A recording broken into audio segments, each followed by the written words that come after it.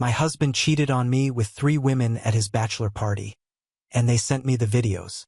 So, I decided to expose everything.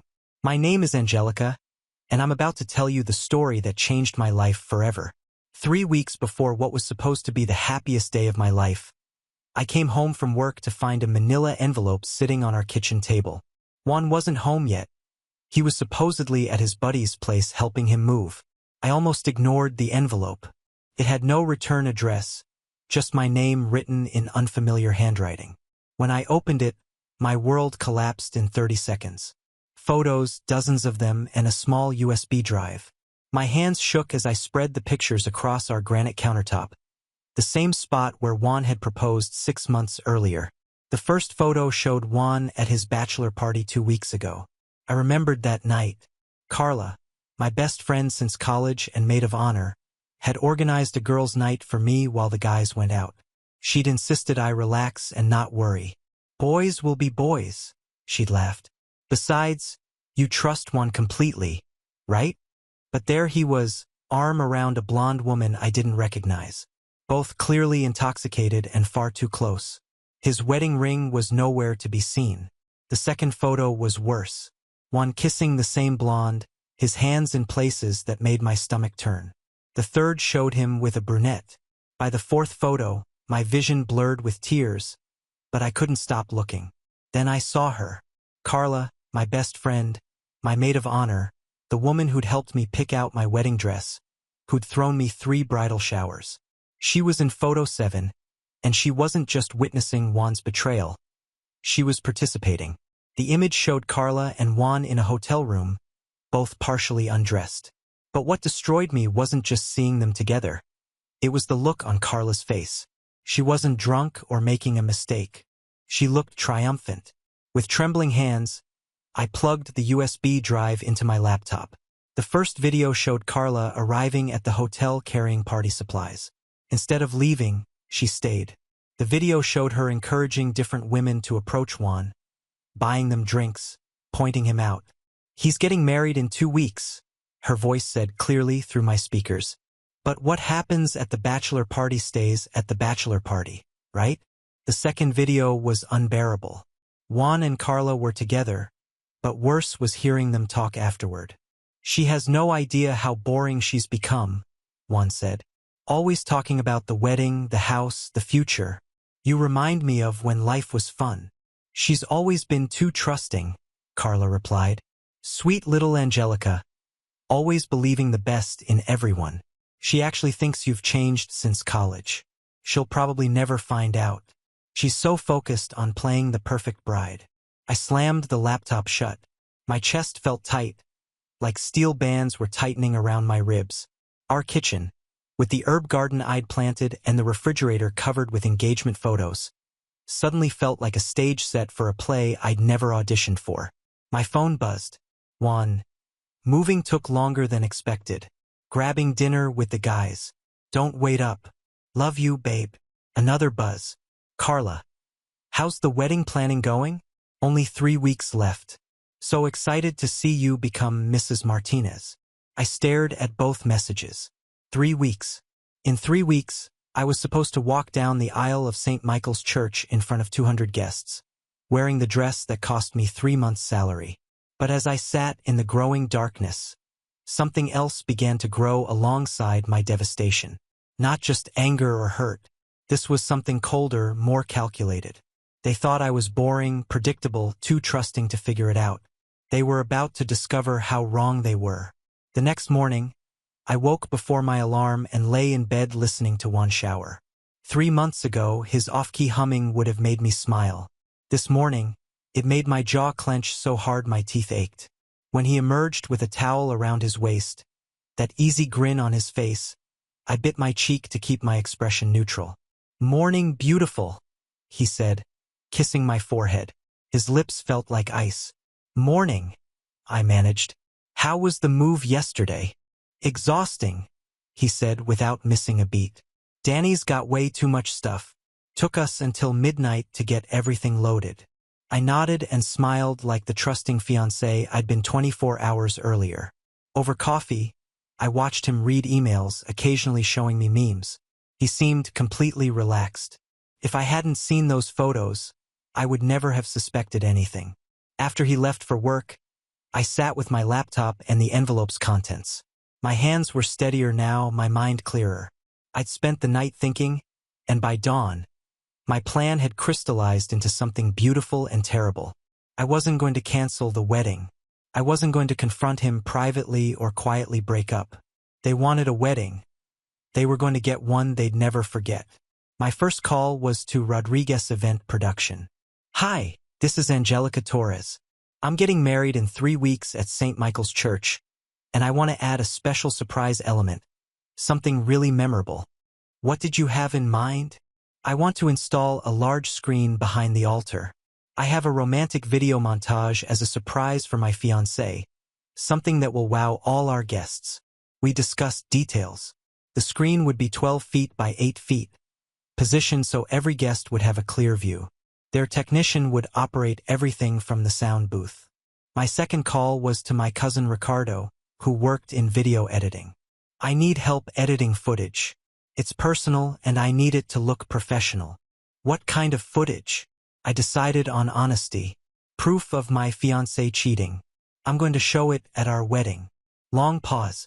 "Angelica, are you sure? Maybe there's a better way." "Ricardo, will you help me or not?" "Send me the files. I'll make it look like a Hollywood production." The next few days were a masterclass in acting. I continued wedding plans, confirming details with caterers, florists, and photographers. I smiled and played the excited bride while secretly coordinating the most elaborate revenge in wedding history. Juan remained oblivious.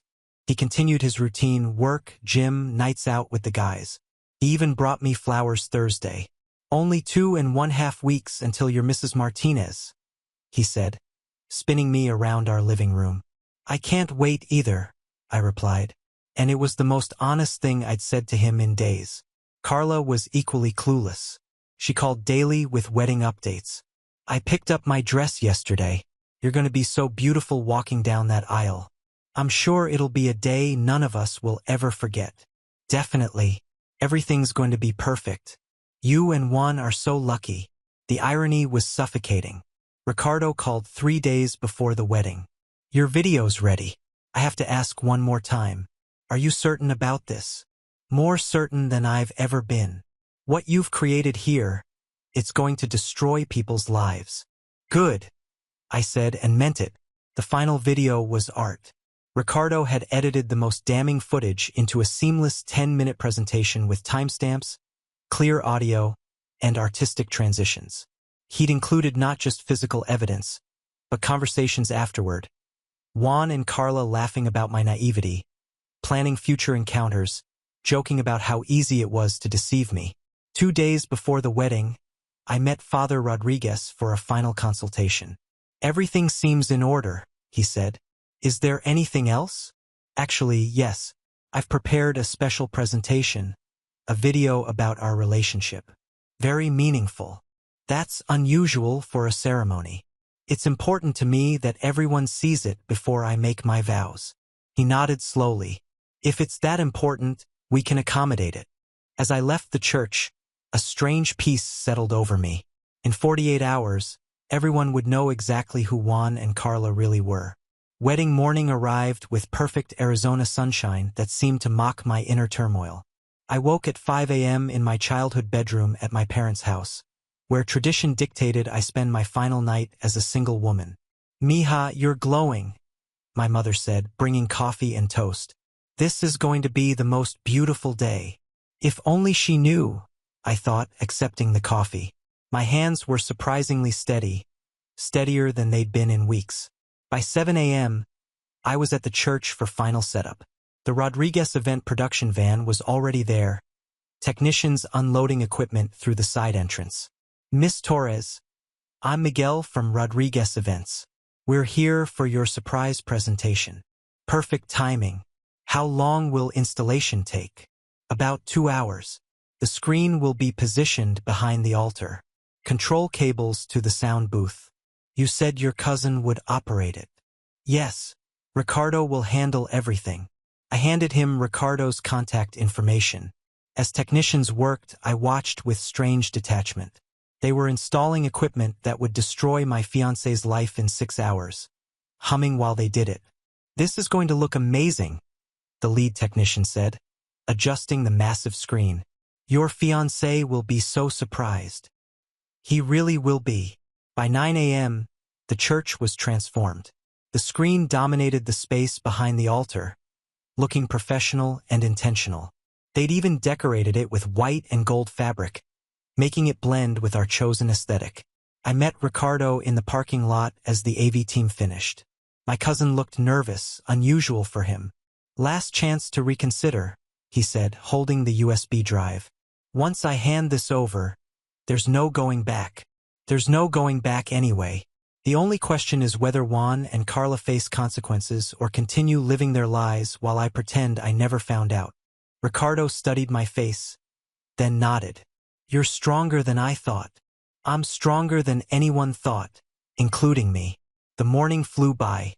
Hair appointments, makeup, photography, relatives arriving. My bridesmaids gathered in the bridal suite, chattering excitedly, while I watched my reflection transform into the perfect bride. Carla arrived at noon, radiant in her deep blue maid of honor dress. "Angelica, you look stunning. Juan is going to die when he sees you." "I hope so," I said, and she laughed. "I brought you something," she said, pulling out a small blue box. Something blue for tradition. Inside was a delicate sapphire bracelet. The irony of accepting a gift from my betrayer should have been painful, but I felt only cold amusement. "It's beautiful, Carla. Thank you for being such a good friend." "Always," she said, fastening it around my wrist. "We've been through everything together, haven't we? College, terrible boyfriends, and now your perfect wedding." "Yes, we really have been through everything together." At 1 o'clock, Father Rodriguez checked final details. "The processional begins at 2:30, and your special presentation is queued up after the groom's vows, as requested." "Perfect. I can't wait for everyone to see it. Just remember, marriage is about forgiveness and understanding, even when things don't go as planned." If he only knew how prophetic those words were. At 2 o'clock, the church filled to capacity. Through the window, I saw guests streaming in, dressed in their finest, carrying gifts and flowers, excited to witness what they thought would be a beautiful union. Juan's family on the right, mine on the left.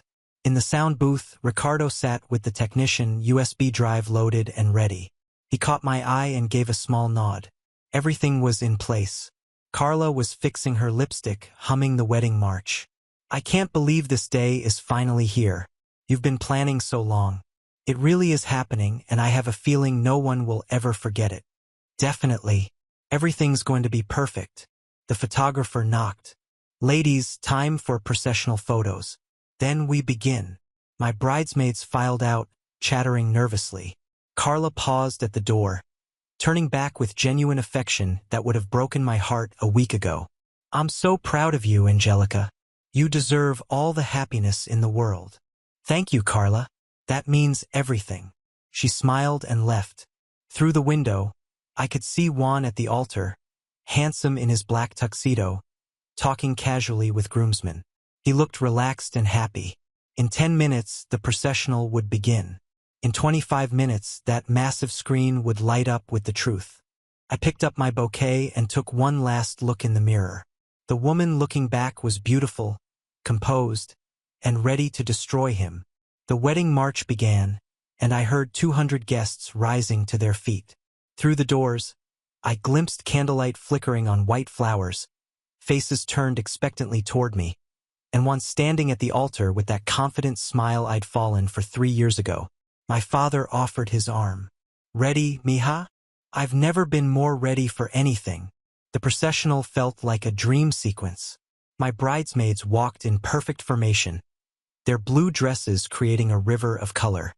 Carla moved with particular grace, catching Juan's eye with a small secret smile that made my jaw clench. When the traditional march struck its opening notes, I stepped into view. The collective intake of breath was audible.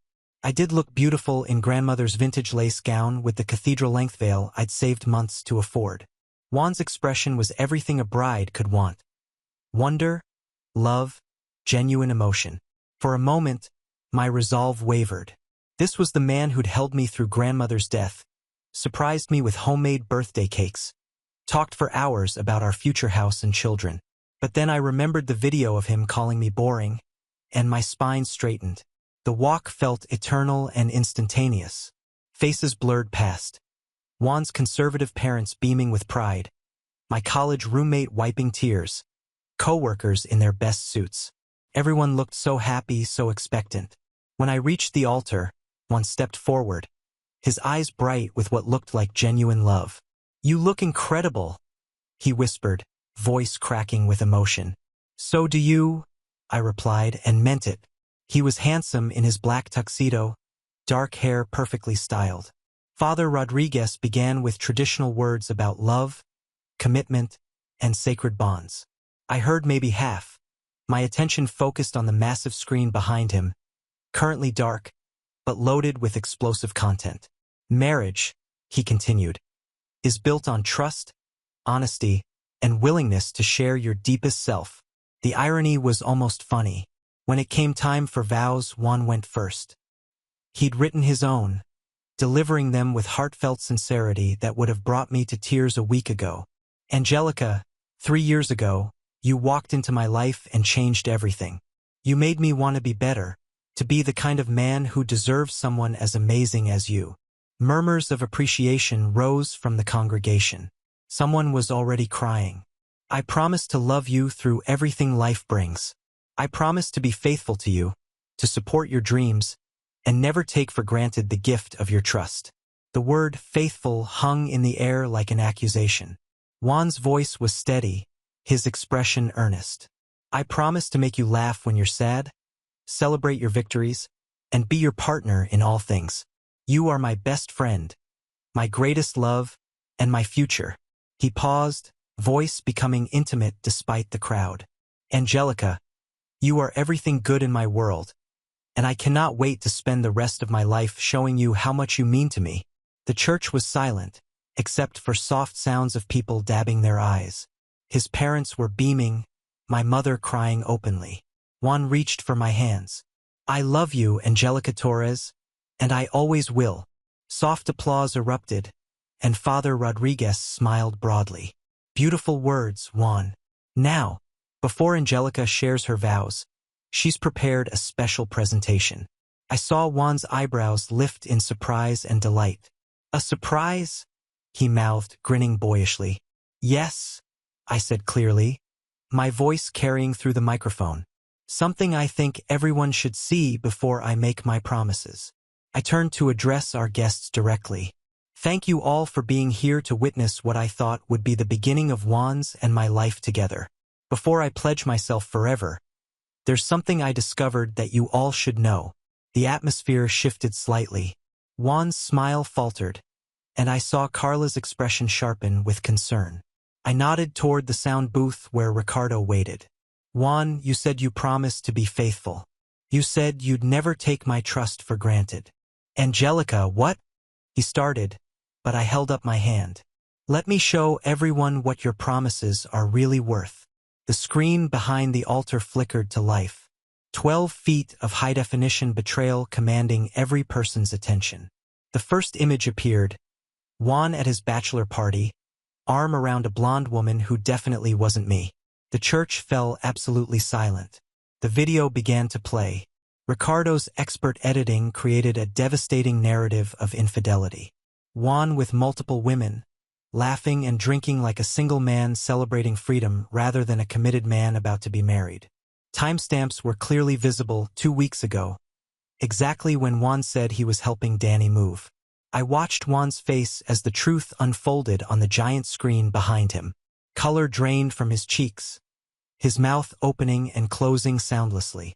But the best part was still coming. The video shifted to show Carla arriving at the hotel, and I heard gasps as guests recognized my maid of honor. Audio was crystal clear as she encouraged women to approach Juan, orchestrating the entire evening of debauchery. Then came footage of Juan and Carla together, and the church erupted. "Oh my God!" someone gasped.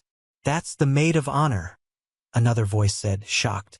The video continued with their post-betrayal conversation, voices filling the church through the professional sound system.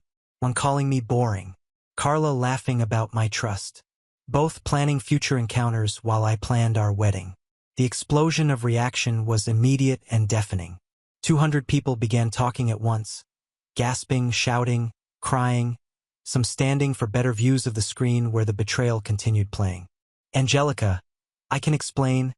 Juan started, reaching for me, but I stepped back, holding the microphone close. Explain. My voice cut through the chaos, amplified and clear. Explain how you've been lying for weeks. Explain how my best friend organized your infidelity. Please, Juan, explain it to all of us. Juan's face was completely colorless except for 2 red spots on his cheeks. He looked frantically around as if seeking escape, but we were surrounded by people he'd known his entire life.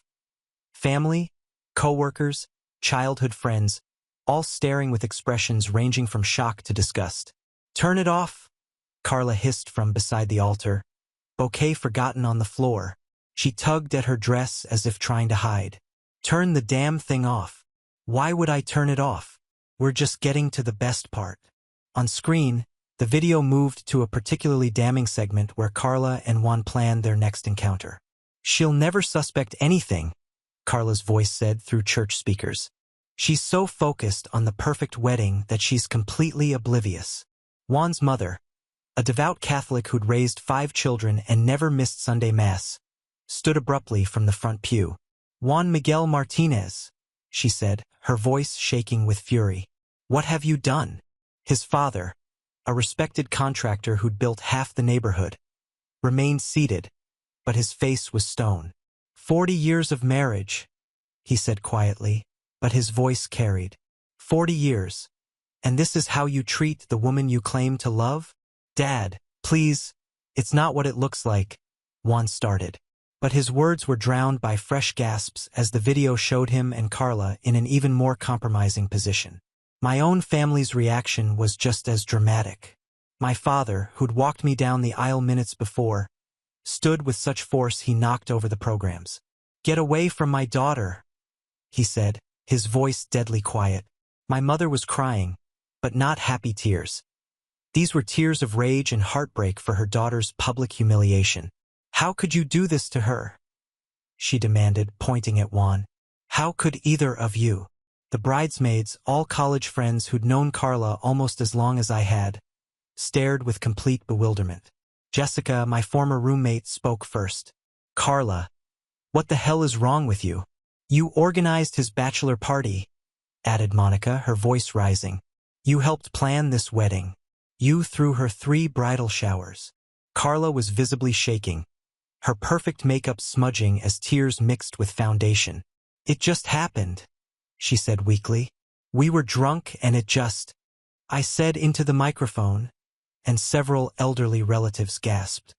Show them the planning messages, Ricardo. The screen shifted to screenshots of text conversations between Juan and Carla dating back months. Messages about when I'd be out of town, when they could meet, how to coordinate schedules around my work and wedding planning. This wasn't a drunken mistake. It was a calculated affair spanning half our engagement. Juan made another desperate attempt to control the situation. Angelica, please, can we talk privately? There are things you don't understand. What don't I understand, Juan? I interrupted, my voice echoing through the church. Help me understand how you promised to love and cherish me while planning to sleep with other women. Help me understand how you called me boring to my best friend while she helped you cheat. I turned to face Carla directly, who was pressed against the altar as if trying to disappear into the marble. And you, Carla, my best friend, my maid of honor, the woman I trusted to help plan the most important day of my life. Would you like to explain how long you've been sleeping with my fiancé? Carla's mouth opened and closed, but no sound came out. The silence stretched until she finally whispered, Angelica, I'm so sorry. I never meant for this to happen. You never meant for this to happen? I repeated, my voice rising. Show them the text from last month, Ricardo. The The screen changed to display a text conversation. Carla's message sent while I was at my bridal shower that she organized. Can't wait for tonight. Angels at the shower until 10 o'clock. Your place or mine? Juan's response. Mine. She thinks I'm working late on the Henderson project. Carla's reply. Perfect. Maybe we should tell her after the honeymoon. This sneaking around is getting old. The congregation erupted again. Several women were crying openly. Not tears of joy, but horror and sympathy for me. Men were standing, pointing at Juan and shaking their heads in disgust. You were planning to continue this after our wedding? I asked, my voice deadly calm. You were going to let me marry him knowing you'd both keep lying? Carla finally found her voice, though it came out broken. We were going to end it, I swear. After the wedding, we were going to stop. Liar, said Jessica, her voice cutting through the chaos. Show them all the messages. Angelica. Show them how long this has really been going on. Ricardo was ready. The screen displayed a timeline of messages dating back 8 months, almost our entire engagement. Messages about secret meetings, avoiding getting caught, their physical relationship, and worst of all, about me. She's so trusting it's almost pathetic, read one message from Carla. She actually thanked me for helping her pick out lingerie for your honeymoon. She has no idea I know exactly what you like. I feel sorry for her sometimes, Juan had replied. But then she starts talking about wedding colors or mortgage paperwork, and I remember why I need you to keep me sane. Ricardo had organized these chronologically, creating a devastating timeline showing this wasn't passion or a mistake. It was a sustained emotional and physical affair that had mocked our relationship for months. Juan's groomsmen, childhood friends who'd stood beside him minutes ago, were backing away as if he had a contagious disease. His best man, Danny, shook his head in disgust. Dude, you're sick, Danny said loud enough for several rows to hear. I helped you lie to her.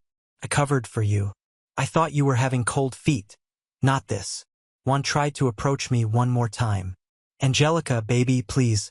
We can work through this. What Carla and I had didn't mean anything. You're the one I want to marry. I laughed, and the sound was sharp and bitter in the sudden quiet. What you had didn't mean anything. 8 months didn't mean anything? Planning to continue after our wedding didn't mean anything. I gestured to the screen where a particularly damning message was displayed. This message where you told her you loved her didn't mean anything? Because there it was in black and white. I love you. See, this thing with Angelica is just comfortable, safe, but what we have is real. Juan's shoulders sagged as he saw his own words displayed for everyone to see. I was confused. I didn't mean. You meant every word, I said. The only thing you didn't mean were the vows you just said to me. I turned to address the congregation directly. Ladies and gentlemen, thank you for coming to witness what was supposed to be the beginning of my marriage. Instead, you've witnessed the end of my relationship with 2 people I thought I could trust with my life. I pulled off my engagement ring and held it up for everyone to see before placing it on the altar. This ring was supposed to symbolize trust, commitment, and love. Instead, it became a symbol of lies and betrayal. The silence that followed was deafening until Juan's father, Roberto Martinez, stood slowly from the front pew. His face was carved from stone, dark eyes blazing with a fury I'd never seen before. Roberto commanded respect in our community. A successful contractor who'd built half the neighborhood. A deacon at the church.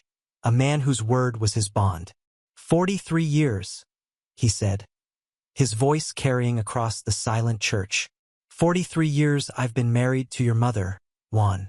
Through poverty, illness, raising 5 children on a construction worker's salary. Never once did I break my vows. Never once did I dishonor our family name. He stepped into the aisle, weathered hands clenched at his sides. And this is how you repay the values we taught you? This is how you treat a woman who loved you enough to bind her life to yours. Juan took a step toward his father. Papa, please, I can explain. Explain. Roberto's voice rose to a roar that echoed off the church walls. Explain how you brought shame to our family in the house of God. Explain how you made a mockery of the sacrament of marriage in front of everyone we know. Maria Martinez, Juan's mother, was crying quietly in the front pew, her rosary clutched in trembling hands. She was a small woman, barely 5 foot tall, but when she stood, she seemed to fill the space with her dignity and pain. "Mijo," she said, her voice breaking, "how could you do this? How could you hurt this beautiful girl who loved you so much?" "Mama, it's not what it looks like," Juan started. But his mother cut him off with a gesture that silenced him immediately. "It's exactly what it looks like," she said firmly. "And worse, because not only did you betray Angelica, you made your family accomplices to your lies. Every time we asked about the wedding, every time we planned and celebrated, you let us believe in something that was false." The weight of his parents' disappointment was visible on Juan's face. His shoulders sagged, and for the first time since the video started, he looked truly defeated. But his parents weren't finished. "You are no longer welcome in our home," Roberto said, his voice steady and final. "You will not use the Martinez name to conduct business in this community. You have dishonored everything that name represents." "Papa, you can't mean that." "I mean every word," Roberto replied. "Until you learn what honor means, until you understand the magnitude of what you've done, you are no son of mine." The congregation gasped. In Latino families, being disowned by your parents was the ultimate disgrace, especially in public, especially in church. But Roberto Martinez was a man of principle.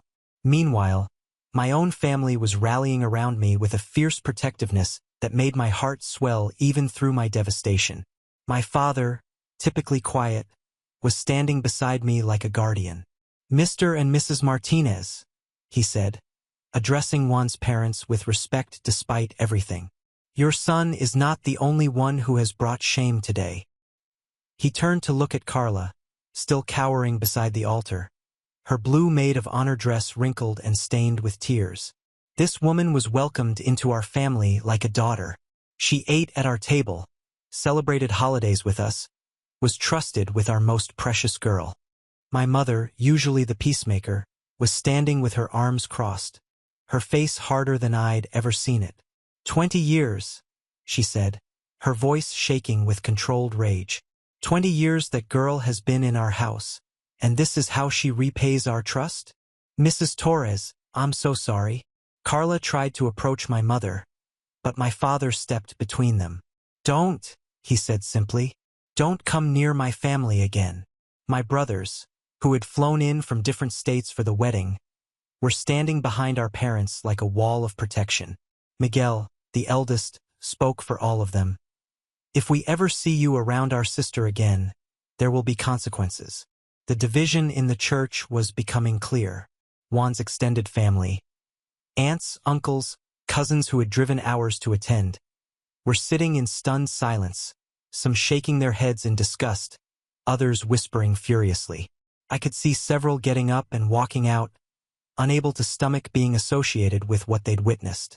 Carla's own family looked mortified. Her mother, a woman I'd called Tia Rosa for years, was crying into her hands. Her father had his face covered. But it was Carla's younger sister, Sophia, who delivered the final blow. Sophia stood up, her face twisted with disgust, and spoke loud enough for everyone to hear. You're dead to me, she said to Carla. Angelica is more family to us than you are. What you've done is unforgivable. As chaos continued in the church, I noticed several guests had their phones out, recording the aftermath. In today's world, nothing stays private long. And I realized this confrontation was already spreading beyond St. Michael's walls. Turn off those cameras, Father Rodriguez finally intervened, his voice commanding despite the madness. This is still a house of God. But it was too late. I could see from the guests' faces that videos had already been shared, messages sent, social media posts created. Juan and Carla's humiliation was already becoming public knowledge far beyond our wedding guests. Juan seemed to realize this too.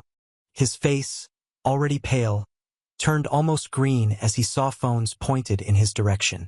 Please, he said, his voice cracking, don't post those videos. Think about my job, my family. You should have thought about your job and family before you decided to cheat, said David Chen, Juan's colleague from the engineering firm. David was holding his phone, and from his expression, he'd already sent whatever he'd recorded. "This is going to be all over the office by Monday," David continued, shaking his head. "How are you going to face our clients? How are you going to face anyone?" I watched this realization dawn on Juan's face. He worked for a prestigious engineering firm that prided itself on integrity and family values. The company's founder, Mr. Peterson, was a deeply religious man who believed personal character reflected professional reliability. "David, please," Juan begged. "You don't understand the whole situation." "I understand enough," David replied coldly. "I understand that you're a liar and a cheater, and I never want to work on another project with you." Carla's professional destruction was happening simultaneously. As a freelance marketing consultant, her business depended entirely on reputation and personal relationships. Several clients were at the wedding, including Mrs. Rodriguez, who owned a chain of boutique shops. "This is disgusting," Mrs. Rodriguez said loudly, gathering her purse. "I will not have my business associated with someone of such poor character. Consider our contract terminated." "Mrs. Rodriguez, please." Carla tried to follow her client toward the exit, but Mrs. Rodriguez turned with fire in her eyes. "Don't you dare come near me or my stores. I have daughters, and I will not have them exposed to someone who would betray her best friend like this." The social media impact was immediate and devastating. I could see guests checking phones and gasping as posts began appearing. My cousin Andrea showed me her phone. "It's already trending locally," she whispered. "The hashtag Spire Wedding Revenge is spreading like wildfire." Within 30 minutes, Juan's professional reputation was in ruins. His phone was buzzing constantly, and I could see panic in his eyes as he realized the scope of what was happening. "My boss is calling," he said to no one in particular, staring at his phone in horror. "Mr. Peterson is calling me during your wedding." But it was happening. Juan was learning that professional destruction could occur as quickly as a viral video. Carla's situation was even worse. As a freelancer, she had no corporate structure to protect her. Her business was her reputation, and her reputation was now toxic. Her phone was also ringing constantly, but instead of answering, she seemed paralyzed. I watched her scroll through social media, her face growing paler with each post. "They're sharing the video," she whispered to herself. "Everyone is sharing the video." The wedding photographer was packing up his equipment with obvious discomfort. "I'm sorry," he said to me, "but I don't feel right profiting from this situation. I'll refund your payment." "Actually," I said, stopping him, "I'd like you to stay. I want documentation of how this ends." As guests continued to leave, many stopped to speak with me. The support was overwhelming. Juan's own relatives were approaching to apologize for his behavior, to distance themselves from his actions. "Mija," said his Aunt Carmen, tears in her eyes. "You are a good girl, and you deserve so much better. Our family is ashamed." But perhaps the most significant consequence was yet to come. Mr. Peterson, Juan's boss, didn't just call. He showed up. I saw him enter the church about 45 minutes after my revelation, his face grim, still wearing golf clothes. The fact that he had left his golf game and driven across town spoke volumes about how seriously he was taking the situation. "Martinez," he called out, his voice carrying authority. "We need to talk. Now." Juan approached his boss like a man walking to his execution. Their conversation was brief and quiet, but I could see Juan's shoulders sagging with each word Peterson spoke. When Peterson left, Juan was visibly shaken. His best man, Danny, approached cautiously. "What did he say?" Danny asked. "I'm fired," Juan replied numbly. "Effective immediately." He said the company can't have someone of questionable moral character representing them to clients. The financial implications were staggering. Juan had lost his good salary, company car, health insurance, and the reputation that had taken years to build. All gone in less than an hour. The wedding that was supposed to be the beginning of our life together had become the end of theirs. By Sunday morning, less than 24 hours after my wedding, ripple effects were spreading through our community like wildfire. I woke up in my childhood bedroom to 17 missed calls and 43 text messages. My mother knocked with coffee and a grim expression. "Mija, you need to see this," she said, handing me her tablet. The local news website had picked up the story. The headline read, "Bride exposes cheating fiancé and maid of honor at wedding ceremony." Below was a photo someone had taken of the church's giant screen displaying Juan and Carla in their most compromising moment. "It's everywhere," my mother continued. "Morning radio shows are talking about it. Your cousin says it's all over Facebook and Instagram." I scrolled through comments on the news article, hundreds of them, mostly supportive. "Good for her," read one. "I wish I'd had her courage when my husband cheated." But the real damage was happening to people who had been complicit in Juan and Carla's deception. My phone rang. "Jessica, one of my bridesmaids." "Angelica, you need to know what's happening," she said without preamble. "Remember Tom and Lisa, the couple who introduced you to Juan?" I did remember. Tom and Lisa Patterson, married friends from my yoga class who had brought Juan to a dinner party specifically to meet me. They'd been so proud of playing matchmaker. "What about them?" I asked. "Lisa called me this morning crying. Apparently, Tom knew about the affair. Juan told him months ago, and Tom never said anything. Lisa found out yesterday when the videos went viral, and she's filed for divorce." My stomach dropped. She's divorcing him over this? She said if he could keep a secret like that about his friend, how could she trust him with anything? She's saying he's an accessory to emotional abuse. This was exactly what I hadn't anticipated. How my revelation would create fractures in other relationships, forcing people to examine their own partnerships through the lens of loyalty and honesty. Jessica wasn't finished. "And there's more. You know Derek, Juan's groomsman? His girlfriend Sarah found out he knew too and didn't tell her. She dumped him last night." "How many people knew?" I asked, feeling sick. "More than we thought. It's like your video opened some floodgate. People are coming forward saying they had suspicions, or they'd seen things, or they'd been told pieces. Everyone who stayed silent is now being held accountable by their own partners." The domino effect was brutal and comprehensive. By Monday, I learned that at least 6 couples in our extended social circle were having serious relationship problems because one partner had known about Juan and Carla's affair and said nothing. But perhaps the most devastating consequence was happening to Carla's business. As a freelance marketing consultant, she depended on word-of-mouth referrals and personal recommendations. In 48 hours, her professional network had evaporated. "I called everyone I know," Mrs. Rodriguez told my mother at the grocery store. "I told them exactly what kind of person they'd be hiring. The restaurant where we'd planned our reception, Bella Vista, called me Monday morning. 'Miss Torres,' the manager said, 'we wanted to let you know we've refunded your deposit and canceled your reservation. We also wanted you to know we've banned both Mr. Martinez and Miss Carla from our establishment.' 'You don't have to do that,' I said, though I was touched by their support. 'Actually, we do.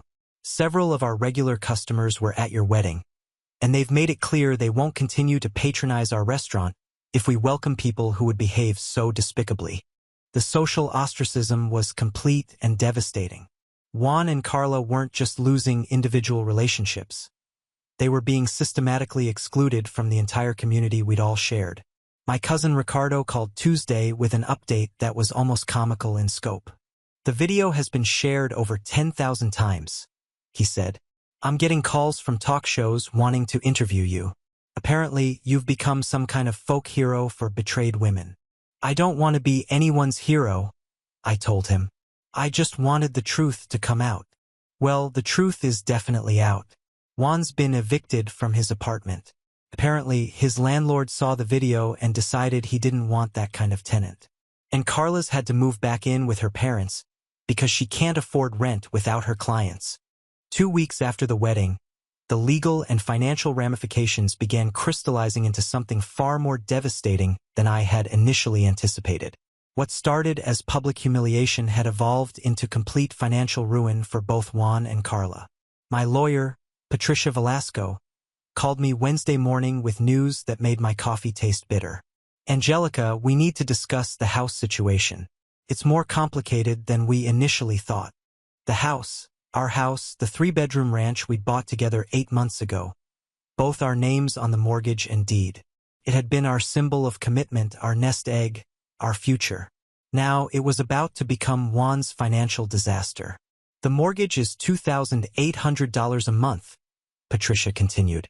With Juan unemployed and his credit rating plummeting due to the publicity, he can't qualify for a refinance to remove your name.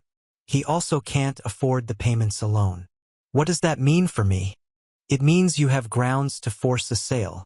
Given the circumstances and the fact that his infidelity caused the relationship ending, you're in an excellent position to demand immediate liquidation of all shared assets. The timing couldn't have been worse for Juan. The housing market had softened recently and homes in our neighborhood were taking longer to sell. Our house, which we'd bought for $320,000, would probably sell for around $290,000 after realtor fees and closing costs. So he'll lose about $30,000, I asked, plus his half of the down payment, which was $25,000. He's looking at a total loss of about $40,000, assuming the house sells quickly. For someone now unemployed with a destroyed reputation, $40,000 might as well have been $400,000. But the house was just the beginning of Juan's financial problems. His company car had been repossessed the day after he was fired. His health insurance was terminated, and because he'd been fired for cause, he wasn't eligible for unemployment benefits. My friend Monica, who worked in HR for a large corporation, explained the broader implications when she called that evening. Word has gotten around the professional community, she said. I've heard from 3 different companies that Juan has applied to, and all of them have passed. His name is basically toxic now, even for technical positions. I mean, his engineering skills haven't changed, I asked. Engineering firms deal with major clients who trust them with multi-million-dollar projects. Nobody wants to hire someone whose personal character has been so publicly questioned. The risk isn't worth it. Meanwhile, Carla's financial situation was deteriorating even faster. As a freelancer, she had no employer benefits to lose, but she also had no safety net. Her business, Creative Marketing Solutions, had been generating about $75,000 a year before the wedding. Now it was generating nothing. Her sister, Sophia, called me unexpectedly Thursday. We'd always been friendly, but she was calling with information that surprised me. Angelica, I thought you should know that Carla is in real trouble, Sophia said. She can't make rent. She can't afford her car payment. And she's maxed out her credit cards trying to survive. Why are you telling me this? I asked, genuinely curious. Because I want you to know that what you did worked. She's facing real consequences for what she did to you. Sophia explained that Carla had applied for over 30 jobs in the past 2 weeks. From marketing positions to retail work to restaurant jobs. Every single application had been rejected once employers realized who she was. The video is the first thing that comes up when you Google her name, Sophia continued. No one wants to hire someone with that kind of reputation. The most devastating blow to Carla came from an unexpected source. Her professional insurance. As a marketing consultant, she carried errors and omissions insurance to protect herself from client lawsuits. When her insurance company learned about the viral video and the circumstances surrounding it, they made a decision that effectively ended any chance of her continuing in marketing. They've classified her as an unacceptable risk, Patricia explained when she called with this information. Without professional insurance, no reputable company will hire her as a consultant, and she can't start her own firm again. This meant that even if public attention died down, even if people forgot about the video, Carla would still be locked out of her chosen profession. The financial pressure was also creating legal problems for both of them. Juan received notice that he was being sued by 3 women from his bachelor party who had discovered they'd been lied to about his relationship status. 3 weeks after my wedding day revelation, Juan and Carla's desperation began manifesting in increasingly pathetic attempts to salvage their reputations and rebuild their lives. What I witnessed during this period was a masterclass in how not to handle public disgrace. It started with Juan's social media campaign. Instead of staying quiet and letting the attention die down, he decided to fight back publicly. His first Instagram post was a long, rambling explanation that began with, There are two sides to every story. What happened at my bachelor party was a mistake, he wrote. I was drunk and confused about my feelings. Yes, I made errors in judgment, but Angelica's public humiliation was cruel and disproportionate. I loved her and wanted to make things right, but she never gave me the chance. The response was immediate and brutal. Comments filled with people calling him delusional, narcissistic, and worse. Screenshots of his post were shared across social media with mocking commentary. One particularly viral response read, "Imagine thinking 8 months of calculated cheating is an error in judgment." But Juan wasn't finished. He followed up with a Facebook video that was even more damaging. In it, he appeared unwashed and emotional, sitting in what looked like a cheap motel room, speaking directly to the camera. "I want to apologize to Angelica and to everyone who was hurt by what happened," he said, his voice shaking. "But I also want people to understand that I'm human. I made mistakes, but I don't deserve to have my entire life destroyed over them." The video revealed more than Juan intended. The cheap motel room spoke to his financial desperation. His appearance suggested he wasn't coping well with stress. Most damaging of all, his words suggested he still didn't understand the magnitude of what he'd done. The video was shared thousands of times, but not with sympathy. People mocked his self-pity, created memes from his most pathetic moments, and used it as an example of how not to apologize for infidelity. The phrase "I'm human" became a running joke in relationship forums. Carla's attempts at redemption were even more misguided. She started by reaching out to mutual friends, trying to explain her side of the story. These conversations invariably went poorly and were often shared with others, further damaging her reputation. "She called me last night," Jessica told me, her voice filled with disgust. "She wanted to explain that she never meant to hurt you, that her feelings for Juan were real, and that the whole situation just got out of hand." "What did you tell her?" "I told her that intentionally seducing your best friend's fiancé doesn't get out of hand. It's planned, deliberate, and evil." Then I hung up.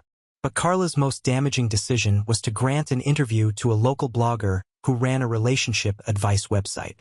She thought telling her story would generate sympathy and perhaps help rebuild her image. Instead, it became a viral sensation for all the wrong reasons.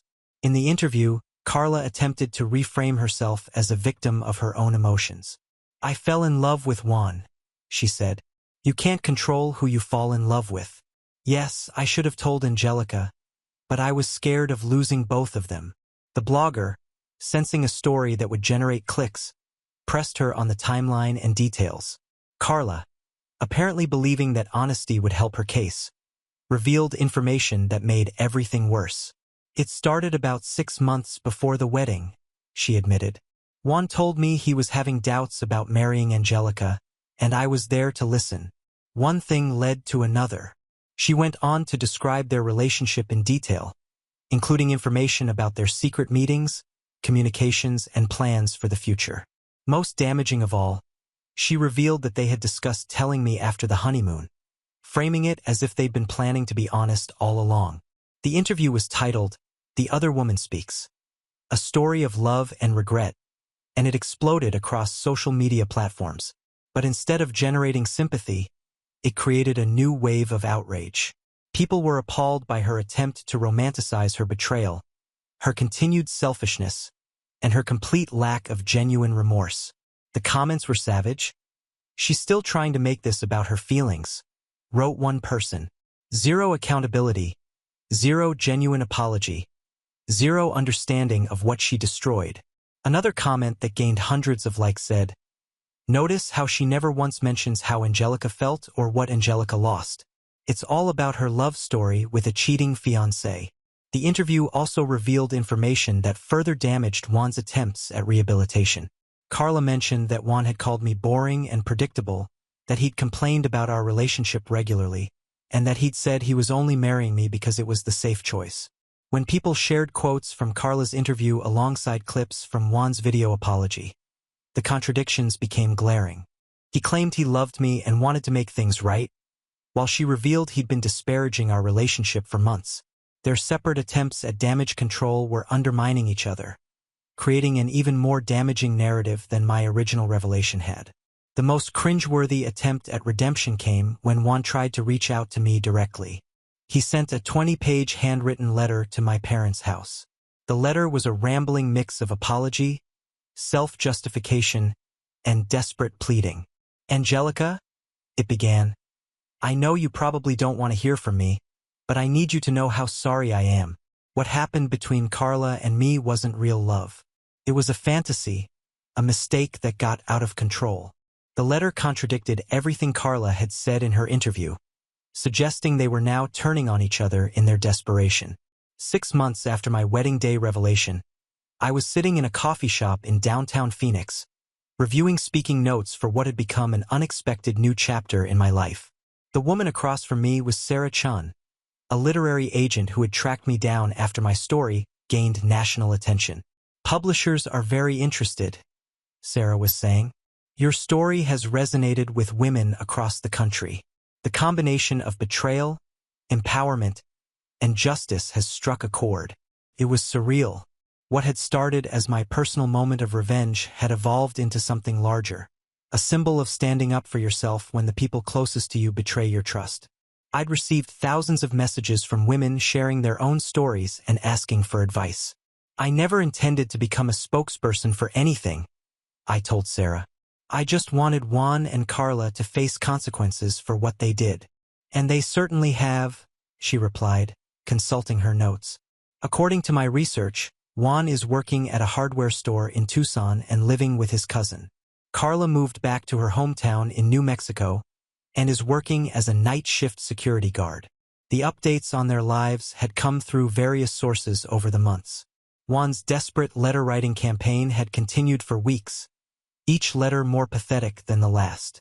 In one, he begged me to call his mother because she was heartbroken over losing the daughter she never had. In another, he offered to go to therapy, to church, to do anything if I would just speak to him. I never responded to any of them. Carla's attempts at redemption had been equally unsuccessful, but more publicly destructive. After her disastrous interview, she tried to start a blog about learning from mistakes and growing through adversity. The blog lasted 3 posts before the comment sections became so toxic she quit. She'd also attempted to rebuild her marketing business under a different name, but the internet's long memory made that impossible. Someone always recognized her and shared her story, making it impossible to maintain professional relationships. The most satisfying update had come through my cousin Ricardo, who'd heard that both Juan and Carla had tried to move to different cities to start over, only to discover their story had become part of internet folklore. The wedding video had been viewed millions of times, spawned countless reaction videos, and become a cautionary tale shared in relationship forums worldwide. "What's interesting," Sarah continued, "is how your story has evolved beyond just revenge. You've become a symbol of self-respect and refusing to accept unacceptable behavior." She was right. Speaking engagements had started small. A local women's group, then a college workshop on healthy relationships. But as my story spread, invitations grew larger and more frequent. I'd spoken at corporate events about integrity, at therapeutic conferences about betrayal trauma, and at women's empowerment seminars about trusting your instincts. "The book could reach even more people," Sarah added. "Your story could help women recognize red flags, find the courage to demand better treatment, and understand they don't have to suffer in silence." I thought about the hundreds of messages I'd received. Women thanking me for showing them it was possible to stand up for themselves. Teenagers saying my story had helped them recognize manipulation in their own relationships. Even men writing to say my story had made them examine their own behavior and commit to being more honest with their partners. My personal life had also transformed in ways I couldn't have imagined. The strength I discovered when planning my revelation had continued to grow. I'd left my old job at the insurance company and started my own business consulting with small companies on crisis management and reputation protection. Ironically, my experience with carefully orchestrated truth-telling had made me an expert in strategic communication. I'd also met Marcus. He was a lawyer who'd attended one of my speaking engagements and approached me afterward to discuss the legal implications of my case. What started as a professional conversation had evolved into something deeper. A relationship built on complete honesty, mutual respect, and shared values. Marcus knows everything about what happened. I told Sarah. Every detail. We've talked about trust, about communication, about what it means to truly commit to someone. He's seen me at my strongest and most vindictive, and he still wants to be with me. That's beautiful, Sarah said. And it's part of your story, too. The aftermath isn't just about destruction. It's about rebuilding and finding something better. She was right. While Juan and Carla had descended into poverty, isolation, and regret, I had ascended to a life more authentic and empowering than anything I'd experienced before. As for my relationships with family and friends, the experience had strengthened every genuine connection while revealing which relationships were worth preserving. My parents were proud of my strength and success. My true friends had rallied around me and remained close. So, what do you think? Sarah asked. Are you ready to turn your experience into something that could help millions of women? I looked out the coffee shop window at the busy Phoenix Street. 6 months ago, I'd been a woman planning a wedding to a man who was systematically betraying me. Today, I was a woman who discovered her own power, built a new career, found genuine love, and become an advocate for others facing similar betrayals. Juan was stocking shelves in Tucson, still trying to rebuild a reputation that would never recover. Carla was working security at a warehouse, her dreams of business success buried under the weight of her choices. Both had learned that actions have consequences, and some consequences last forever. Meanwhile, I was building a life based on truth, self-respect, and the understanding that sometimes the most loving thing you can do for yourself is refuse to accept unacceptable treatment. Yes, I told Sarah. I'm ready to tell the whole story. The book would be titled, The Wedding That Wasn't: How I Turned My Betrayal into My Empowerment. It would become a bestseller, inspiring countless women to demand better for themselves. Juan and Carla would remain footnotes in their own story of deception, while I became the author of my own narrative of strength and renewal. Perfect revenge, it turned out, wasn't just about destroying the people who wronged you. It was about building something beautiful from the ashes of their betrayal. But for a long time, I wondered who had sent those photos. The answer came 18 months later at a Scottsdale coffee shop. A blonde woman in her mid-20s approached my table hesitantly. "Are you Angelica Torres?" she asked nervously. "I'm Jessica Walsh. I was at your fiancé's bachelor party. I sent you those photos." My heart stopped. This was the blonde woman from the pictures. "I had no idea Juan was engaged," she continued quickly. "He told me he was single, recently out of a relationship. We even went on 2 dates after the party. Then I saw your engagement photos on Facebook and realized I'd been used." She showed me screenshots of Juan's lies, how he'd described me as controlling and boring, how he'd actively pursued multiple women during our engagement. "I contacted other women from that night," Jessica explained. "We realized Juan had lied to all of us. When I heard Carla talking about how trusting you were, how easy you were to deceive, I knew I had to warn you somehow. Why didn't you include a note? I was terrified you'd think I was just trying to break you up so I could have him.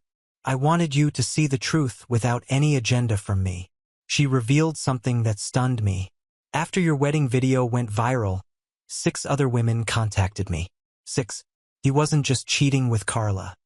He was systematically deceiving multiple women throughout your entire engagement. The scope of his betrayal was staggering, but I felt only relief. "I'm sorry I was part of hurting you," Jessica said, tears in her eyes. "You weren't part of hurting me," I replied firmly. "You saved me. You were a victim of his lies, too." As we parted ways, I felt profound closure. The mystery was solved, and it was more satisfying than I'd imagined. Juan's betrayal had created an unlikely alliance between the women he'd deceived, and Jessica's courage had saved not just me, but potentially countless others from his deception. Perfect revenge, I realized, sometimes comes from the most unexpected sources.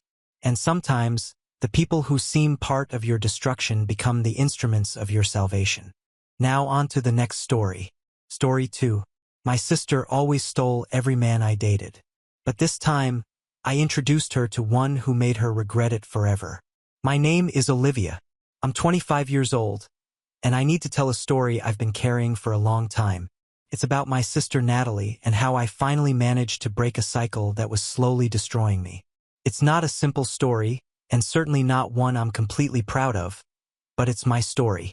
Natalie is 3 years younger than me, and she's always been the family's golden child. While I was the responsible one, the studious one, the one who got good grades and never caused trouble, she was the beautiful one, the charismatic one, the one who could get anything she wanted with a smile and some strategic tears. Our parents always made this clear through daily comparisons. Why can't you be more easygoing like Natalie? Or Olivia? Your sister has a special way with people. You should learn from her. The pattern started when I was 16. I was dating a senior boy named David. It was my first serious relationship. That intense teenage love that feels like it will last forever. Natalie was only 13 at the time, but she already showed a disturbing intuition about how to get male attention. During a house party, she showed up wearing one of my tightest shirts and started asking innocent questions to David about his hobbies, his dreams, his fears. Within 2 weeks, he broke up with me, saying he needed space and wasn't ready for anything serious. A week later, I found them kissing in the backyard. When I confronted my parents about Natalie's behavior, the response was always the same. She's just a child, Olivia. She doesn't understand what she's doing. You should be more understanding with your little sister. But I saw in her eyes that she understood perfectly. There was a subtle satisfaction, almost imperceptible, when she got what she wanted, and what she wanted was always what was mine. At 17, it was Marcus, the basketball team captain. At 18, Jeremy, my chemistry lab partner, whom I had studied with for months before we grew close. At 19, it was Alex, whom I met in college and with whom I spent the entire summer talking on the phone. The pattern was always the same. Natalie would appear, show interest in the same subjects they liked, flirt in an apparently innocent way, and within weeks or months, they would completely lose interest in me. The most painful part wasn't losing the boyfriends. Over time, I began to realize that if they were easily seduced by a younger girl, maybe they weren't really the type of man I wanted by my side. What hurt me most was the family's complicity. Natalie was never held accountable for her actions. It was always just a coincidence or she didn't do anything wrong. The boys just changed their minds on their own. When I turned 20 and entered my 3rd year of accounting college, I thought maybe things would change. Natalie was in her senior year of high school, busy with her own responsibilities. For a few months, I had the illusion that I could finally have normal relationships without the constant threat of family sabotage. That's when I met Daniel, an engineering student who worked part-time at the university library. He was different from the others, more mature, more focused, genuinely interested in deep conversations about the future. We dated for 4 months before I made the mistake of bringing him to Natalie's birthday dinner. During the following weeks, she asked seemingly casual questions about my routine, my weekend plans, the places I frequented. I knew I was being investigated, but I couldn't imagine how she would discover more details without me inadvertently providing clues. Her justification was always the same, delivered with that sweet smile she'd used since childhood. It's not my fault if they prefer someone younger and more interesting. Liv, maybe you should ask yourself why you can't keep them interested. And when I tried to argue or show my indignation, she would add, besides, I'm just showing the truth about them. If they really loved you, they wouldn't be so easy to conquer, don't you think? That's how I spent my 20s. Always looking over my shoulder, always waiting for the next person I was interested in to eventually be seduced by my younger sister. I began to develop a strange kind of romantic paranoia, analyzing every interaction, every exchanged glance, every prolonged conversation as possible signs that family betrayal was starting again. The first cases of betrayal began when I was 16 in high school, and Natalie was only 13, but they evolved into more calculated tactics as she grew up and became a spoiled young adult. Natalie used dramatic tantrums and emotional manipulation to win over Olivia's boyfriends, always being defended by the parents as just a child who doesn't understand. In high school, her tactics were more direct. She would simply show up where my boyfriends were, act lost or confused, and ask for help with homework or advice about teenage problems. She had a natural talent for seeming vulnerable and needing protection, which awakened the protective instinct in boys. In college, her strategies became more sophisticated. She would research my boyfriend's interests on social media and then casually mention that she also loved obscure bands or independent films they had posted about. She would develop detailed opinions about subjects she had never shown interest in before just to have deep conversations with them. After several betrayals over the years, Natalie justified her actions with an air of superiority, saying she was showing Olivia that men always prefer someone younger and prettier. The family, especially the parents, always protected the youngest daughter and blamed Olivia for being jealous of her little sister and for not being able to keep her boyfriends interested. What hurt me most was seeing how my parents reacted. When I tried to explain what was happening, they always had a ready excuse for Natalie. She didn't do it on purpose. You're exaggerating.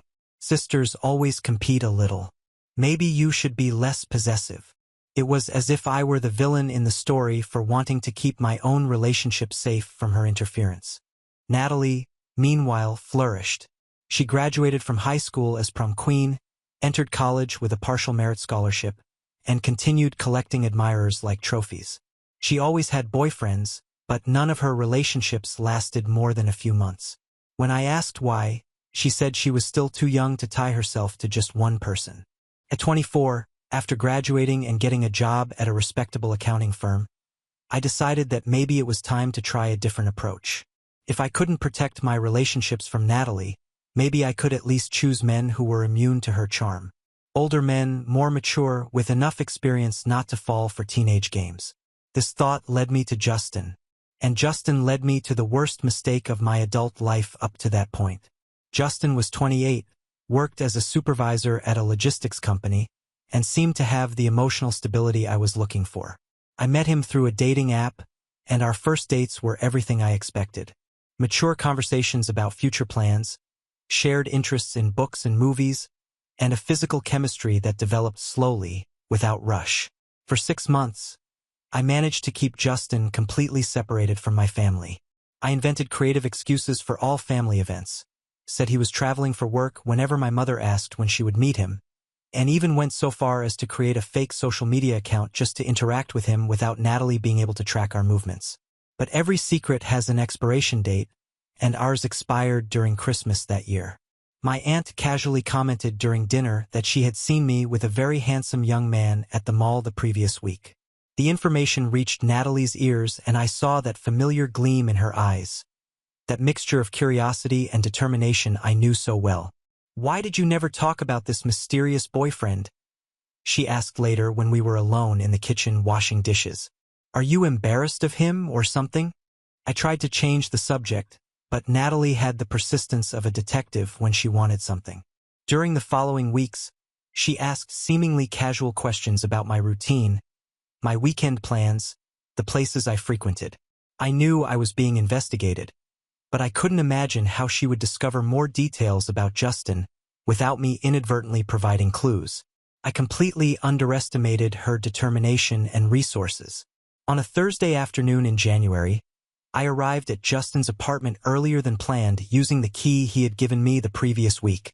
The door was unlocked and I could hear voices coming from the living room. I imagined it was the television or maybe he was on a work call. When I entered the living room, I found Justin on the couch with Natalie. She was wearing a dress I had never seen with impeccable makeup and that radiant smile she used when she knew she had one. Justin barely looked in my direction when he saw me. He was completely hypnotized by whatever conversation they were having. "Hi, Liv," Natalie said with fake joy. "What an incredible coincidence. I was just telling Justin about that time when you—" I didn't listen to the rest. Blood was pounding in my ears so hard that the words became distant noise. I knew this scene. I had lived variations of it so many times that my body reacted automatically. Stomach contracting, hands beginning to shake. That familiar feeling that the ground was disappearing from under my feet. "How did you find out where he lives?" I managed to ask, my voice coming out calmer than I expected. "Oh, it was super easy," she replied naturally. "I looked up his name on LinkedIn, found his company, called there pretending to be a delivery person with a package to deliver, and the receptionist gave me the address. People are so helpful when you're polite, don't you think?" Justin finally looked at me, and I saw in those eyes the same expression I had seen so many times before. It wasn't guilt or regret. It was pure fascination. He was discovering that there was a younger, prettier, more interesting version of me available, and all the emotional investment he had made in our relationship was being rapidly recalculated. I left the apartment without saying anything more. I knew exactly how the story would end, and I didn't have the energy to watch another performance of the same script that had traumatized me for years. Justin called me a few hours later with an elaborate excuse about needing time to think about what he really wanted from life. 2 weeks later, I saw photos of them together on Natalie's Instagram. She had changed her profile to public specifically so I would see. In the caption, she wrote, "Sometimes love appears when we least expect it." Olivia's most serious relationship of 2.5 years with Justin, with whom she was planning to move in together, was destroyed when Natalie seduced Justin during the family's New Year's Eve party. The betrayal happened in Natalie's room, and Olivia discovered them when she went to warn that their parents were arriving home. It was New Year's Eve, and as always, our family gathered at my parents' house for a traditional celebration. This time, I had decided to officially introduce Justin to everyone. After 2.5 years together, it seemed ridiculous to keep hiding him. We were making serious plans. We had talked about living together, about our career goals, about the possibility of marriage in the future. Justin fit perfectly into the family dynamic during dinner. He talked about sports with my father, complimented my mother's food, and was polite, but not excessively attentive to Natalie. For a few hours, I thought that maybe she had finally matured enough to respect my relationships. How naive I was. Around 11 at night, people started preparing for the countdown. I was in the kitchen helping my mother with the dishes when I realized I hadn't seen Justin for a while. I looked around the house and couldn't find him in the living room, on the porch, or in my father's office. I went upstairs to check if he was in the bathroom, but the hallway was silent. That's when I heard low voices coming from Natalie's room. The door was ajar, and when I approached, I could see Justin sitting on the edge of her bed with Natalie standing very close to him, talking softly about something I couldn't make out. It wasn't the position itself that alarmed me. It was the body language. The way she leaned toward him, how he looked up at her with that hypnotized expression I knew so well. It was the way they seemed completely absorbed in each other, as if the rest of the world didn't exist. I knocked on the door and entered. "The fireworks are going to start in a few minutes," I said, trying to keep my voice neutral. "Are you coming to watch?" Natalie moved away from Justin with that innocent smile she had used since childhood. "Of course." Justin was telling me about his work. "It's so interesting." Justin got up quickly, looking slightly disturbed at being caught. "Sorry, Liv." Natalie was showing me her books. "I didn't know you two had such similar tastes in literature." Literature. Natalie, who I knew read nothing but gossip magazines and Instagram posts. We all went downstairs together to watch the fireworks, but something had changed. During the countdown, Justin was beside me, but his attention was clearly elsewhere. He kissed my lips at midnight, but his eyes searched for Natalie over my shoulder right after. In the days that followed, the change became more obvious. Justin started asking casual questions about Natalie, what she was studying, what her plans for the future were, if she was dating anyone. When I tried to change the subject, he seemed disappointed. 2 weeks after New Year's, Justin broke up with me. Not with a dramatic betrayal as I expected, but with that painfully familiar conversation about needing space and rethinking priorities. 3 days later, Natalie posted a photo of the two of them at a cafe with the caption, "New friendships can turn into something special." After the episode with Justin, I spent 3 months in a kind of emotional hibernation. I focused on work, went to the gym, watched Netflix series, and avoided any social situation that could lead me to meet someone interesting. It was safer that way, more predictable, less painful. But at 25, loneliness began to weigh more than the fear of betrayal. I started questioning whether it was fair to let Natalie control my love life forever, if I was really going to allow her to turn me into a bitter spinster out of fear of what might happen. It was during these internal questionings that I met Lucas. He was in line at the coffee shop where I always bought my morning latte before work, politely discussing with the barista about the difference between espresso and American coffee. He wore dark-framed glasses, had slightly disheveled brown hair, and carried a leather briefcase that had definitely seen better days. When it was his turn to order, he asked for a simple black coffee, no frills, and laughed in a way that made me smile involuntarily. Our first conversation happened by chance when it started raining hard and we got trapped under the coffee shop awning waiting for the storm to pass. He commented that he had forgotten his umbrella in the car. I said I always carried an extra one in my purse, and we started talking about planning, weather forecasting, and how it's impossible to be really prepared for everything in life. "I'm a software engineer," he said when the conversation naturally came to the topic of work.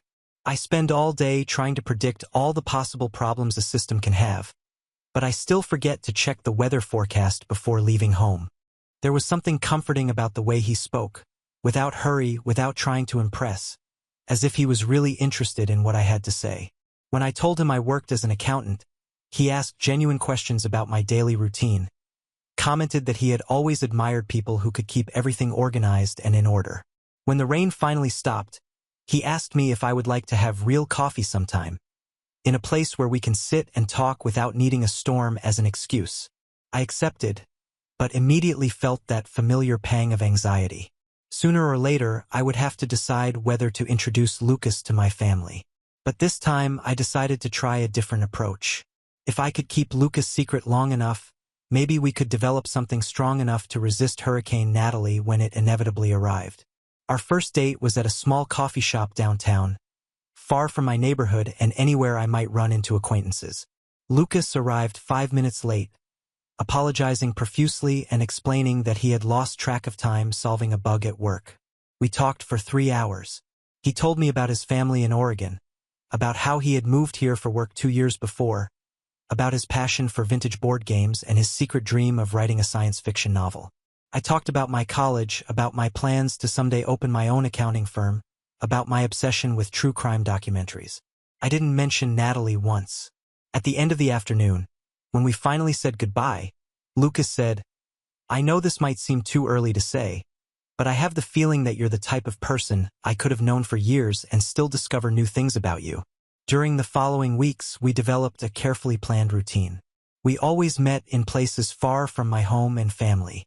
We arranged our dates through a messaging app one kept hidden, and I invented a fictional friend named Sarah to explain to my parents why I was going out more lately. For 7 months, I managed to keep Natalie completely out of my romantic life. I changed my privacy settings on all social media, avoided posting photos that could give clues about where I was or who I was with, and created a parallel social routine that didn't intersect at any point with my family. But the universe has a cruel way of reminding us that we don't control everything. During the Memorial Day holiday, the whole family gathered at my parents' house for a traditional barbecue. I was relaxed, carefree, genuinely happy for the first time in a long time.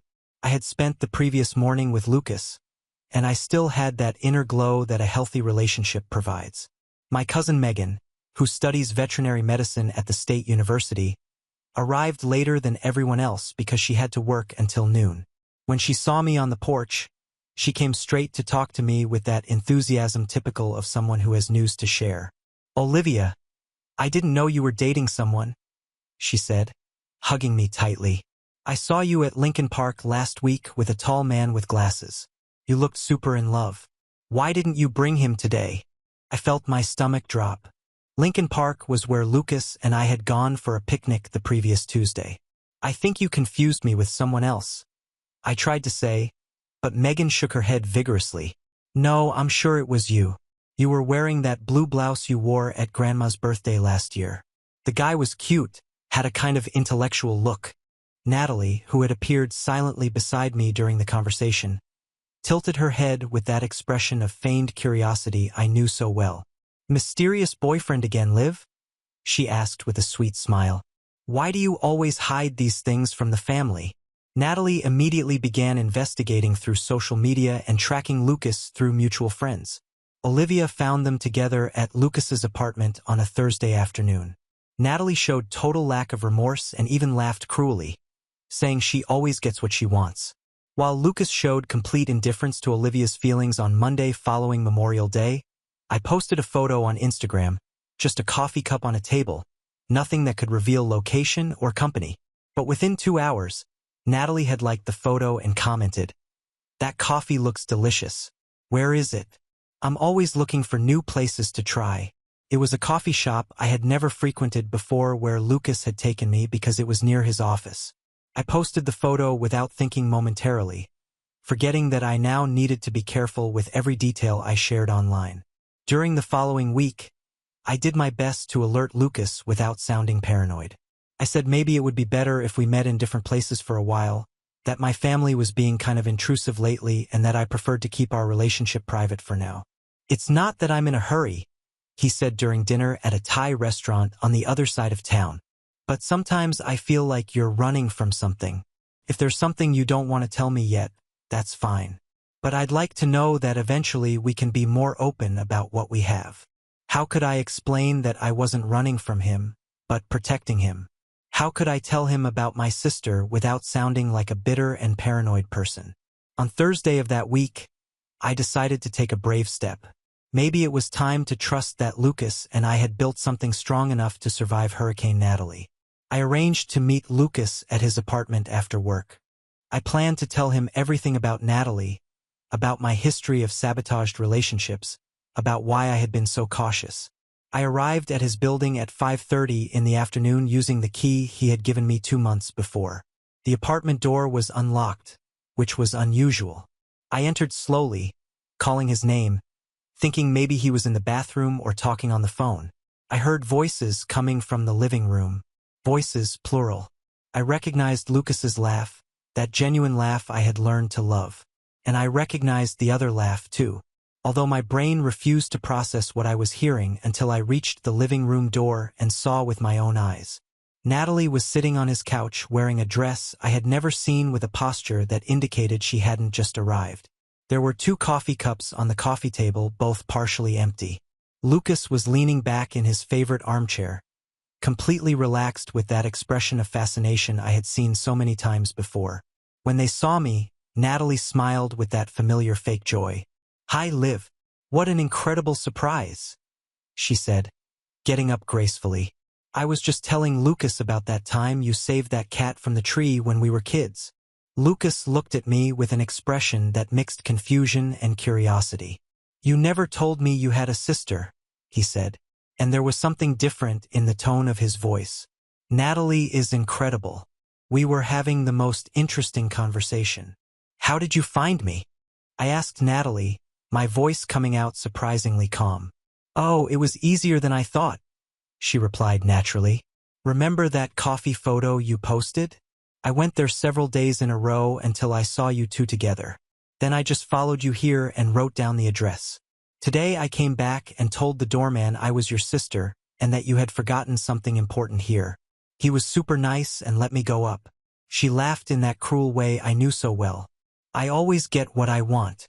Liv, you should know that by now." Lucas looked between us with a confused expression, but I could see he was already hooked. The same gleam in his eyes, the same posture leaning toward her, the same expression of fascination I had seen dozens of times before. "I think you better leave, Natalie," I said, trying to keep my voice firm. "Why the rush?" she replied, picking up her purse slowly. "Lucas and I were getting to know each other so well. Weren't we, Lucas?" He nodded, clearly still under the effect of her charm. "She's really special, Liv. Why did you never talk about her?" "Because I knew exactly what would happen," I thought. "Because I knew this moment would come, as it always did." Natalie said goodbye with a kiss on Lucas's cheek that lasted a few seconds longer than necessary and whispered something in his ear that made him smile. When she finally left, Lucas turned to me with that expression I knew meant the end of another relationship. "Why did you never tell me about your sister?" he asked, and I knew it didn't matter what my answer was anymore. Lucas broke up with me 3 days after that encounter. He didn't even have the decency to invent an elaborate excuse. He just said he felt a special connection with Natalie and that it wouldn't be fair to continue our relationship knowing that. When I asked if the 7 months we spent together meant nothing, he replied that sometimes the right person appears when we least expect it. The right person, as if Natalie were some kind of soulmate he had found by chance, and not a calculating predator who had tracked me down specifically to destroy another relationship. That night, alone in my apartment, I finally admitted a truth I had avoided for years. I hated my sister. It wasn't jealousy. It wasn't envy. It wasn't healthy competition between sisters. It was pure and crystalline hatred for someone who had spent almost a decade systematically destroying my ability to trust relationships, to believe I could be loved, to imagine a future where I didn't have to hide every important person in my life. And for the first time, I began to wonder, what if instead of always running away, I finally gave Natalie exactly what she wanted? Consumed by anger and tired of always being the victim of her spoiled sister, Olivia decided it was time to give Natalie exactly what she wanted. An irresistible man who would teach her a lesson. She used her access to the public record system at the accounting firm where she worked to research criminal backgrounds and court proceedings. The idea came to me during one of those sleepless nights that followed the breakup with Lucas. I was lying in bed mentally going over all the relationships Natalie had destroyed when a question arose in my mind. What if I stopped trying to protect my boyfriends from her and instead introduced her to someone who would teach her a lesson? At the accounting firm where I worked, we had access to various databases for background checks on potential clients. It was part of our security protocol to detect fraud or financial risks. I had never used these resources for personal purposes, but the temptation was right there in front of me. On the following Monday, when all my colleagues went out for lunch, I stayed in the office and began to search. I looked for men in the 30 to 40 age range with a history of legal problems related to relationships, marriage fraud, romance scams, domestic violence cases, anything that indicated a pattern of predatory behavior with women. It was wrong. I knew it was wrong. But with each name that appeared on the screen, with each case I read, I felt a dark satisfaction growing within me. Finally, I had a way to get revenge. After 2 weeks of careful research, I found the perfect candidate. Nicholas Chen, 33 years old, with an impressive history of manipulation and psychological abuse. He had been sued by 3 different ex-girlfriends for financial fraud, had an assault charge that was dropped for lack of evidence, which usually meant the victim was convinced not to testify, and was currently facing a civil lawsuit for a fake investment scheme that had cost several people their retirement savings. The most interesting thing about Nicholas was that he was incredibly charming. His online photos showed an attractive, well-dressed man with that confident smile that could easily be mistaken for genuine charm by someone who didn't know his history. He frequented social events for professionals, always presented himself as a successful investment consultant, and had a special talent for identifying vulnerable women with money. In other words, he was perfect for Natalie. During the following weeks, I studied Nicholas as if he were a work project. I discovered where he lived. A luxury apartment in Chicago that clearly cost more than his legitimate businesses could support, where he liked to eat, expensive restaurants where he could accidentally meet potential victims, and what his hobbies were: golf, expensive wines, and any activity that put him in contact with people who had money to lose. Olivia found Nicholas, a 33-year-old man with a history of psychological and financial abuse against former partners, currently facing multiple lawsuits for investment fraud. She approached him at a cafe frequented by professionals pretending to be a successful financial consultant looking for opportunities. The first step was to approach Nicholas and establish a convincing relationship. This required careful acting. I needed to seem interesting enough to call him back when necessary, but not so interesting as to become a real victim myself. I chose a cafe frequented by professionals in the financial district, a place where Nicholas appeared regularly on Thursday mornings. I wore my best work suit, carried an expensive leather briefcase I had bought specifically for the occasion, and positioned myself strategically at a table where he couldn't help but notice me. When Nicholas entered, I was talking on the phone about a big deal I was about to close. I used financial terms I had learned at work, mentioned impressive amounts, and spoke with the kind of confidence someone like him would find irresistible. As expected, he approached when I finished the fictitious call. "Sorry for the intrusion," he said with that charming smile I had seen in the online photos. "I couldn't help overhearing your conversation. Do you work with financial consulting?" "Among other things," I replied, maintaining a mysterious tone. "I specialize in identifying investment opportunities for select clients."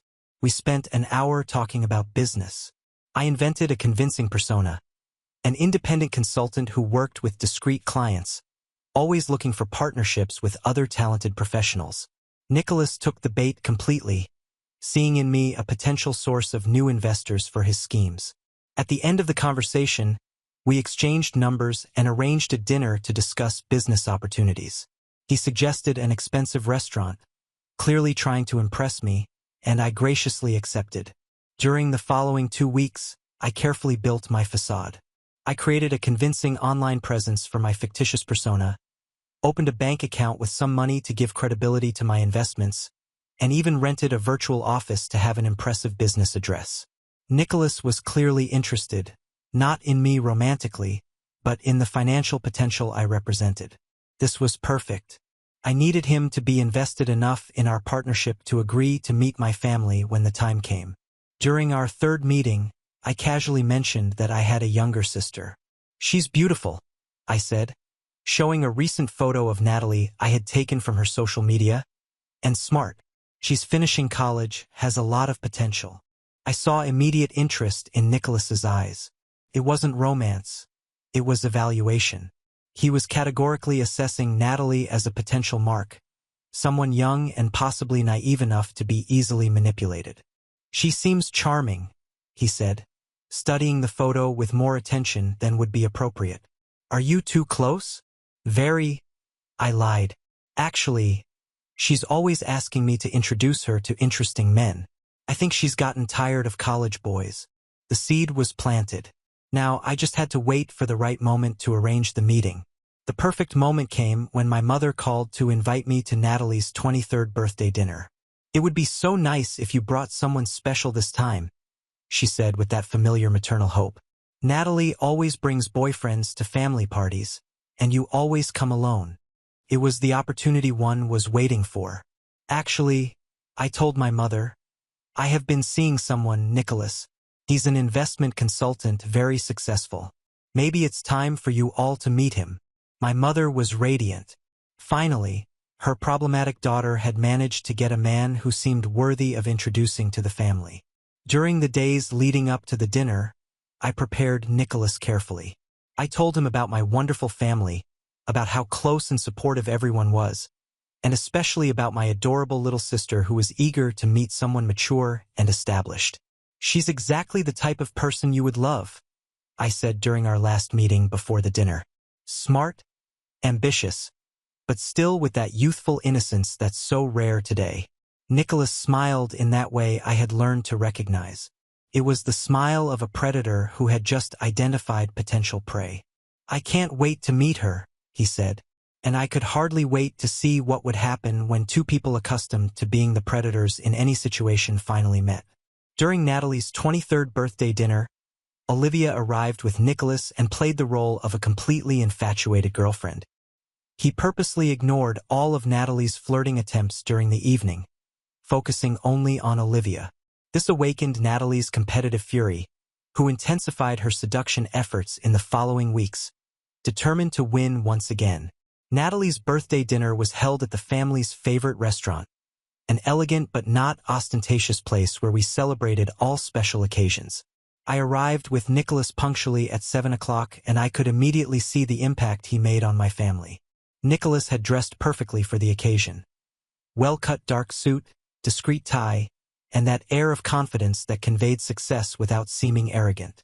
He greeted my parents with exactly the right amount of respect and cordiality, brought flowers for my mother and expensive wine for my father, and made all the appropriate comments about the restaurant and the occasion. But the most important thing was how he behaved with me. Throughout the evening, Nicholas was the perfect boyfriend. Attentive, affectionate, clearly devoted. He pulled out my chair, asked if I was comfortable, made comments about how beautiful I looked, and included me in all conversations as if my opinion were the most important at the table. It was a masterful performance, and I knew that's exactly what it was. A performance. But for my family, who had spent years seeing me arrive alone at social events or having my boyfriend stolen by Natalie, seeing me with a man who clearly prioritized me was a revelation. Natalie arrived 15 minutes late, making her traditional dramatic entrance. She was stunning, wearing a dress that enhanced all her best attributes with impeccable makeup and that radiant energy that always drew everyone's attention in the room. But this time, when she performed her charm routine for Nicholas, something different happened. He was polite but clearly not interested. When she tried to start a conversation about her studies, he responded briefly and directed attention back to me. When she made jokes, he smiled politely, but laughed genuinely only at mine. When she tried to casually touch his arm during conversation, he subtly moved away and took my hand. I could see confusion growing in Natalie's eyes as the evening progressed. She wasn't used to being ignored, especially by men who were with other women.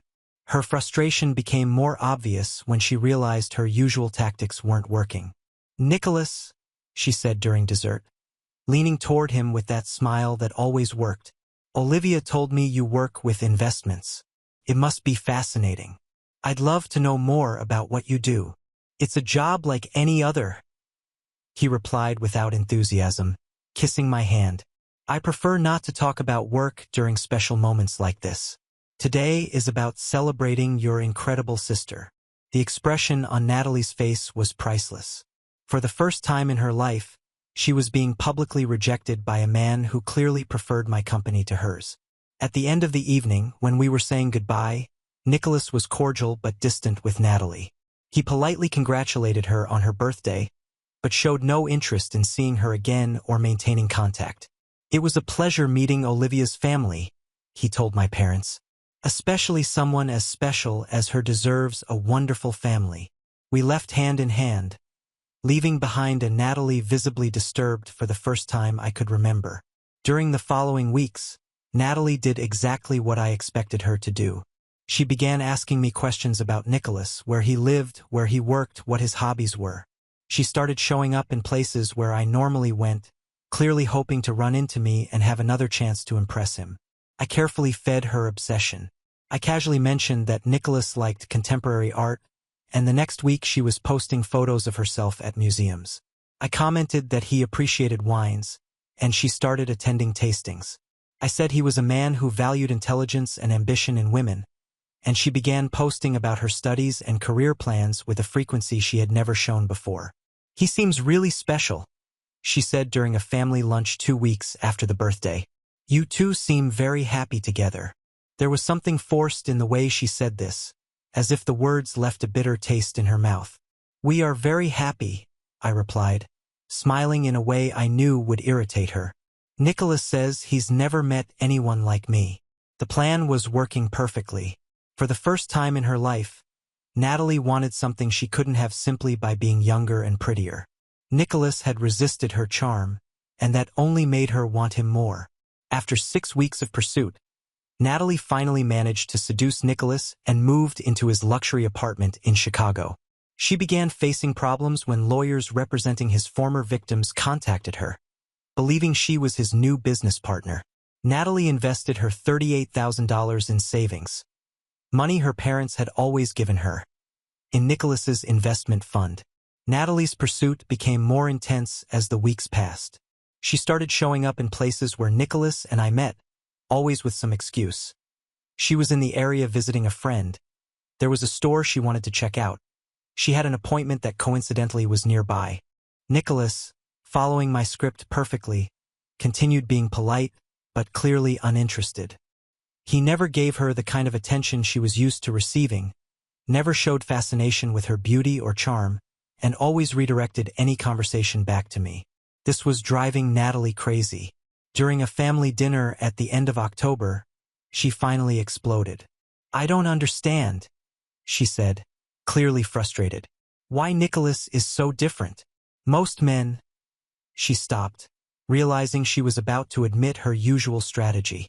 "Most men what?" I asked innocently. "Nothing," she replied quickly. "It's just that he seems very focused on you. Maybe it's because he finally found someone worth focusing on," my mother said, smiling at me in a way that made Natalie clench her fists under the table. It was at that moment I realized my plan was working better than I could have hoped. Natalie wasn't just frustrated about not being able to seduce Nicholas. She was genuinely confused about why her usual tactics weren't working. In early November, I arranged the moment that would change everything. I agreed with Nicholas that we would have a public fight. Nothing too dramatic, just enough for Natalie to realize there was an opportunity. We chose a cafe frequented by people who knew my family, a place where I knew the news would quickly reach Natalie's ears.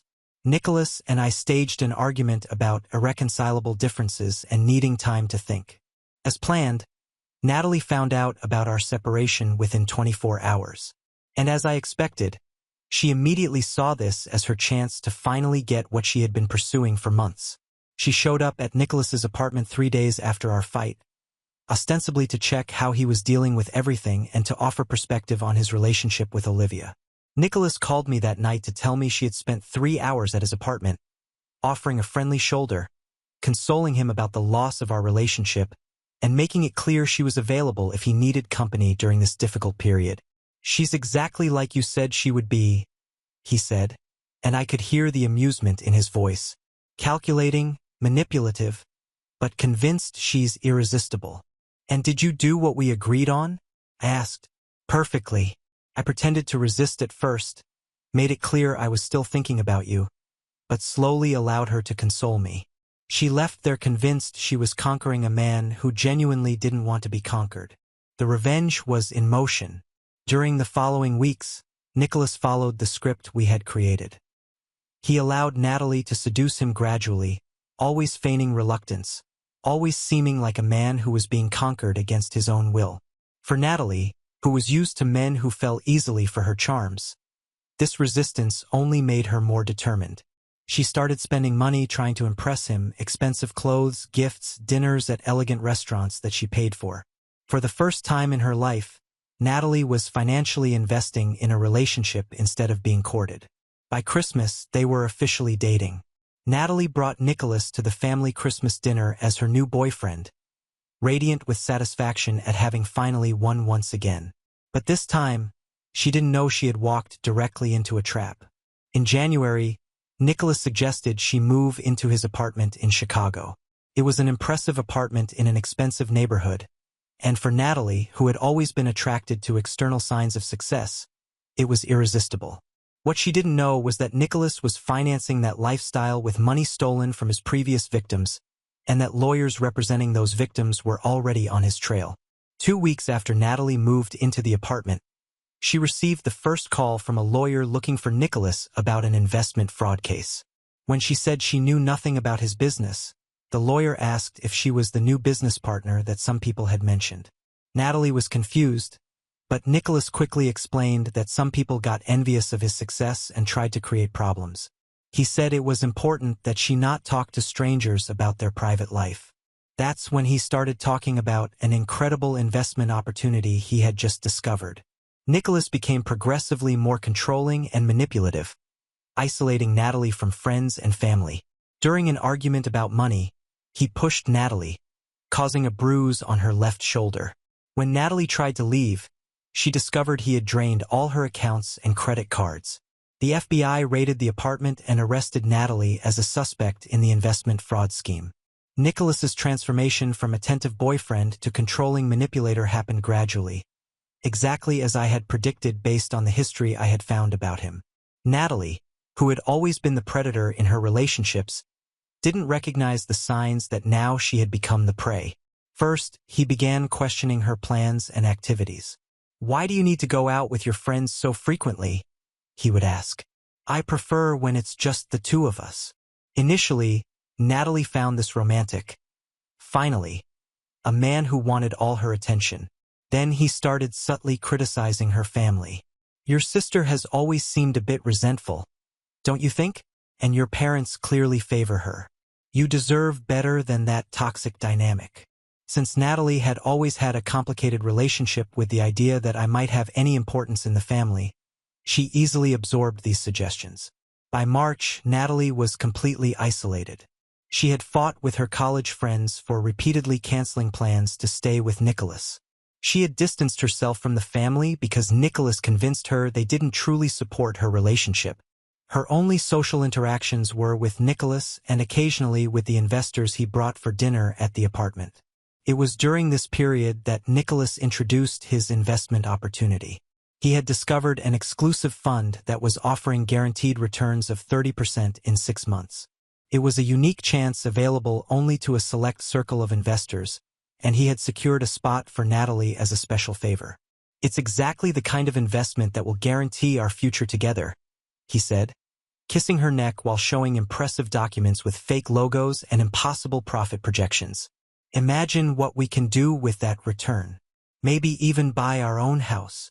Natalie had $38,000 in her savings account, money our parents had given her over the years to help with studies, and that she had never needed to use because they always paid all her expenses.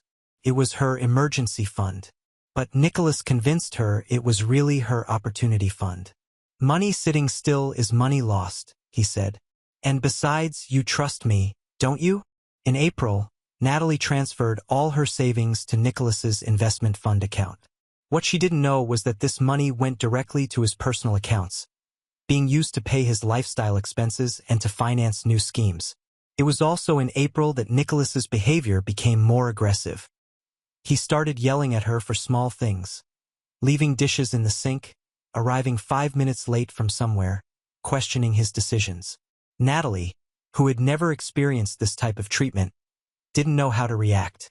During an argument about the investment in May, Natalie had asked when she could see some returns. Nicholas pushed her against the kitchen wall. The impact left a purple bruise on her left shoulder. And when she started crying, he alternately apologized profusely and blamed her for provoking him. "You know I love you," he said, hugging her while she still trembled. "But sometimes you make me so frustrated. I'm working so hard to guarantee our future, and you keep questioning me as if you don't trust me." It was the first time Natalie experienced physical abuse, and she didn't know how to process what had happened. She called my mother that night, but when our mother asked about her shaky voice, Natalie made up an excuse about having a cold. Nicholas noticed the call and didn't like it. "Why are you calling your family without telling me?" he asked. "I thought we had talked about maintaining our privacy." From that moment on, he began monitoring her communications more closely. In June, when Natalie tried to access her bank account online, she discovered she no longer had access. Nicholas had changed all the passwords and become the only authorized signatory on all her accounts. When she confronted him, he explained that he had consolidated their finances for greater efficiency. "Real couples don't hide money from each other," he said. "Besides, I understand investments much better than you. I'm protecting our future." That's when Natalie finally tried to leave. She packed her things one morning when Nicholas had gone out for a business meeting. But when she tried to use her credit card to call an Uber, she discovered the account was canceled. When she tried to access her checking account by phone, she discovered Nicholas had completely drained all her financial resources. She had no money for transportation, nowhere to go. She had fought with all her friends and was too afraid to tell the family what was happening. How would she explain that she had lost $38,000? How would she admit that the man she had conquered for me was now controlling every aspect of her life? When Nicholas came home that night and saw the suitcases, his anger was different from anything she had experienced before. He didn't yell. He spoke in a low voice which was somehow even more terrifying. "Did you really think you could just leave?" he asked, blocking the door. "After everything I've invested in you, after all the favors I've done for you?" It was at that moment that Natalie finally understood she was no longer in control of the situation. The youngest sister was sentenced to 4 months in federal prison and 3 years of probation, leaving with a criminal record and completely destroyed credit. She moved to Austin, Texas to try to start over working as a receptionist away from her parents' protection for the first time in her life. The protagonist underwent therapy for 8 months to deal with the guilt of having orchestrated the situation, but finally felt she had broken the cycle of manipulation that dominated her adult life. The FBI arrived on a July morning. Natalie was alone in the apartment when she heard authoritative knocks at the door.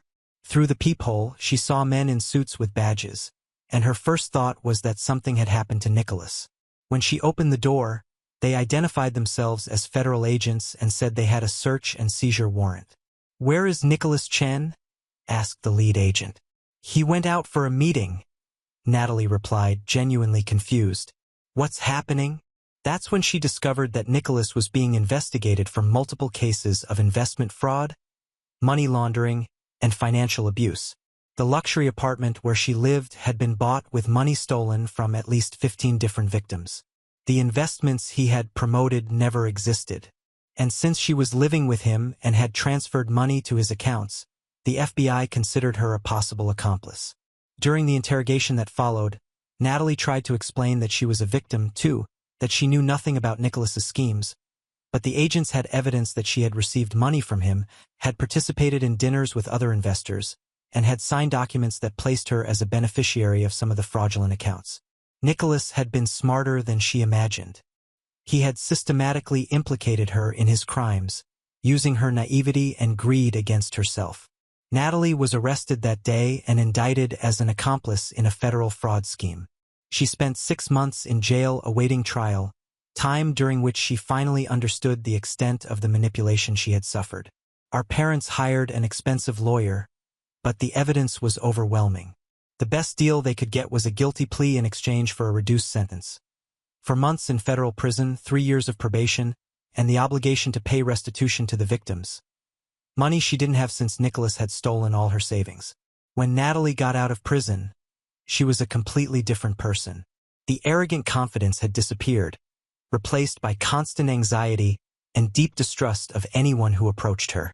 Her criminal record meant she couldn't get a job in her field of study, and her credit was completely destroyed.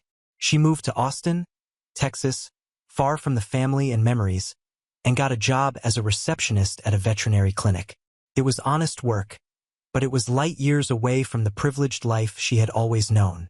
For the first time in her life, Natalie was truly alone, without her parents' protection, without admirers willing to take care of her, without financial resources to fall back on when things got difficult. As for me, it took months to fully process what I had done.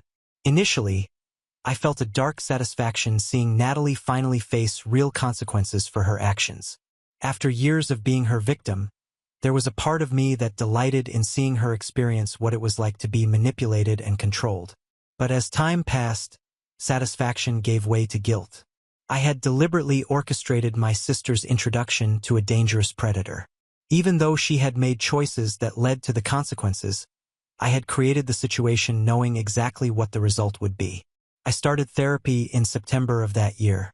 I needed help processing not only the years of trauma Natalie had caused me, but also my own capacity for such calculated and destructive revenge. During 8 months of weekly sessions, I learned to separate justice from revenge, to understand the difference between protecting oneself and attacking, and to recognize that breaking the cycle of manipulation shouldn't involve perpetuating another type of harm.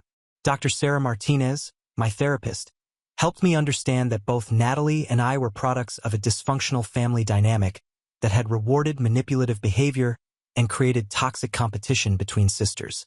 "You broke the cycle," she said during one of our last sessions, "but at a very high cost.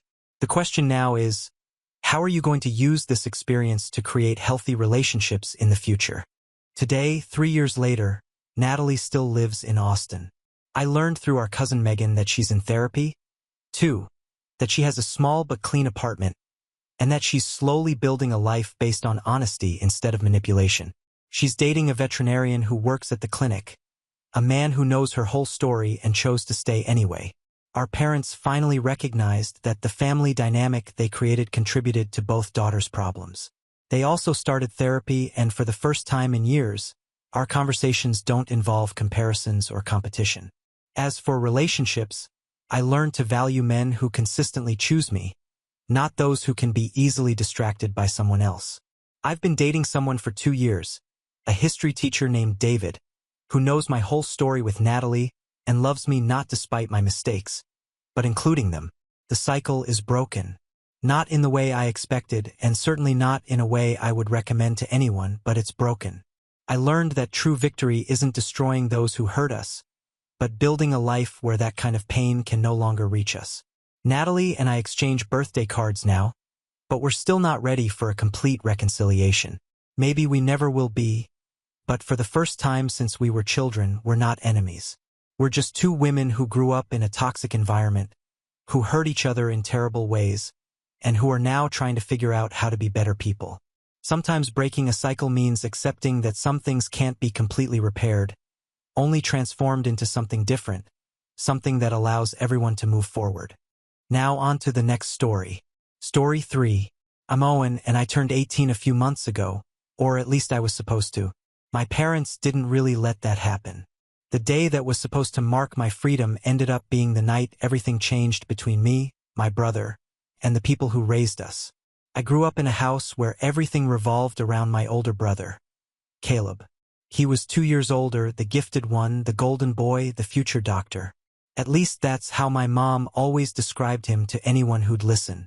Every time a family friend came over, she'd find a way to mention his grades or how he sacrificed his weekends to volunteer at the hospital, which, by the way, he did exactly once. My dad wasn't much better. He'd beam with pride every time Caleb so much as existed. Meanwhile, I was the quiet kid who liked to draw, read, and keep to myself. If Caleb got an A, we'd go out to dinner. If I got an A, I'd get told, "Good job, buddy." Before the conversation moved back to him, I didn't resent it at first. I told myself that's just how families work. Some kids are more outgoing, more charismatic, more seen. But as I got older, the difference became impossible to ignore. When I was 16, I saved up for months to buy a used guitar. I wanted to learn music seriously, maybe even study it one day. I remember showing my mom the instrument with this huge smile, waiting for her to say something nice. She looked at it, frowned, and said, "That's nice, but you should really focus on something practical, like your brother." That sentence haunted me for years. Like your brother. It was their favorite comparison. Caleb was the sun in our house, and I was the shadow that proved his light existed. Still, I tried not to take it personally. I worked after school at a small grocery store, put aside every cent, and did my best to stay out of trouble. I told myself that when I turned 18, I'd finally be treated like an adult. I even planned a small birthday dinner, nothing fancy, just a few friends at my favorite diner. But 2 days before my birthday, Mom sat me down in the living room with that look she always used before bad news. Caleb was sprawled across the couch, scrolling on his phone. "Owen," she started. "We've been thinking, maybe it's best if you don't do a big celebration this year." I blinked. "A big celebration? Mom, it's just dinner with friends. I'm paying for it myself." She sighed like I was being unreasonable. "It's not about the money. It's just your brother's been feeling down lately. He didn't get into his first choice med school, and we don't want to make him feel worse by, making a big deal about your birthday right now." I actually laughed, thinking she was joking. "You're kidding, right? You're canceling my 18th birthday because Caleb didn't get into college?" Dad chimed in from behind his newspaper. "Watch your tone, son. Your brother's going through a hard time. You can celebrate later." I stared at them, trying to process what I was hearing. Celebrate later. As if turning 18 was something you could just postpone until it was convenient for someone else. Caleb didn't say a word. He just smirked at his phone, pretending not to listen. That night, I lay awake replaying every little moment where I'd been pushed aside for him. Every birthday where he got the bigger gift. Every Christmas where I unwrapped socks while he got a new laptop for studying.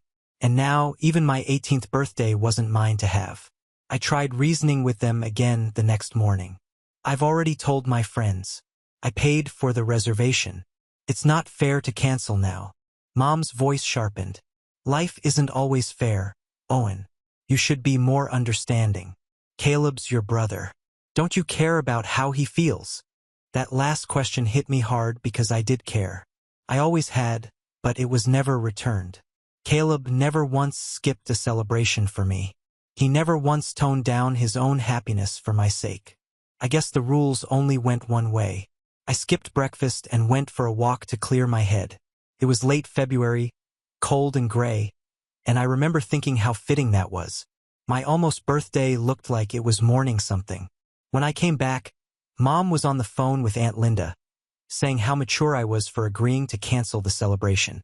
Caleb was sitting in the kitchen eating pancakes, and he looked up at me with this smug little grin. "Guess I'm still the favorite," he said, laughing like it was the funniest thing in the world. I didn't reply. I just turned around and went to my room. That's when something in me shifted. I realized I couldn't keep waiting for them to value me. They weren't going to wake up one day and suddenly see me for who I was. So I started planning. Not for revenge, not yet, but for freedom. I went through my drawers, packed the essentials, and tucked the rest of my savings into my backpack. I didn't have much, about $1,200, but it was enough for a few weeks if I was careful. I spent the next day pretending everything was normal. I smiled at dinner, laughed at Caleb's stupid jokes, and waited. Then, when the clock hit midnight, technically my birthday, I quietly walked out of the house with my bag slung over my shoulder. The cold air hit me like a slap, but it felt good. Real. I remember standing at the end of the driveway, looking back at that house and thinking, this is the last time they'll ever take something from me. I found a cheap room to rent near the community college and started working extra shifts at the grocery store. It wasn't glamorous, but for the first time I was free. No guilt trips, no comparisons, no Caleb. Weeks turned into months, and little by little, I built my own life. I saved enough to move into a small apartment, started taking online classes, and kept teaching myself guitar. Every milestone I hit, I thought about how they would have found a way to ruin it, and I was grateful they couldn't anymore. Then, about a year later, everything came crashing back. It started with a text from my mom. Can we talk? I ignored it. Then came another one from Dad. Your brother's been having a tough time. Maybe you could help him out since you're doing so well now. That caught my attention. Doing so well. How did they even know? I hadn't told them anything. Turns out, Caleb had found my Instagram. He saw the photos of my apartment, my guitar, the small but growing YouTube channel I'd started for my music. He saw the comments from people supporting me. And for someone who'd always been the golden boy, seeing his lesser brother thrive without him must have been unbearable, because the next thing I knew, he showed up at my door. And that's where everything really started to unravel. I'll never forget the sound of that knock.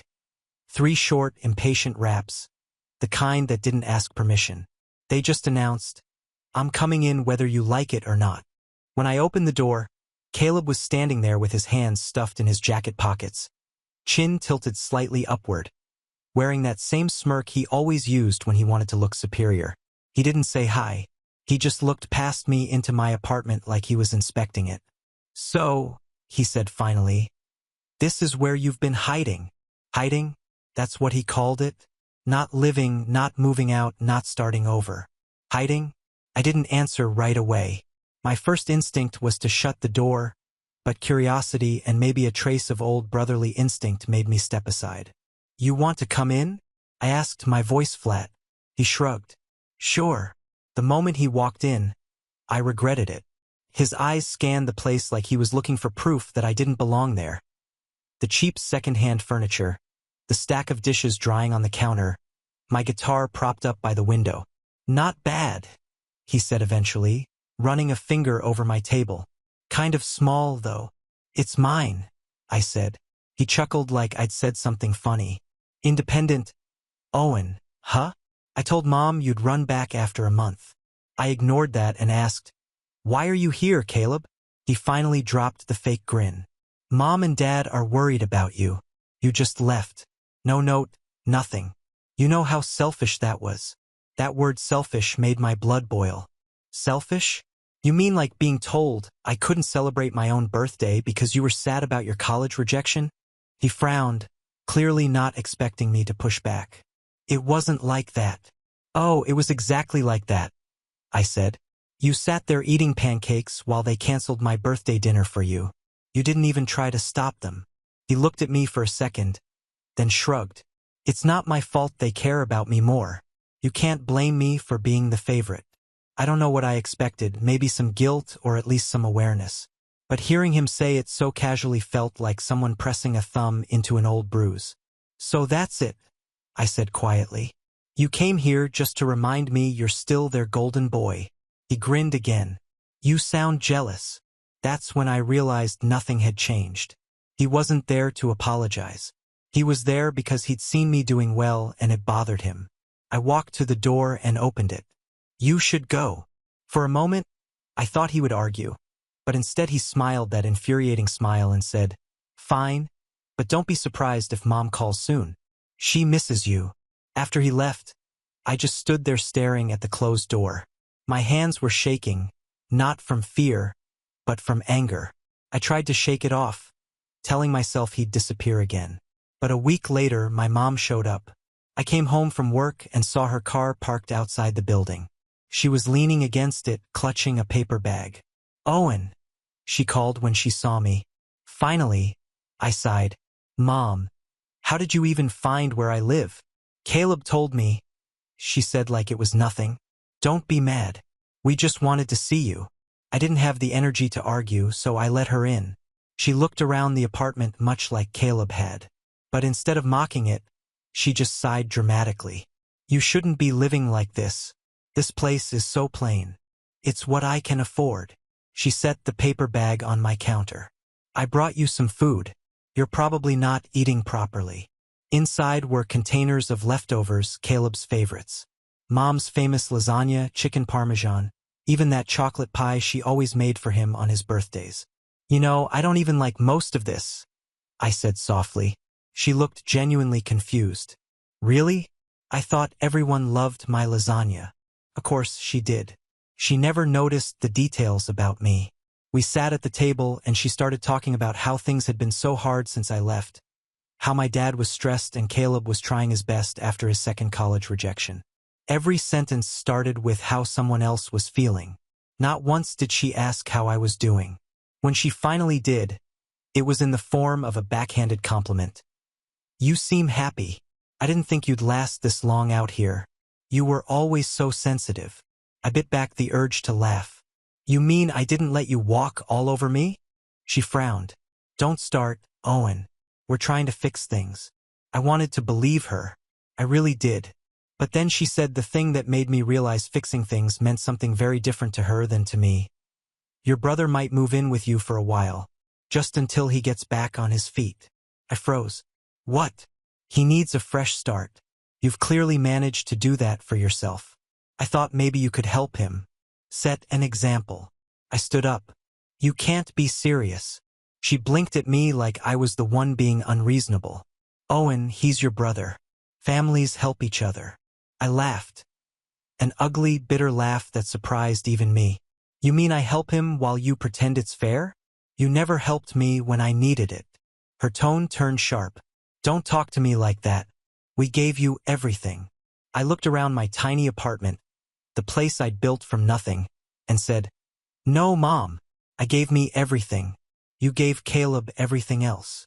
She stood there speechless for once. Then she picked up her purse, muttered something about me being ungrateful, and walked out. For the next few weeks, things went quiet. I focused on work, classes, and music. My YouTube channel started gaining traction. Not huge numbers, but enough that I could see a future forming. Then, out of nowhere, Dad called. I hadn't spoken to him since I left. "Owen," he said, his voice measured. "Your mother's worried sick. You shouldn't have spoken to her that way." "Dad," I said tiredly. "She wanted me to let Caleb move in." "Well, he needs a place," Dad said, as if that explained everything. "He's family." "So am I," I said quietly. But that never seemed to matter. He sighed. "You're being dramatic. We've always loved you." I almost laughed. "Yeah, maybe in theory." There was a long pause before he said, "If you don't want to help, fine. But don't expect us to support you when things go south." That was the last straw. "You haven't supported me in years," I said, and hung up. For the first time, I felt something shift inside me. Not just anger or hurt, but clarity.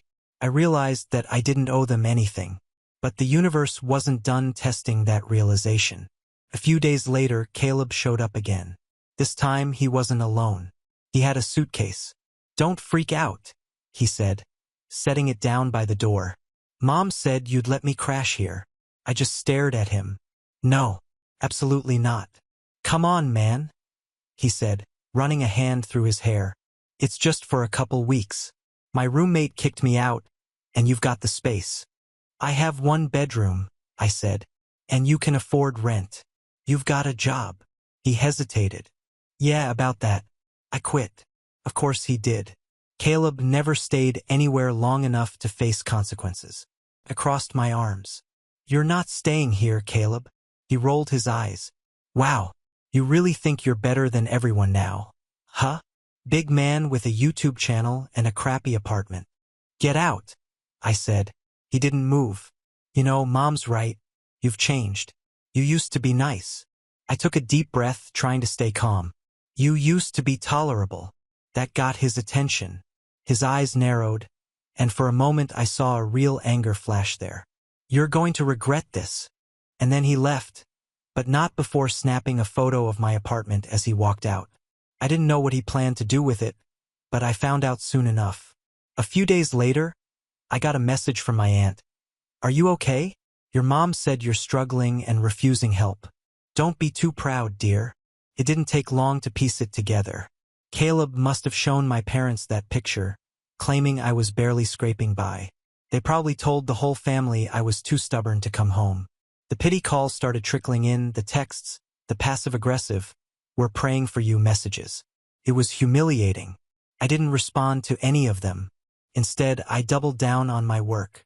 I uploaded more music, grew my audience, and even got a small sponsorship deal. The better I did, the more desperate they seemed to get. Then one evening, as I was finishing a recording session, I got another knock at my door. This time, it wasn't Caleb. It was all three of them. Mom, Dad, and the golden boy himself. They stood there like a united front, each with a different expression. Mom looked anxious, Dad looked stern, and Caleb looked smug. "Can we come in?" Mom asked. I hesitated, then stepped aside. The moment they sat down, I knew it wasn't a social visit. There was tension in the air, the kind that only comes before a storm. Dad spoke first. "We need to talk about this attitude of yours." "What attitude?" I asked. Mom jumped in. "You've been distant, disrespectful. We've tried to help you, but you keep pushing us away." I almost laughed again. "Help me? You canceled my 18th birthday because Caleb didn't feel special enough. You tried to move him into my apartment, and now you're saying I'm the problem." Caleb crossed his arms, leaning back in the chair. "You really love playing the victim, huh?" That was it. Something inside me snapped. I looked at each of them, the people who'd made me feel invisible my entire life, and for the first time I wasn't scared to speak. "You know what?" I said quietly. "Maybe I am done being the quiet one." And just as I was about to tell them everything I'd held back for years, all the resentment, all the pain, Caleb smirked, leaned forward, and said something that changed everything. Caleb's smirk said everything before the words even left his mouth. He leaned forward, elbows on his knees, that fake casual confidence dripping off him like oil. "You think you've got it all figured out, don't you, Owen?" he said. "Your little apartment, your YouTube channel, your independence. You really think that makes you better than us?" I didn't answer.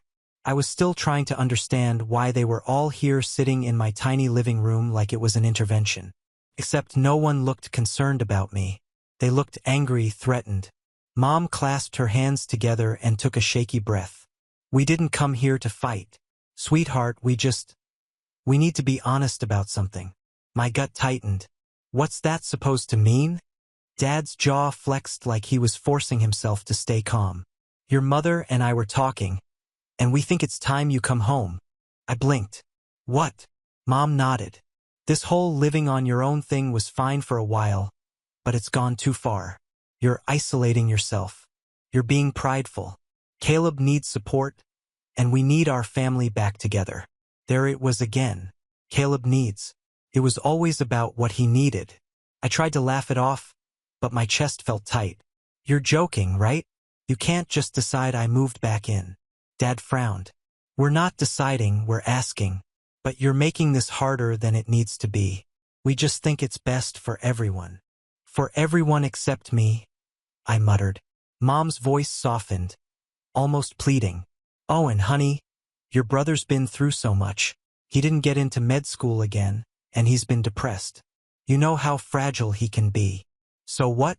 I'm supposed to move back home to cheer him up?" Dad's tone hardened. "Don't talk about your brother that way. You wouldn't even have that apartment if it weren't for us." I froze. "What's that supposed to mean?" He glanced at Mom, then back at me. "We helped you get started. Whether you realize it or not, that money in your account when you moved out, it came from us." My head snapped up. What? No, it didn't. That was from my job at the grocery store. I saved every. Mom interrupted, her voice trembling with fake sadness.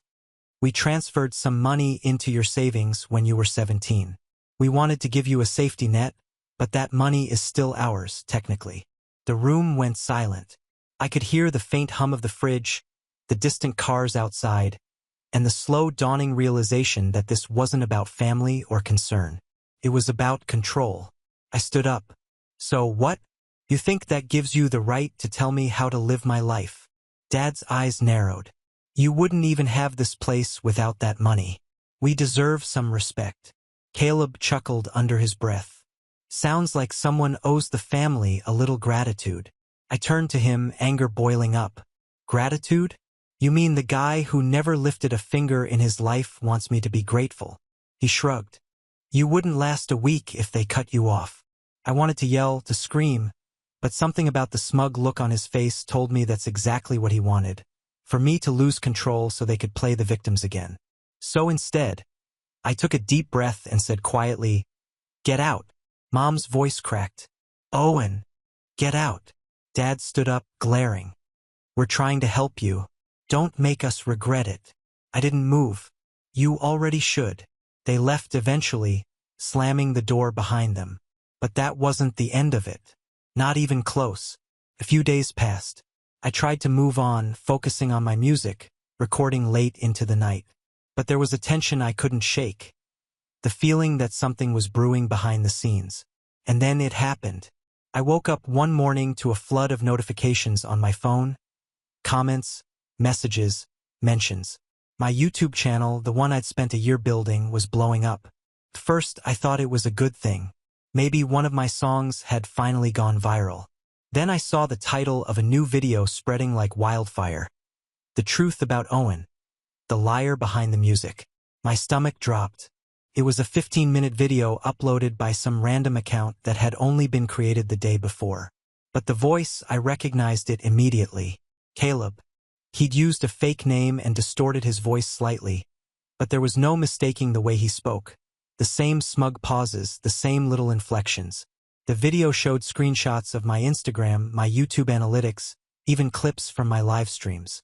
He claimed I was faking my success, that I'd stolen money from my parents, that I was playing the victim to make them look bad. He even implied that my followers were being scammed by a kid pretending to be broke. It was like watching someone burn down your house and narrate it like a bedtime story.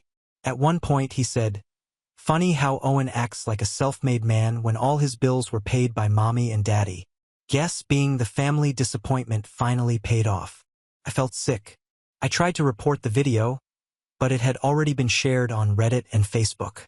My DMs were full of people asking if it was true, others mocking me, some even calling me a fraud. I called my parents immediately. Mom picked up on the third ring. "Did you know about this?" I demanded. She hesitated. "Owen, calm down. You knew." My voice shook. "You knew? Didn't you?" She sighed. "Your brother was just trying to tell his side of the story. People deserve to know what really happened." "What really happened?" I shouted. "You mean your version? Where I'm the villain for wanting a normal birthday?" Dad's voice joined in from the background. "You brought this on yourself, Owen. You cut us off. You left us no choice." I couldn't believe what I was hearing. "You let him do this? You let him drag my name online?" Mom said softly, "You should have just come home." I hung up before I said something I couldn't take back. That night, I sat in my dark apartment staring at the glow of my laptop screen. The video had hit 20,000 views. The comment section was a battlefield. Half the people defending me, the other half tearing me apart. And then I saw a comment from Caleb's personal account. "Guess success runs in the family. Some of us just earn it honestly." I slammed the laptop shut so hard the sound echoed through the apartment. For the first time in my life, I didn't just feel angry. I felt betrayed. Utterly, deeply betrayed by the people who were supposed to protect me. They didn't just ruin my birthday or my childhood or my peace of mind. They were actively trying to destroy everything I'd built. I barely slept that night. My thoughts kept spinning. Flashes of Caleb's smirk, my mom's voice, my dad's threats. I thought about all the times I'd excused their behavior, all the times I'd told myself they'd change. But now I saw it for what it was. They didn't want me back because they loved me. They wanted me back because they couldn't stand the idea that I was doing better without them. The next morning, I got another text from Caleb. "Hey bro, sorry about the video. I'll take it down if you apologize to mom." I stared at the message for a long time, feeling that mix of disbelief and numb fury. "Me, you posted lies about me online." Caleb, "Not lies, just perspective." "Me, you humiliated me to thousands of people." Caleb, "Then fix it. Say sorry. Come home." I didn't reply, couldn't. Instead, I turned my phone off and sat in silence for hours. And that's when I realized something I probably should have seen long ago. They would never stop taking from me. Not until I made them see what they'd done. Not until I took something back. But before I could plan anything, things got worse. Much worse. Because 2 days later, I came home from work and found my apartment door slightly open. The lock was scratched and the inside looked wrong. Drawers pulled out, papers scattered, my guitar case empty. Someone had broken in, and I didn't even need to guess who it was. When I first saw the mess, I didn't even move. I just stood there in the doorway, staring at my small apartment, my safe little bubble torn apart. It didn't look real. The drawers were emptied onto the floor, my books scattered like someone had stomped through them. And the one thing that made this place feel like mine, my guitar, was gone. For a second, I told myself it had to be a coincidence. Maybe someone random had broken in. Maybe I'd been unlucky. But then I saw it. On the kitchen counter, right beside the pile of my open mail, was a small photo. It was a picture of me and Caleb when we were kids, the one that used to sit on my dresser back home. We were maybe 10 and 12, both in matching sweaters, forced smiles plastered on our faces. I hadn't seen that photo in years, and now it was sitting here like a calling card. My hands started shaking. I grabbed my phone and dialed the police, my voice trembling as I explained what had happened. They came, took notes, looked around, and basically told me what I already knew. Without security footage or witnesses, there wasn't much they could do. They wrote a report, told me to make a list of everything missing, and left. The moment the door closed behind them, the silence felt heavier than before. I sank onto the couch, surrounded by the wreckage, and just sat there staring at the empty spot where my guitar used to be. It wasn't just an instrument. It was the one thing I bought entirely on my own. My first real proof that I could make something of myself. And now it was gone. That night I didn't sleep. Couldn't. Every sound made me flinch. The hum of the fridge, the creak of the floorboards, everything felt like a threat. I stayed up until sunrise, scrolling through my phone, rereading old messages from my mom and Caleb, trying to piece together how I'd gotten here. The next morning, I went through my drawers again, this time more carefully. I found something I hadn't noticed before, an envelope tucked behind a stack of receipts. Inside was a folded note written in my brother's unmistakable handwriting. "You should have stayed humble, little bro. Maybe this will teach you." No signature, no explanation, just that. My hands clenched so tight the paper crumpled. I could feel the anger rising in me. Hot, suffocating, and useless. Because what could I do? Call the police again and tell them my brother probably did it? They'd just shrug and say it was a family matter. So instead, I did nothing. I cleaned up the mess, threw the note in a drawer, and forced myself to keep moving. I went to work that day like a zombie. My boss, a kind older guy named Rick, noticed immediately. "You all right, kid?" he asked while restocking shelves. "Yeah," I lied. "Just tired." He didn't push. He just nodded and said, "You're one of the good ones. Don't let people wear you down." It was such a simple thing to say, but for some reason, it stuck with me. I needed to hear that I wasn't crazy for feeling the way I did. Over the next few days, I stayed quiet. I didn't call my parents. I didn't text Caleb. I just worked, ate, and slept. The world outside my apartment kept spinning, but mine had shrunk into something small and silent. My YouTube channel took a hit. I lost subscribers. Brands stopped replying, and a few of my fans sent messages saying they were disappointed after seeing that video Caleb made. I tried posting a short update explaining that it was all lies, but that only made things worse. The trolls came in full force, accusing me of lying, saying I was playing the victim again. It was like screaming into a void that just echoed back laughter. One evening, after another long shift at the grocery store, I sat on my balcony with a cup of coffee gone cold. The sky was gray, the city humming below me, and for the first time I felt completely alone.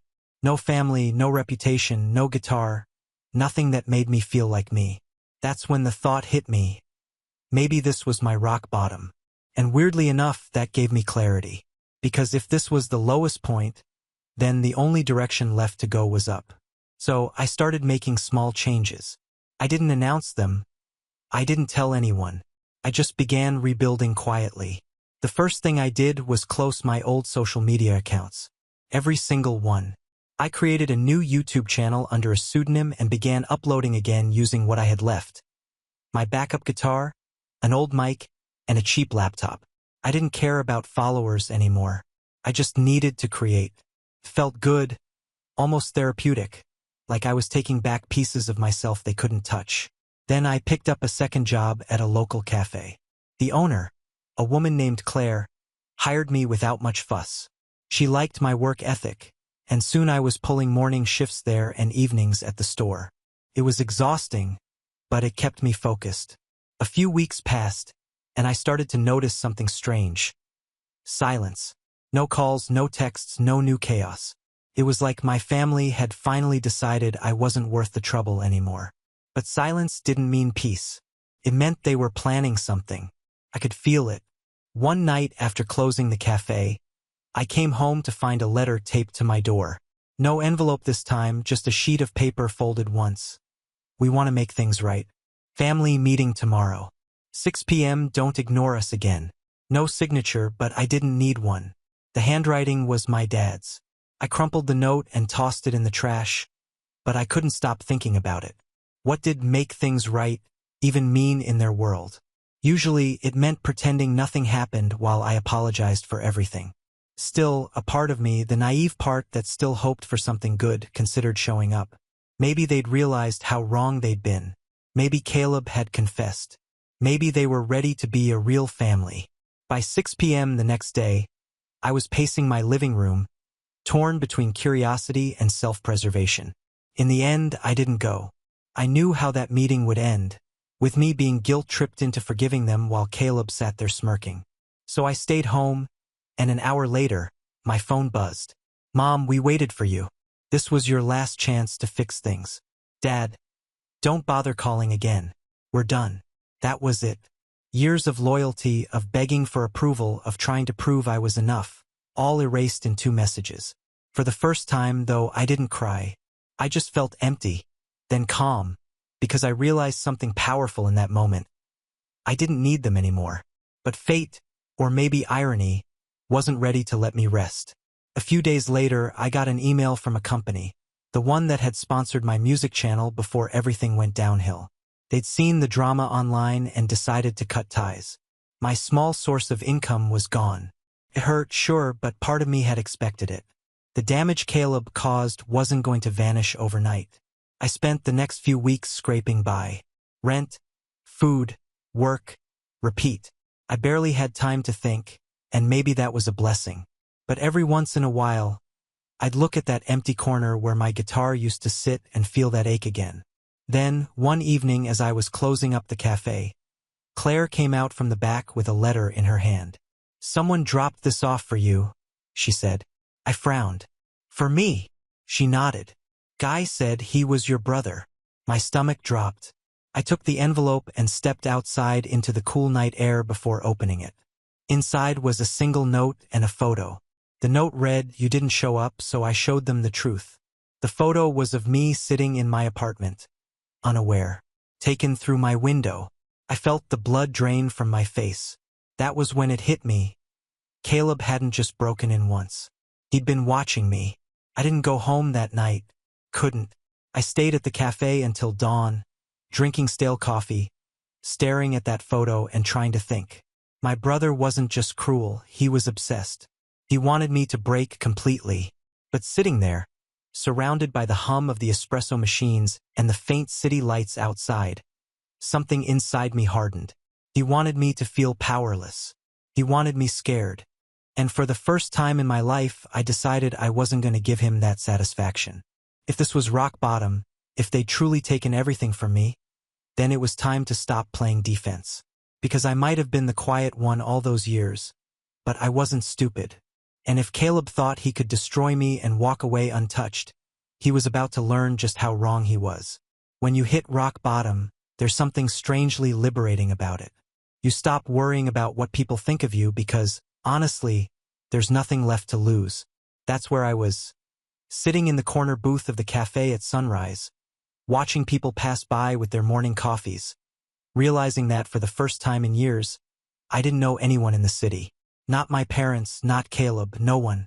I went home later that morning, cautious and alert. My stomach twisted as I unlocked the door, half expecting another mess. Another note, another photo. But the apartment was quiet. Still just the same faint smell of stale coffee and detergent. I checked every corner before locking the door behind me. Then I sat down at my desk and started writing. At first, it was just lyrics. Angry, raw lines about betrayal and silence and the weight of being invisible. Then melodies started forming in my head.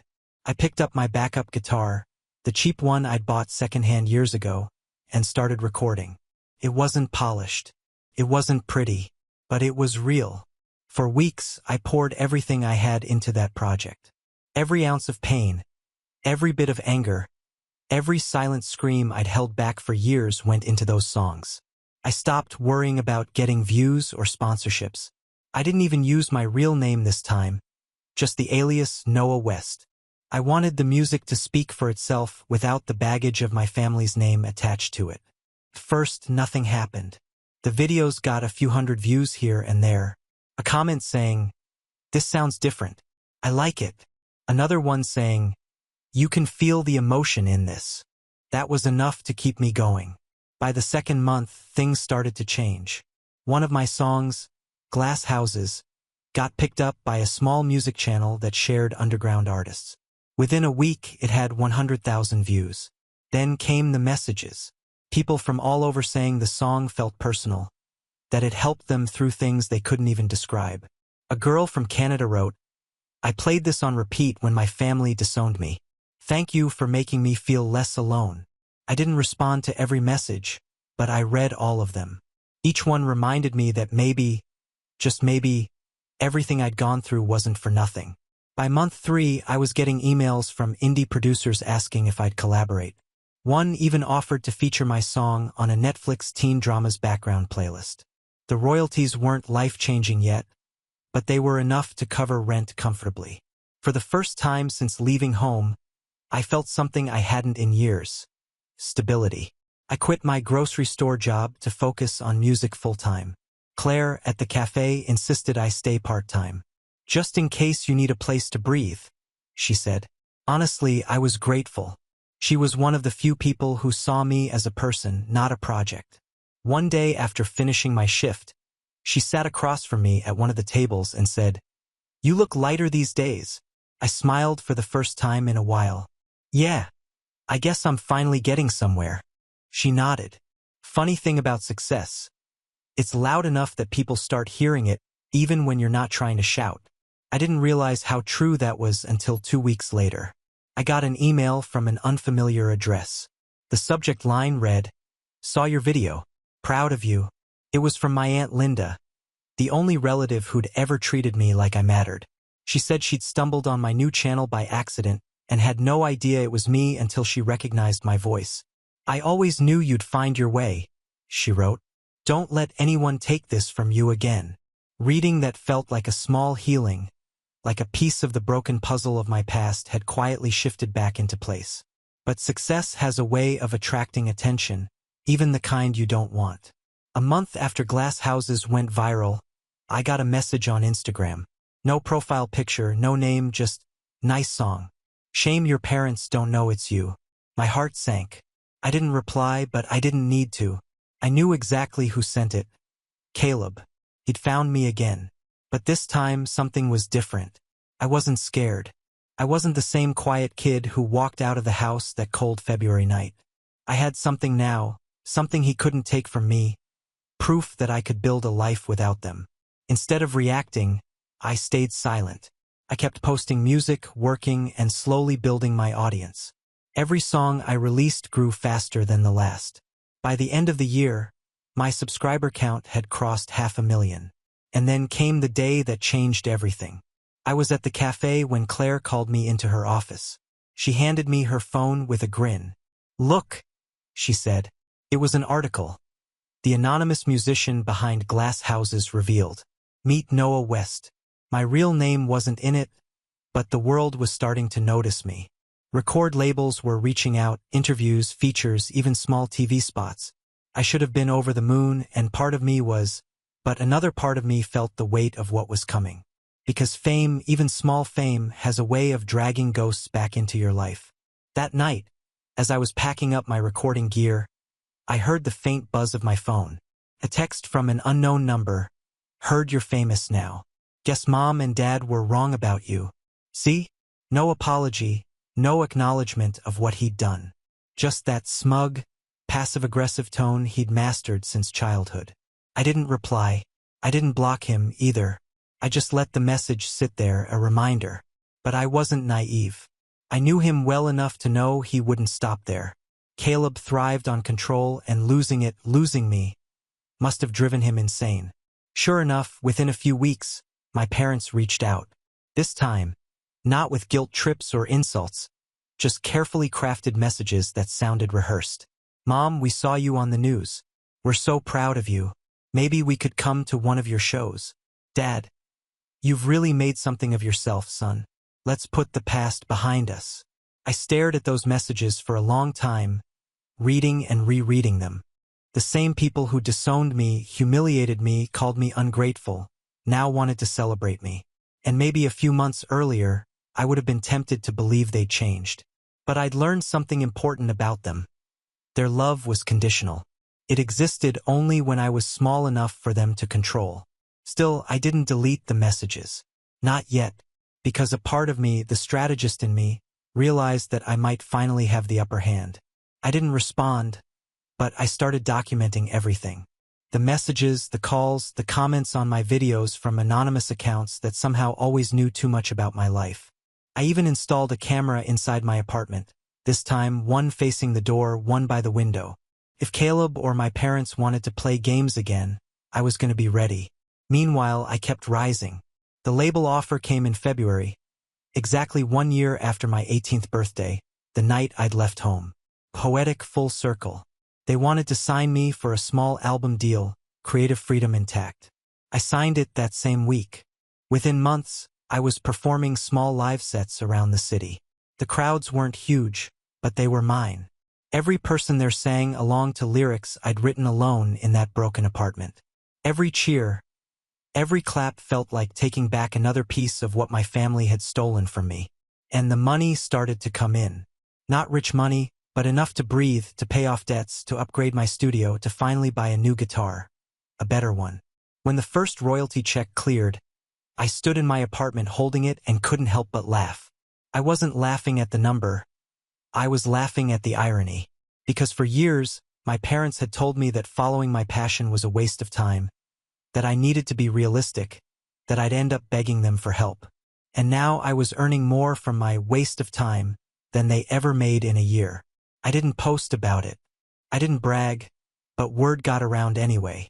My aunt called one night saying she'd heard from someone in the family that my parents were bragging to their church friends about how successful their musician son was. The same people who once told me I was a disappointment were now using my name for attention. First, I brushed it off. Let them talk. But then something happened that made me realize this wasn't harmless pride. It was another setup. One morning, I got an invitation in the mail. No return address, just elegant handwriting on thick paper. You are cordially invited to celebrate Caleb's graduation and new career opportunity. The address, my parents' house. And at the bottom, written in my mom's neat cursive, were the words, "It would mean the world if you came." I stared at that invitation for a long time. It wasn't an olive branch. It was bait. And for the first time since I'd left, I didn't feel afraid. I felt ready because I had something I'd never had before. Leverage. They thought I was still that quiet kid they could walk over. They didn't realize that the same silence they used to mistake for weakness had turned into something else entirely. Focus. So, I put the invitation down, leaned back in my chair, and whispered to myself, "All right, Caleb, let's see how you handle the spotlight when it's not all about you." Because this time I wasn't going there to make peace. I was going there to make history. The invitation sat on my desk for a full day before I touched it again. Every time I glanced at it, I felt the same mix of irritation and curiosity. A graduation celebration. Huh? The timing was too perfect. My career was finally taking off, my name was trending on a few music sites, and now suddenly they wanted me at a family gathering. I could practically hear Caleb's voice behind it. Smooth, smug, already rehearsing whatever public humiliation he was planning. But this time, the difference was simple. I wasn't walking in as the forgotten kid. I was walking in as someone who finally had control. So, I decided I'd go, but not unprepared. The first thing I did was call Aunt Linda. She'd always been my quiet ally, the one who whispered encouragement when everyone else dismissed me. I told her about the invite, about the break-in, and about Caleb's little documentary that nearly wrecked my reputation. There was a pause on the line before she said, "Owen, if you're going, you need to make sure the truth comes out on your terms, not theirs." That stuck with me. So I spent the next week planning. I didn't tell a soul, not even Claire. I bought a couple of hidden lapel microphones and a pin camera. Nothing fancy, just reliable enough to capture every word. I rehearsed in my head what I might say, how I'd act. No yelling, no losing control this time. Just calm, deliberate precision. The night of the event arrived faster than I expected. Their house looked exactly the same as the day I left. Neat lawn, white shutters, lights glowing through the big windows like a picture-perfect postcard. But as I stood there on the porch, it didn't feel like home anymore. Felt like a stage. When Mom opened the door, her smile was immediate, wide, and unnatural. "Owen," she exclaimed, pulling me into a hug that felt rehearsed. "You came. Wouldn't miss it," I said with a polite smile. The house was full of people. Relatives, neighbors, even a few of Caleb's college friends. There were banners that said "Congratulations, Caleb," and a big collage of photos showing his journey. I noticed that one of those photos was the same childhood picture he'd left in my apartment after the break-in. A chill ran through me, but I didn't show it. Caleb spotted me from across the room. He froze for a split second, not expecting me to actually show up, then broke into that practiced grin. "Well, look who it is," he said, loud enough for people nearby to hear. "The prodigal son." I just nodded. "Congrats, Caleb. Guess we're both doing all right." He smirked. "Yeah, though some of us didn't need to cry online for sympathy to get there." The people around us laughed, uncomfortable, unsure if it was a joke or a jab. I smiled through it, every nerve in my body telling me to stay calm. "You're right," I said evenly. "Some of us just had to learn to work without handouts." His smile faltered just slightly. I could tell he hadn't expected me to be collected. He thrived on reaction, on me getting flustered. Not tonight. Dinner was served about an hour later. The table was long and overly formal, Mom sitting at one end, Dad at the other, with Caleb and me across from each other in the center. The air was thick with small talk and tension. At one point, Mom raised her glass. "We're just so proud of both our boys," she said sweetly. "Caleb for graduating and Owen for, well, whatever it is you're doing these days." A few chuckles rippled around the table. My aunt shot me a sympathetic glance, but I stayed silent, letting them dig their own hole. Then Dad leaned forward.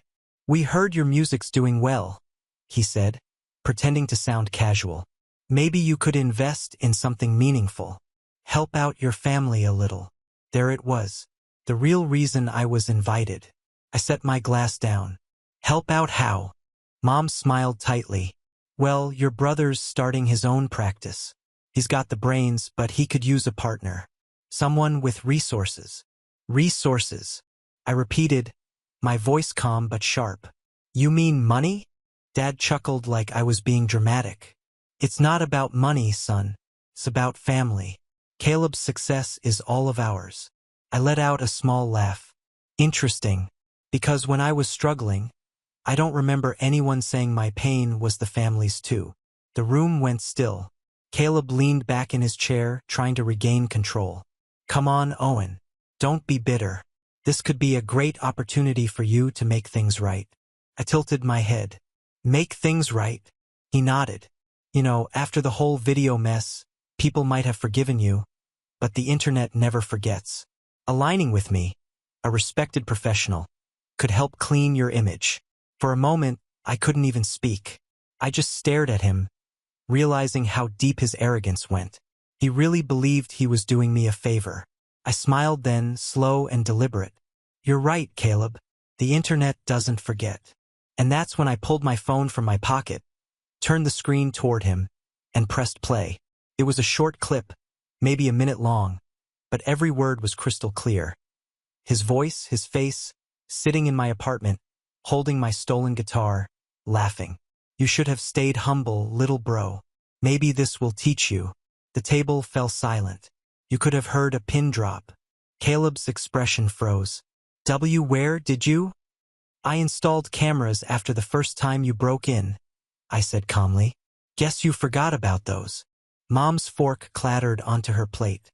Caleb, what is this? He stammered, his face pale. It's fake. He's lying. But I was already pulling out the second piece of evidence. A printed police report from the break-in. I didn't press charges before, I said. Didn't want to ruin your life. But seeing as you're still lying about it, maybe it's time I stop protecting you. My father looked between us, his face red. You recorded your brother? I turned to him. No, he recorded me. He made fake videos to ruin my name, broke into my home, and stole from me. I just documented the truth. Whispers spread around the table. Aunt Linda's hand covered her mouth. Caleb looked cornered, his jaw tightening. You can't prove. Actually, I said, cutting him off. I can. I tapped my phone again, this time opening a private web page, my lawyer's website. Meet my new manager. And yes, he's also an attorney. We've been preparing a civil case for months. Libel, defamation, property theft, all neatly documented. The color drained completely from Caleb's face. Mom reached for him, whispering, Tell me this isn't true. He didn't answer. I leaned back, calm, steady. Don't worry, I'm not pressing charges yet, but I wanted everyone here to see who the real victim is. And if any of you ever repeat what he posted about me again, I looked around the table, my voice quiet but firm. You'll be hearing from him too. I slid my chair back and stood up. No yelling, no tears, just quiet power. Before I left, I turned to my mother. You once said I should be more like Caleb. I think I finally understand why that was such a terrible idea. Then I looked at Caleb one last time, frozen, humiliated. His perfect image cracked for everyone to see. By the way, I said with a faint smile, I'll be releasing a new song next week. It's called Family Business. Thought you might enjoy it. I walked out before anyone could say a word. Outside, the air felt sharp and clean, like the first breath after being underwater too long. I could hear murmurs from inside, disbelief, anger, the crumbling sound of a reputation collapsing. When I got in my car, I sat there for a minute, letting the moment sink in. The same house that once made me feel small was now just another backdrop, a place I'd outgrown. I turned on the engine, rolled down the window, and drove away without looking back. And that night, when I got home, I picked up my new guitar and wrote a final verse to a song I'd been working on. It wasn't angry. It wasn't bitter. It was calm, the kind of peace that comes when you stop needing revenge and start living like you've already won. Because that's the thing about people who try to destroy you. They never expect you to rise quietly. They expect you to break. But I didn't break. I rebuilt. And this time they had to watch. The fallout came faster than I expected. By the next morning, the family group chat, which I hadn't opened in over a year, was a battlefield. Dozens of messages, arguments, accusations. It was like lighting a match in a room full of gasoline and walking away before the explosion. I didn't even have to reply. They were tearing each other apart without me. My aunt texted first. "Aunt Linda, you did the right thing. They needed to be exposed. Don't let anyone guilt you for defending yourself." I thanked her, but she didn't know half of it. The confrontation at that dinner had gone viral in its own way, not online but inside the community where my parents and Caleb thrived. Their perfect reputation, the one they protected for years like it was sacred, was finally cracked open for everyone to see. Word spread quickly through relatives and friends. The Golden family wasn't so golden anymore. Apparently, a few of Caleb's friends who were at the dinner filmed snippets after I left. Nothing incriminating from my side, but enough to show Caleb stammering, my mom crying, and my dad yelling about betrayal. Someone posted it on a local gossip forum, and within days, it made its way around our small town. Suddenly, my family wasn't the model of perfection. They were the cautionary tale. Mom called me 3 days later.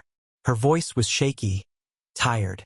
"Owen, please, you've humiliated us."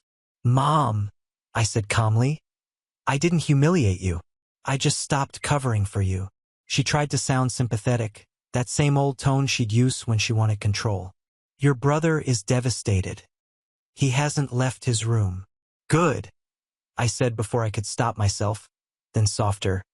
"Maybe he'll finally know what it feels like." She sighed, sniffling. "We're family. We should be helping each other, not destroying each other." That line almost made me laugh. I was never family to you, Mom. I was just the comparison point, the reminder of what Caleb wasn't. There was silence on the other end, and for once, she didn't have a quick response. Just a small, broken, "We didn't mean for it to go this far." But it had. And now there was no going back. After that call, I blocked her number. Not out of anger this time, but out of peace. In the weeks that followed, the ripples of that night spread wider.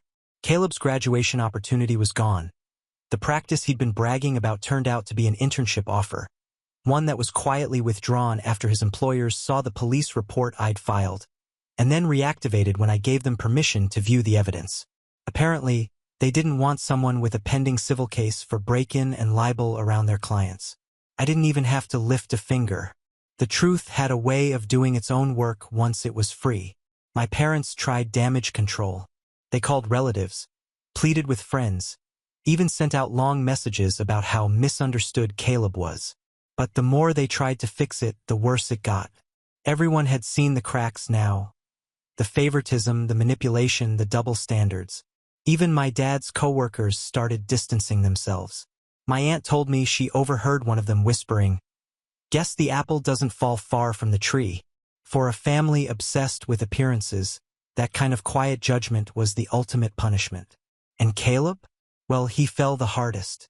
A few weeks later, I got a message from one of his old friends. "Dude, your brother's been losing it. He won't stop ranting about you. Says you ruined his life." I didn't reply, but I won't lie, it felt good to read that. Not because I wanted him destroyed, but because for once, he was the one feeling powerless. Then came the night that closed the chapter completely. It was late, past midnight, when I heard a knock on my door. I wasn't expecting anyone, and for a split second, my chest tightened, thinking maybe it was him again. But when I opened the door, Caleb was standing there, drenched from the rain, looking nothing like the arrogant brother I remembered. His eyes were red, his posture slouched. He wasn't smirking. He wasn't performing. He looked small. "Can I come in?" he asked quietly. I hesitated but stepped aside. He walked in slowly, glancing around the apartment like he was seeing it for the first time. He sat down at the table, and for a long time, neither of us spoke. The sound of the rain hitting the window filled the silence. Finally, he said, "You destroyed me." I exhaled, leaning against the counter. "No, Caleb, you destroyed yourself. I just stopped letting you drag me down with you." He rubbed his face, shaking his head. "You think you're better than me now?" I shook mine. "No, I just learned the difference between love and control." He was quiet for a while. Then he said, They won't even talk to me. Dad's furious. Mom cries all the time. Aunt Linda won't answer my calls. It's like everyone turned on me overnight. That's what happens, I said softly. When you live off lies, they catch up eventually. He looked up at me then, his voice trembling. I didn't think it'd go this far. I just wanted you to stop making me look bad. That line hit me harder than I expected. Stop making me look bad. That's all this had ever been about. It wasn't jealousy of what I had. It was jealousy of who I was becoming. I was proof that he wasn't the perfect son they thought he was. You did that yourself, Caleb, I said. All I did was tell the truth. He looked down, then nodded slowly. I guess I deserved it. For the first time, he wasn't defensive. He wasn't smirking or blaming me. He looked human, regretful even. He stood to leave but paused by the door. For what it's worth, I'm sorry. For all of it. I didn't say anything. Not because I didn't believe him, but because I wasn't ready to give him what he wanted. Absolution. Not yet. He left quietly, disappearing into the rain. I never saw him again after that night. A month later, Aunt Linda told me he'd moved out of state, trying to start over. My parents sold the house and downsized. From what she said, Dad had a mild stroke, and Mom spends most of her time taking care of him. I didn't feel joy hearing it, just a kind of melancholy acceptance. The past had finally collapsed under its own weight. Meanwhile, my life kept moving forward. The album I'd been working on, Glass Houses, released that spring. It debuted modestly, but word of mouth carried it fast. Critics called it haunting, sincere, and a quiet masterpiece. The final track, 18, was the most personal one I'd ever written. It told the story of that night, the birthday I never got to have, the family that tried to control me, and the freedom I found by walking away. It wasn't angry, it was reflective, and people connected to it deeply. One of the comments under the official upload said, "This song sounds like someone finally closing a chapter." They were right. When the royalties came in, I donated part of them to a youth shelter near my old neighborhood. Kids who aged out of the system, kids who had nowhere to go when they turned 18. It felt like giving that scared version of myself a voice, a chance, a home. Sometimes I'd still think about my family, not with hatred, but with distance, like characters from a book I'd already finished reading. And every once in a while, when I played 18 live, I'd spot someone in the crowd with that same haunted look I used to wear, someone who'd been told their feelings didn't matter. And when I sang the last line, I sang it for them because I knew what it meant to finally be seen. One night after a show, a fan came up to me. She looked nervous, maybe 17 or 18, holding a crumpled piece of paper with my lyrics on it. "That line," she said quietly, "the one about walking away to become real, it saved me." I smiled at her and said the only thing I could think of. Then it did what it was meant to. When she left, I sat alone backstage, looking at the empty stage lights fading to black. It hit me that my story, the pain, the betrayal, the silence, had turned into something that healed others. That was the real revenge. Not the confrontation, not the exposure, not even the downfall of the people who tried to destroy me. The real revenge was living a life so honest, so full, that the ones who broke me would have to watch from afar, powerless to rewrite it. And as for me, I finally celebrated that 18th birthday 1 year late, but properly this time. Just me, a few real friends, and a cake with too many candles. When they asked what I was wishing for, I smiled and said, "Nothing. I already got it." Because for the first time in my life, I didn't need their approval. I didn't need their love. I was free. And freedom after a lifetime of being silenced was the sweetest revenge of all. Now on to the next story. Story 4. My name's Alex, and I never thought I'd be the kind of person to cut off my own parents. But after everything they put me through, I don't regret it for a second. For 5 years, I paid their bills, rent, utilities, groceries, anything they needed, I covered it. They always had an excuse. My dad had back problems that made working impossible.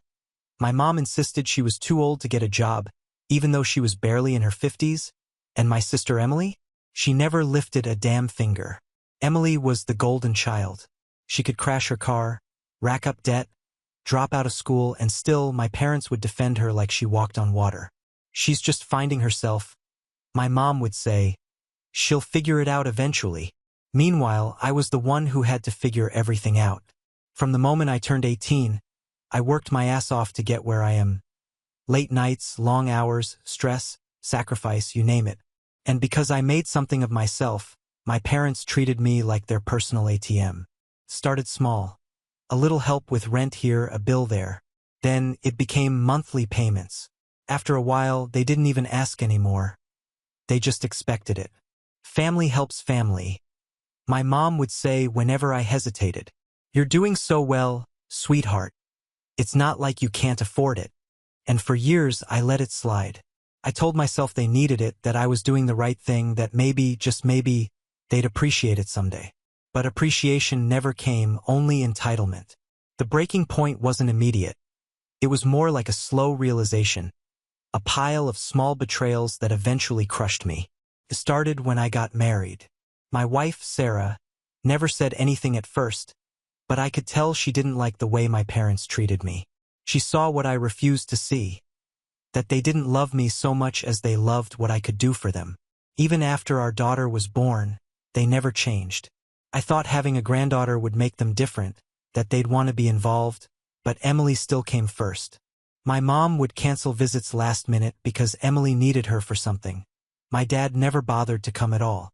If I didn't make the effort, they wouldn't see my daughter at all. Then came the moment that shattered everything. I had an important work event, something I couldn't miss. Sarah had a last-minute business trip.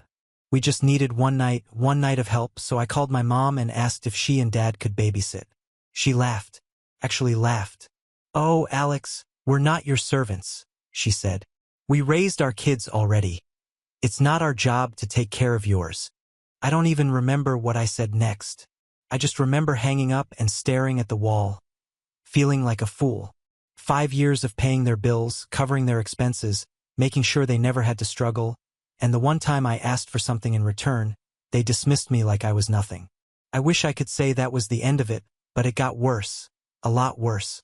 I sat there for a long time, phone still in my hand, replaying the conversation in my head. Maybe I misheard her?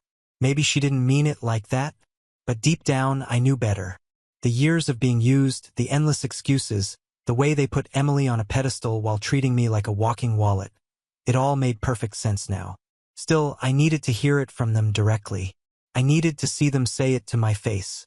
So, I got in my car and drove straight to their house. The drive was short, but my mind was racing the entire way.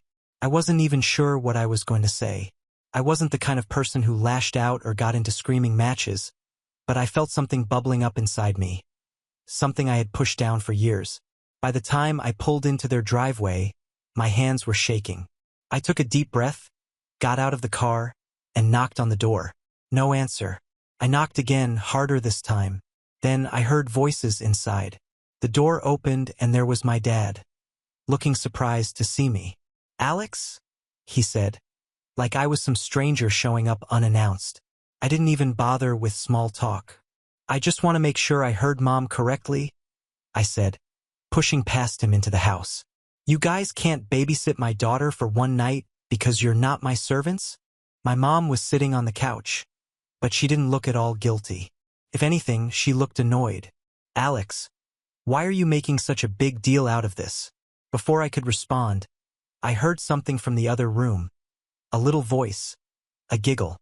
I turned my head toward the hallway, and that's when I saw it. Emily's kids.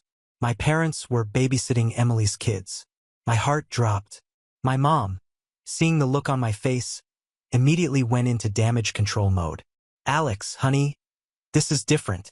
"Different?" My voice was eerily calm. "Explain to me how this is different." My dad, who never had much of a spine, sighed and rubbed his temples. "Your sister had a really bad headache. She just needed a little rest." I stared at him in disbelief. "A headache?" I repeated. "She has a headache, so you drop everything to watch her kids? But when I, the one who's been paying your bills for years, ask you to babysit for one night, suddenly you raised your kids already?" My mom rolled her eyes as if I was being dramatic. Alex, it's not like that. Your sister Emily gets everything handed to her. I snapped. And I get used. My mom's face hardened. That's not fair. We appreciate everything you do for us.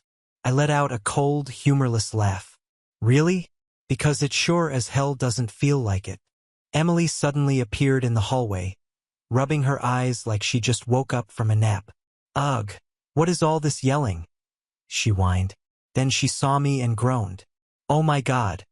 Are you seriously throwing a tantrum right now? I turned to her, my jaw clenched. You're unbelievable. She folded her arms, smirking.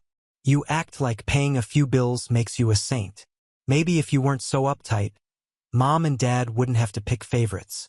Something inside me snapped.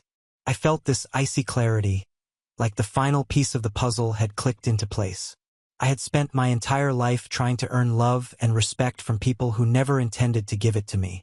And now, standing in that living room, watching them babysit Emily's kids after laughing in my face, I finally saw the truth. I was done.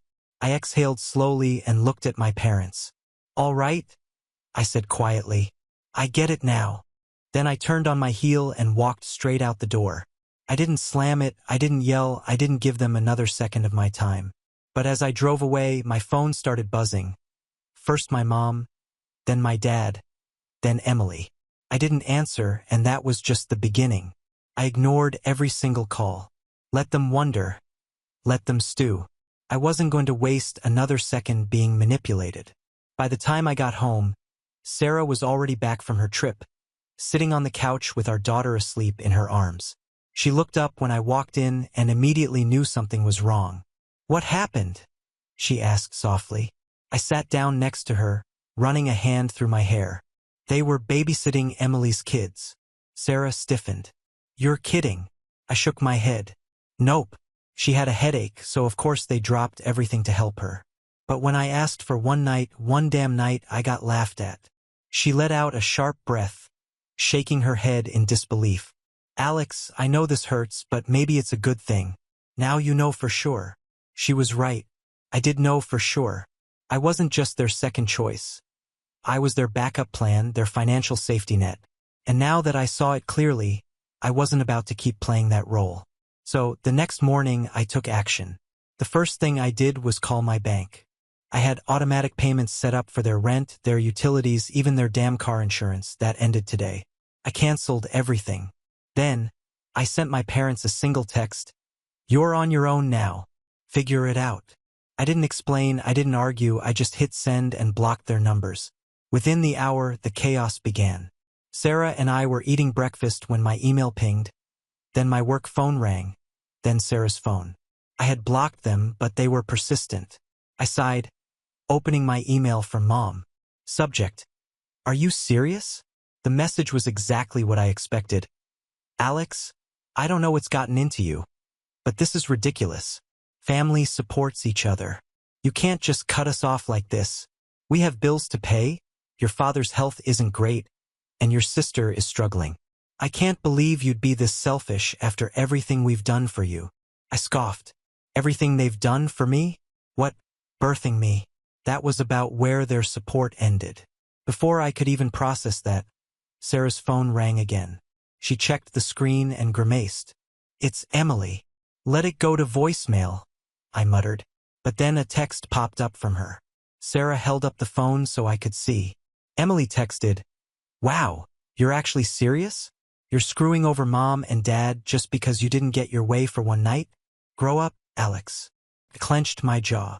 Of course Emily would twist it like that. Of course she would make me the villain. I stood up, pacing the kitchen. You know what? Let them panic. Let them scream. I don't care anymore. Sarah gave me a proud little smile. Good. They don't deserve another second of your energy. And for the first time in years, I felt free. But the drama wasn't over yet, because 3 days later, I heard a knock at my front door. When I looked through the peephole, I almost laughed. It was my parents, and they were crying. I stared through the peephole for a long moment, my stomach twisting. There they were. My mother and father standing outside my house looking absolutely pitiful. My mother had tears streaming down her face, and my father stood beside her. Rubbing his temples like this was all some massive inconvenience. A part of me almost felt bad, almost. Then, I remembered every time they had used me, every bill I had covered, every sacrifice I had made while Emily sat back doing nothing, yet somehow being treated like royalty. I remembered the laughter in my mother's voice when she dismissed me like I was an idiot for even asking them to babysit. I felt a fire rise in my chest. Taking a deep breath, I unlocked the door and swung it open. The second my mother saw me, she launched into it. "Alex, thank God. We've been trying to reach you." I folded my arms, leaning against the door frame. "Yeah, I noticed." My dad stepped forward, his expression a mix of exhaustion and frustration. "Alex, son, we need to talk." "No, you need to talk," I shot back, because I already said everything I needed to. My mother clutched at her chest like I had just stabbed her. "How can you be so heartless? We're family." I let out a sharp, humorless laugh. "Oh, now we're family? That's funny because when I needed you, when I needed one night, just one, you laughed in my face. But when Emily has a headache, you roll out the red carpet for her." Mom's face twisted into an ugly frown. "That's not fair. Not fair." My voice rose. "What's not fair is me paying your bills for 5 years while Emily did absolutely nothing. What's not fair is me bending over backwards to help you, only to be treated like an afterthought while she gets to be the golden child. You can sit here and cry all you want, but I see the truth now." My dad sighed heavily, shaking his head. "Alex, come on. We appreciate everything you do for us." I scoffed. "No, you appreciate my money. Big difference." That shut them up real quick. My mom's face crumpled like she was about to start full-on sobbing. We didn't think you'd actually go through with it," she admitted, wiping at her eyes. "You've always been so responsible, so good to us. We thought you'd calm down and fix this." I gritted my teeth. "Fix what, Mom? The fact that you've been using me? That you've been emotionally manipulating me into paying for everything while Emily does nothing? That you take me for granted and act like she's a damn princess?" My mother sniffled. "We're not using you. We just relied on you a little too much." I shook my head. "No, you exploited me. You guilt-tripped me into believing that it was my job to take care of you. But it's not. You're grown adults. If you can't afford your own bills, that's not my problem anymore." Dad, ever the peacekeeper, rubbed his face in frustration. "Look, I get it. Okay? We screwed up." "We screwed up?" I repeated, letting out a bitter laugh. "Screwing up is forgetting to send a birthday card. This is years of manipulation. This is me realizing that the only reason you ever treated me kindly was because I was useful to you." My mother shook her head desperately. "That's not true. We love you." "No." I cut her off coldly. "You love what I do for you. There's a difference." Silence. For the first time in my life, they actually seemed speechless. But then, right on cue, my mother did what she did best. She flipped the script. Her sadness morphed into anger, and suddenly I was the villain again. "You're being so cruel, Alex," she snapped. "Do you have any idea what you're doing to this family? We are struggling. We are barely keeping our heads above water. And instead of helping your own flesh and blood, you're throwing a tantrum over babysitting." My jaw tightened. "No, I'm finally standing up for myself." "You're being dramatic," she scoffed. "You're cutting us off over nothing." I felt a dangerous calm settle over me. "Nothing?" I echoed. "You think this is nothing?" I took a step closer, lowering my voice. "Mom, I have spent the last 5 years keeping a roof over your head, while Emily did nothing. You have drained me financially and emotionally. And the one time I asked for something in return, you laughed in my face. You called me selfish, but now that I'm done being your ATM, suddenly you're crying outside my house." She looked away, sniffling. My dad cleared his throat awkwardly. I nodded, the realization settling in fully. "That's what I thought." Mom exhaled sharply, regaining some of her usual venom. "Fine," she said bitterly. "If this is how you want it, then fine. But don't come crawling back when you realize how much you need us." I let out a sharp laugh. "Need you for what? Emotional abuse? Guilt trips?" Bills I didn't sign up for? Yeah, I think I'll pass. Dad sighed, rubbing his face. Come on, Alex. Let's not burn bridges here. We just need a little help. I turned and gestured toward their car in my driveway. Then maybe you should go ask Emily. Oh wait. She's never helped, has she? Silence again. They both knew I was right. I took a deep breath, steadying myself. I'm done. I mean it this time. No more money, no more favors. You figure your own lives out, just like I had to. Mom opened her mouth to argue, but I was already stepping back inside, and without another word, I shut the door in their faces. I leaned against it, my heart pounding, my breath coming in short bursts. For a second, I just stood there listening. I could hear them murmuring, their voices frantic. My mother was sniffling, my father sighing. Then, slowly, their footsteps retreated. I peeked through the window. They were standing by their car, arguing with each other. Then, finally, they got in and drove away. I just stood there, letting it all sink in. For the first time in my life, I had set a boundary, a real boundary, and it felt incredible. But I had a feeling this wasn't over yet. The next morning, I woke up to my phone vibrating like crazy. At first, I thought it was just another work notification, but as soon as I unlocked my screen, I saw the flood of messages, texts, missed calls, and even tags on Facebook. My stomach sank. I opened the first text. It was from my cousin Jenna. Holy crap, Alex. Have you seen what your mom posted? My heart pounded as I clicked on the link she sent me. Took me to Facebook to a post from my mother. In the moment I started reading, my hands clenched into fists. It breaks my heart to say this, but sometimes the people you love the most turn their backs on you. My own daughter, yes, the one I raised, fed, clothed, and loved unconditionally, has abandoned her family in our time of need. After everything we've done for her, she has decided we're not good enough for her anymore. I never thought I'd see the day when my own child would treat me like a burden, like a piece of trash to be thrown away. But money changes people, I guess. And now she's left us struggling, knowing we have no one else to turn to. If only she had a heart as big as her bank account. I stared at the screen, my breath coming in sharp bursts. The comments were even worse. Wow. I can't believe your daughter would do that to you. Some kids just don't appreciate their parents anymore. It's disgusting. After all you sacrificed for her, she should be ashamed. Karma will come for her. Just wait. I scrolled and scrolled, my face burning.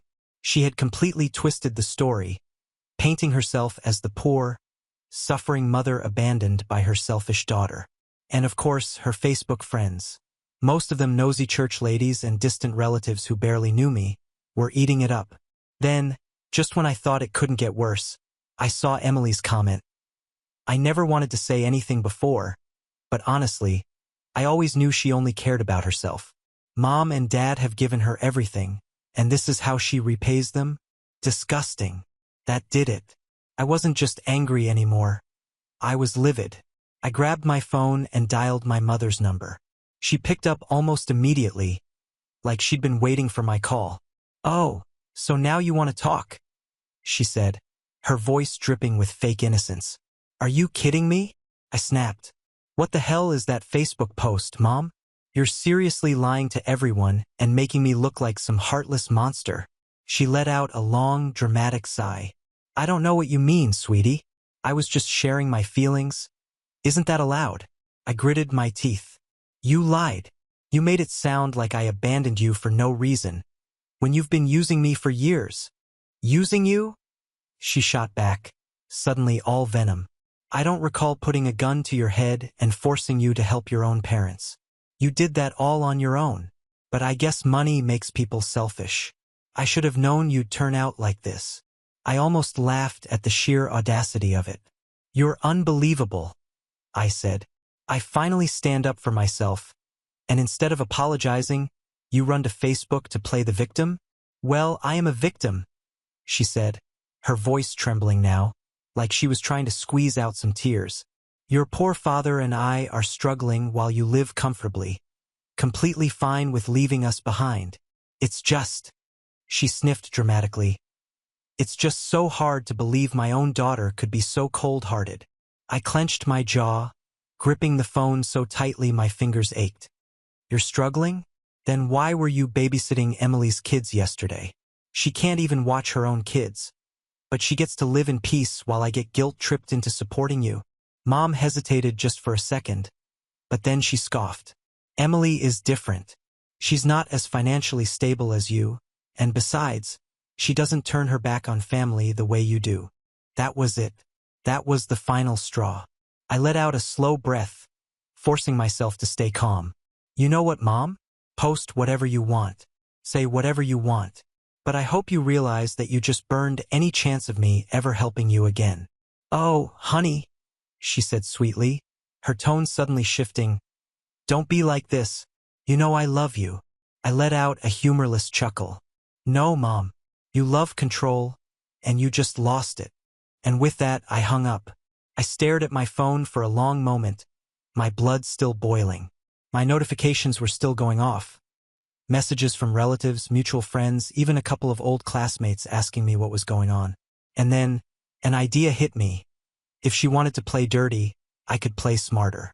I took a deep breath, opened Facebook, and started typing. I didn't rant, I didn't insult. I just laid out the facts. How I had been paying their bills for years while my sister contributed nothing. How they had refused to help me when I needed them just once. And how they immediately turned around and did the exact thing for my sister that they claimed they weren't my servants for doing. I hit post and braced myself. The response was immediate. Messages flooded in, not just from friends, but from extended family, people I hadn't talked to in years. Some were supportive, furious on my behalf. Others were shocked, saying they had no idea what had been going on behind the scenes. A few tried to stay neutral, claiming family should stick together no matter what, but overwhelmingly, the tide was against my parents. And then, my sister showed up in the comments. Wow, can't believe you'd embarrass our parents like this. So much for family. That was rich coming from someone who had done nothing but take and take while I carried the weight of responsibility alone. I didn't respond. I didn't have to. Others jumped in, calling her out, pointing out the blatant favoritism and the hypocrisy. Then came the messages from my parents. Mom texted, "How dare you do this to us? Do you have any idea how humiliated we are?" Dad texted, "Take the post down now. This isn't how family treats each other." Oh, so now family mattered? Now they wanted to talk about respect and loyalty. After years of using me like an ATM and throwing me aside when I needed the smallest favor? I didn't respond. Instead, I blocked them. Blocked my mom, blocked my dad, blocked my sister. And just like that, the weight lifted. No more guilt, no more obligation. No more being manipulated into believing that love was something I had to buy. I expected to feel sad, maybe even regretful. But as I sat in the silence of my own home holding my daughter close, all I felt was peace. For the first time in my life, I was free. What do you think? Did I do the right thing? Now on to the next story. Story 5. At the barbecue for my dad's retirement, I handed him a $12,000 Rolex. He smirked, trying to prove something. "You're still my disappointment." I smiled, took the box, and walked out. Mom screamed, "Don't you dare." This morning, my phone blew up with missed calls. Then they realized what else I'd taken back. I don't know what I thought would happen. Maybe deep down, I expected tears, a hug, maybe even a rare thank you. But instead, my father smirked like I just handed him a paperweight from Walmart instead of a $12,000 Rolex. He flipped the lid open like he already knew what was inside, stared at it for half a second, and said, "Trying to prove something. You're still my disappointment." My mom let out this high-pitched laugh like he'd made a joke. Everyone else just went quiet. It was his retirement barbecue. I planned it for 2 months. Booked the catering, ordered all his favorites, even got one of those tacky custom cakes with a little fondant briefcase on it. I hadn't been back in their backyard since Christmas the year before when my dad called Dave, my husband, a leech. We left early that night, too. I should have known. Still, I tried. Always try. I had the watch engraved with, "For the time you gave us, Nancy." Not that he read it. He didn't even take the damn thing out of the box. That smirk stuck on his face like he was enjoying the awkward silence. Like I was a kid again, showing him an art project he couldn't wait to toss in the trash. So I reached forward, took the box from his hand, turned around, and walked. Behind me, someone said, "Wait, is she serious?" Then came my mother's voice, "Don't you dare." She practically screamed it, but I didn't even flinch. I walked past the cousins who still call me uptight behind my back, past the folding table with the half-melted potato salad, past the stupid banner strung across the porch that said, "Happy retirement, Frank. 35 years of dedication." I walked out the side gate, got in my car, and left. I didn't cry. I didn't even feel angry. Just done. I'd been saving for that Rolex since I got promoted at the firm. Not because he deserved it, but because I needed to believe that some kind of gesture, some proof that I wasn't the drama queen or the overly sensitive daughter he always labeled me as, might finally get through to him. He never once came to my high school plays, didn't show up to my college graduation. He left my wedding early because he didn't like the music. And even after all that, I still wanted him to be proud of me like an idiot. Dave didn't ask questions when I got home. He was on the porch sanding the frame of that baby crib we've been working on. He just looked at me, then the watch in my hand, then said, "Want coffee or whiskey?" I said, "Both." He poured both. I told him everything. He just shook his head and said, "I knew you shouldn't have done it, but I also knew you had to." I fell asleep early that night, exhausted in a way that wasn't physical. At 6:12 a.m., my phone buzzed so hard it fell off the nightstand. 12 missed calls. 3 from Mom, 5 from Dad, 4 from Aunt Tricia, who never gets involved unless there's drama she can spin into Facebook content. Then came a call from Grandpa. He doesn't call unless it's serious. He said, "Nancy, what's going on? Your mom says you stole the watch and took the car, the one they use." Took me a second to realize what he meant. Then I remembered the spare car key. My mom had left her purse inside and I'd gone to grab my charger out of it earlier. The key was on the ring. I tossed it in my own purse and forgot her. Of course, the one I was still making payments on. They begged me for help when my dad's credit cards were maxed out and his old Toyota finally died. Said they just needed a cosigner, but I ended up paying for the whole damn thing because they couldn't make the payments this month. 10 months in a row. And now I had the key and technically it was mine, registered, insured, and paid for in my name. I stood there in the kitchen holding the key in one hand and the Rolex in the other. Something inside me shifted. Not anger, not revenge, just clarity. I'd spent years trying to earn love that was never mine to have. But I did earn this car. I earned that watch. I earned the right to stop pretending that any of this was normal. And if they wanted a war, they were about to find out I'd already won. By the next morning, my phone was vibrating nonstop. Mom's name flashed across the screen again and again, followed by Dad's. I didn't answer either. When I finally checked my voicemail, the first message was Mom crying so loud I could barely make out the words. She kept saying I'd humiliated them in front of everyone, that I'd ruined Dad's big day, that people were talking. Then came Dad's voice. "You think you can buy respect with a watch? You'll always be the same disappointment. I don't care how much money you waste." I deleted every message. Around lunchtime, there was a knock on the door. I wasn't expecting anyone. When I opened it, there was Grandpa, my dad's father, standing on the porch, leaning on his cane, his truck parked crooked in the driveway. He rarely drove these days, so seeing him there made my stomach drop. He walked in without saying much. Dave offered him coffee and he nodded.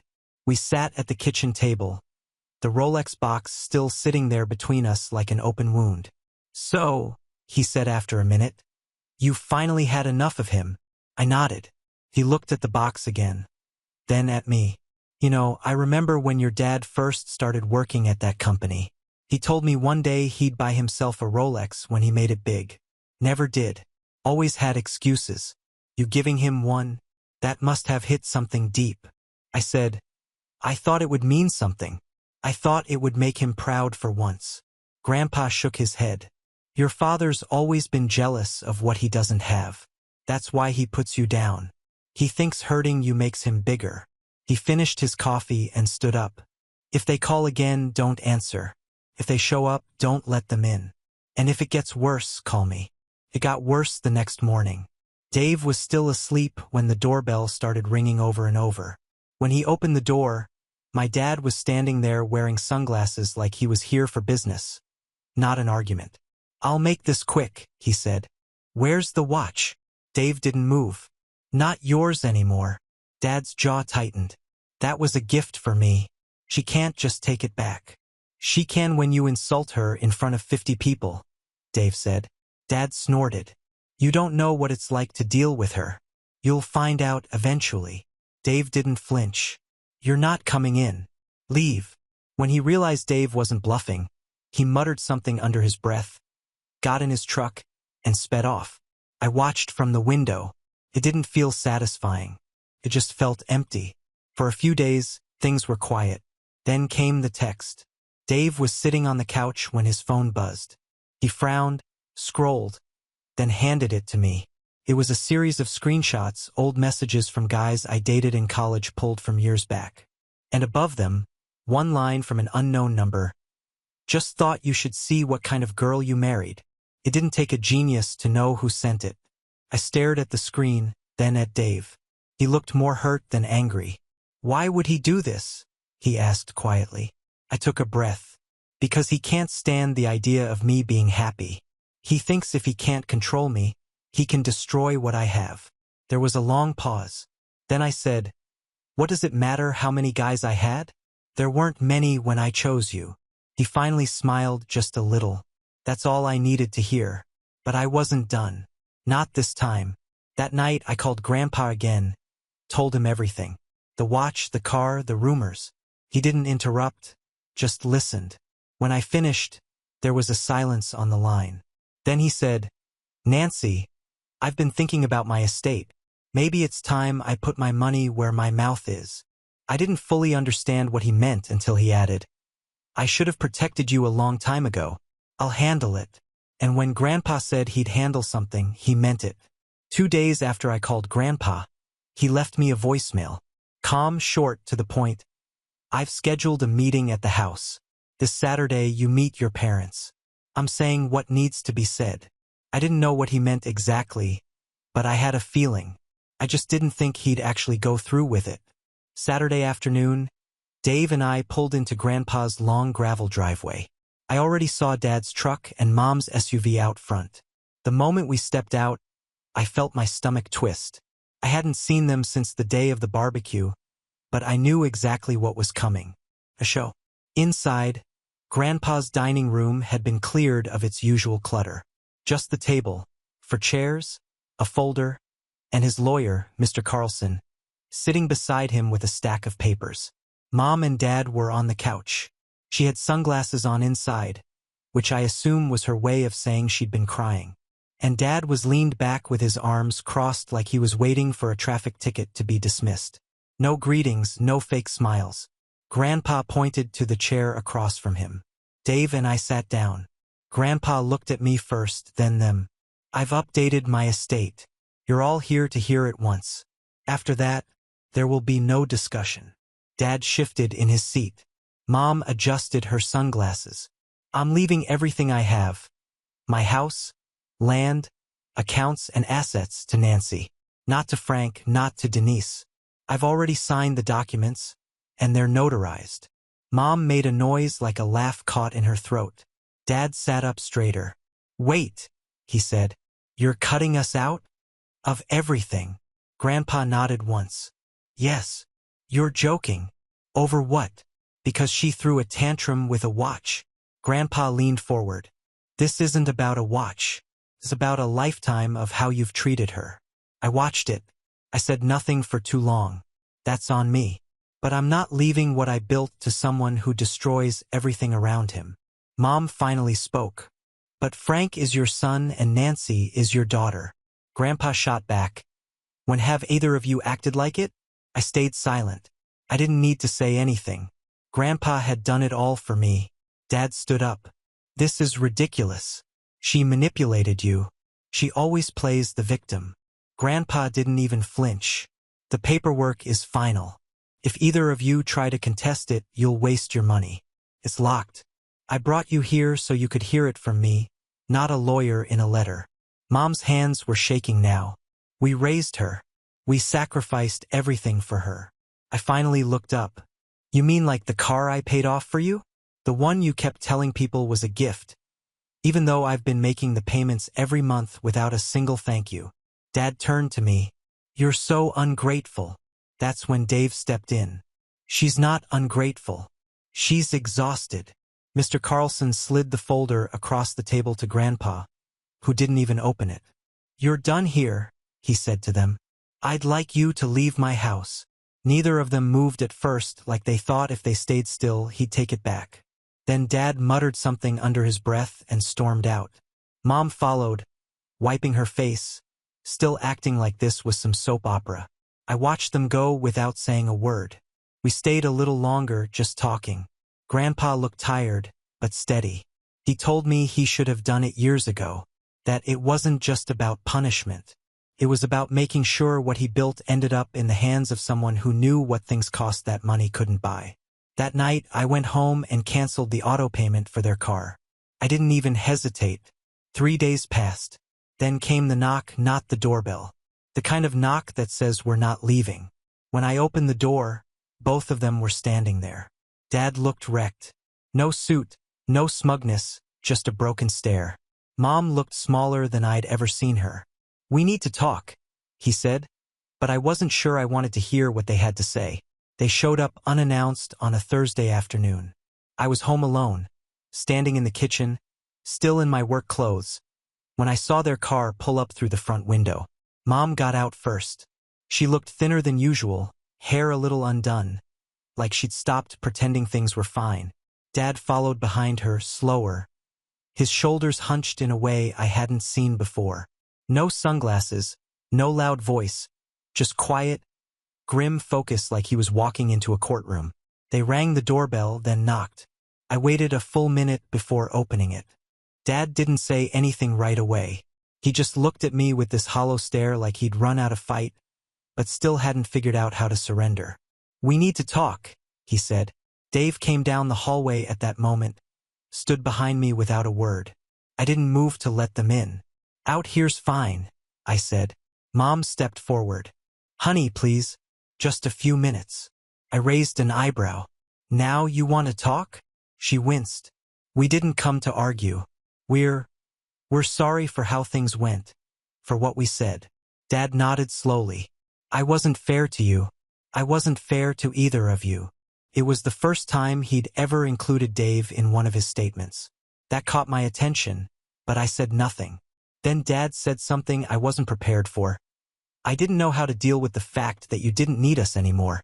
It made me feel useless, like you passed us by. He glanced at Dave for a second. And when you gave me that watch, I knew I hadn't earned it, and that scared me. It was strange hearing him speak like that without defensiveness, without spin. I could almost believe him, but something still didn't sit right. You didn't just insult me, I said. You came to my house and demanded it back. Then you tried to sabotage my marriage. I regret that, he said. Mom looked at me, eyes wide. We lost control. We thought we could still fix it. But then your grandfather. She trailed off. I finished her sentence, told the truth. Dad stepped in. Nancy, we're losing everything. The house, the land. He's handing it all to you. Do you understand what that means for us? I do, I said.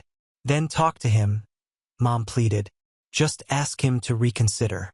Let him leave something to us. You don't have to give it all up. Just share it. You don't even have to tell him it was your idea. And why would I do that? Dad's eyes turned cold. Because you're still our daughter. No, I said. I'm the daughter you've ignored, belittled, and used until it stopped working. Mom's voice broke. Don't say that, please. You don't know what it's been like for us since he made that announcement. The bank called. If we lose the house, we have nowhere to go. Then maybe you shouldn't have burned every bridge, Dave said from behind me. Dad stiffened. We raised her. I laughed. You fed me and kept the lights on. That's not the same thing. I started to close the door, but Mom grabbed the edge of it. Wait, Ryan's coming home next week. I stopped. What? Your brother, she said. He called Grandpa. He said he wants to meet. He's going to talk to him. Of course he is, I muttered. What did you promise him? Neither of them answered. Dad cleared his throat. He's not going to let you take everything. I nodded slowly. So this wasn't an apology. This was a warning. He looked me in the eyes. This isn't over. No, I said. It's just getting started. I closed the door, locked it, walked away without looking back. That night, I sat in the living room with Dave and told him everything. The visit, the fake apologies, Ryan. And then I said the words I'd been holding back for years. They've never been my family. Not really.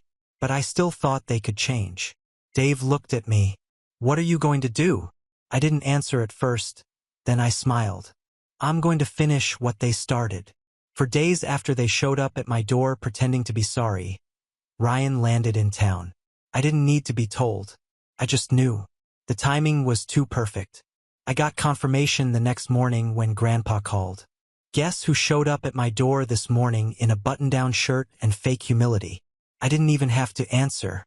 He said he was here for peace, that he wanted to mediate. And then he handed me a list. I sat down. What kind of list? Percentages of the estate, what he thought was fair to him and your parents. Told me it wasn't about money, just balance.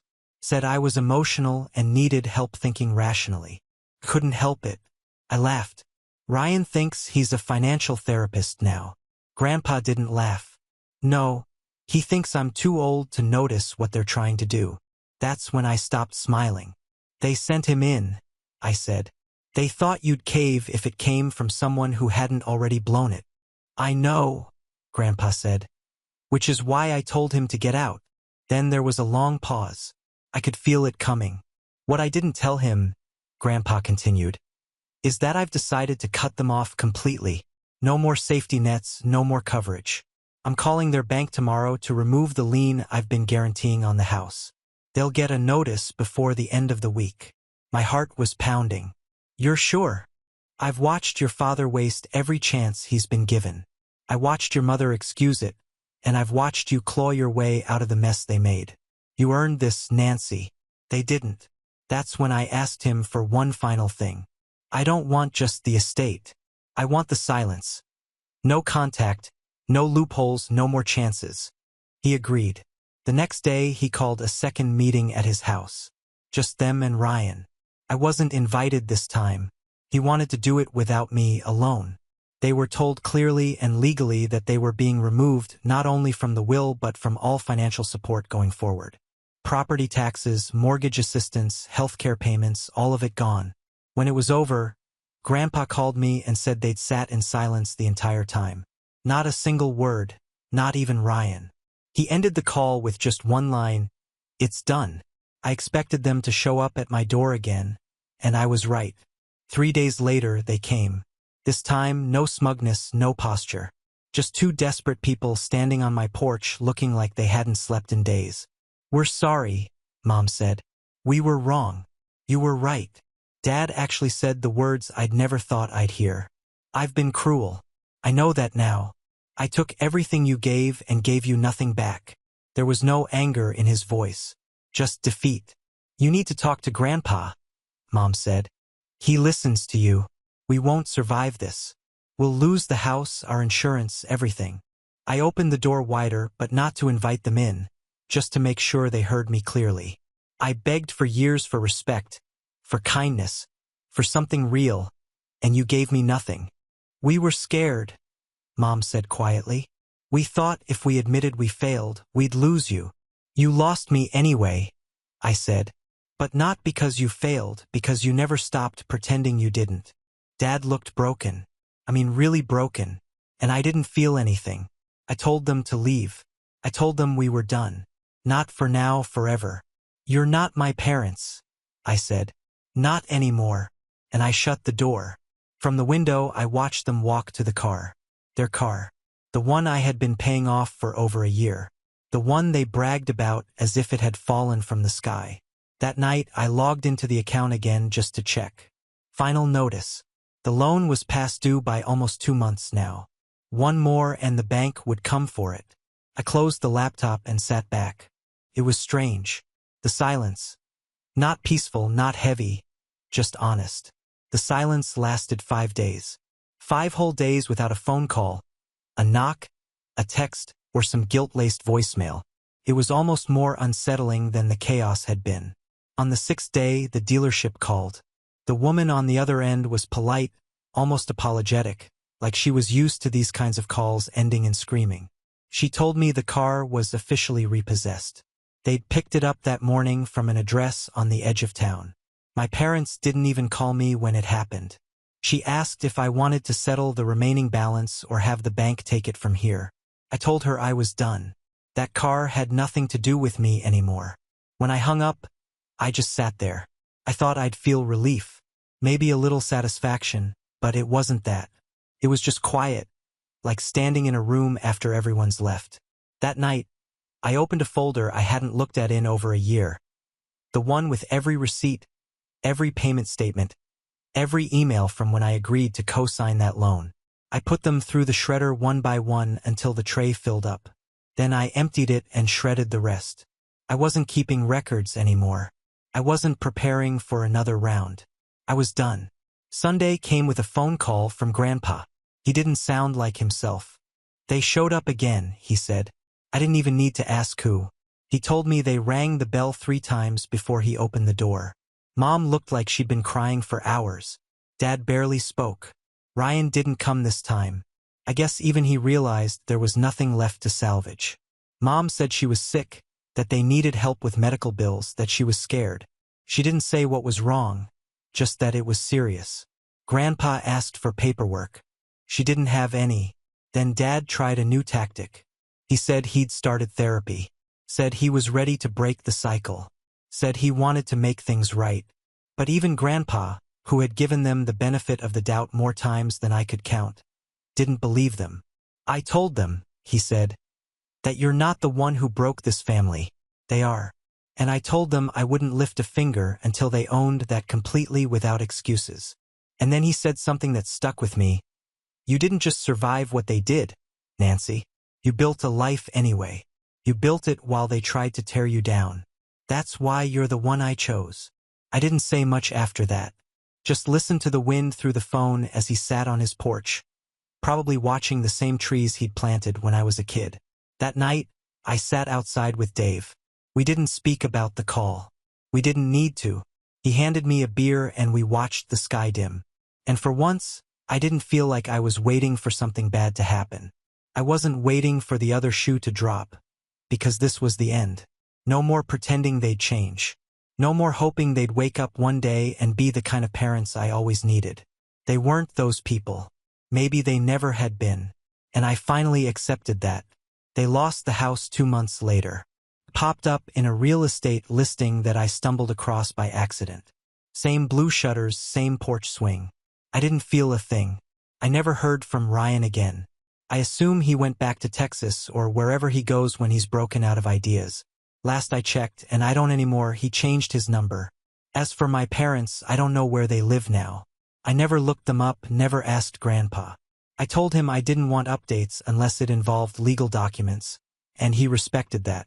People sometimes ask me, the ones who only know the polished surface of things, if I miss them, if I regret cutting them off, if I ever think about reconciliation. And I do think about them, but not with longing, not with sadness. I think about them like you think about an old scar. Something that happened that shaped you, but doesn't define you anymore. They spent years trying to convince me I was the problem. And for a long time, I believed them. But the truth is, they hated me not because I failed, but because I didn't. Because I became someone they couldn't control. And when I finally gave that watch back to myself and everything it stood for, I stopped being their disappointment. I became their consequence. It's been 3 months. I haven't heard a single word from them. No surprise visits, no mysterious voicemails, nothing from Ryan, nothing from anyone. Grandpa says they're still local, staying with some distant cousin nobody in the family really talks to. Apparently, they're trying to get back on their feet, whatever that means. I did get one message, though not from them, from someone who used to know them. An old neighbor of theirs messaged me on Facebook, said she saw my mom working the register at a pharmacy out near the edge of town. Said she looked tired, worn down. I thanked her for letting me know and left it at that.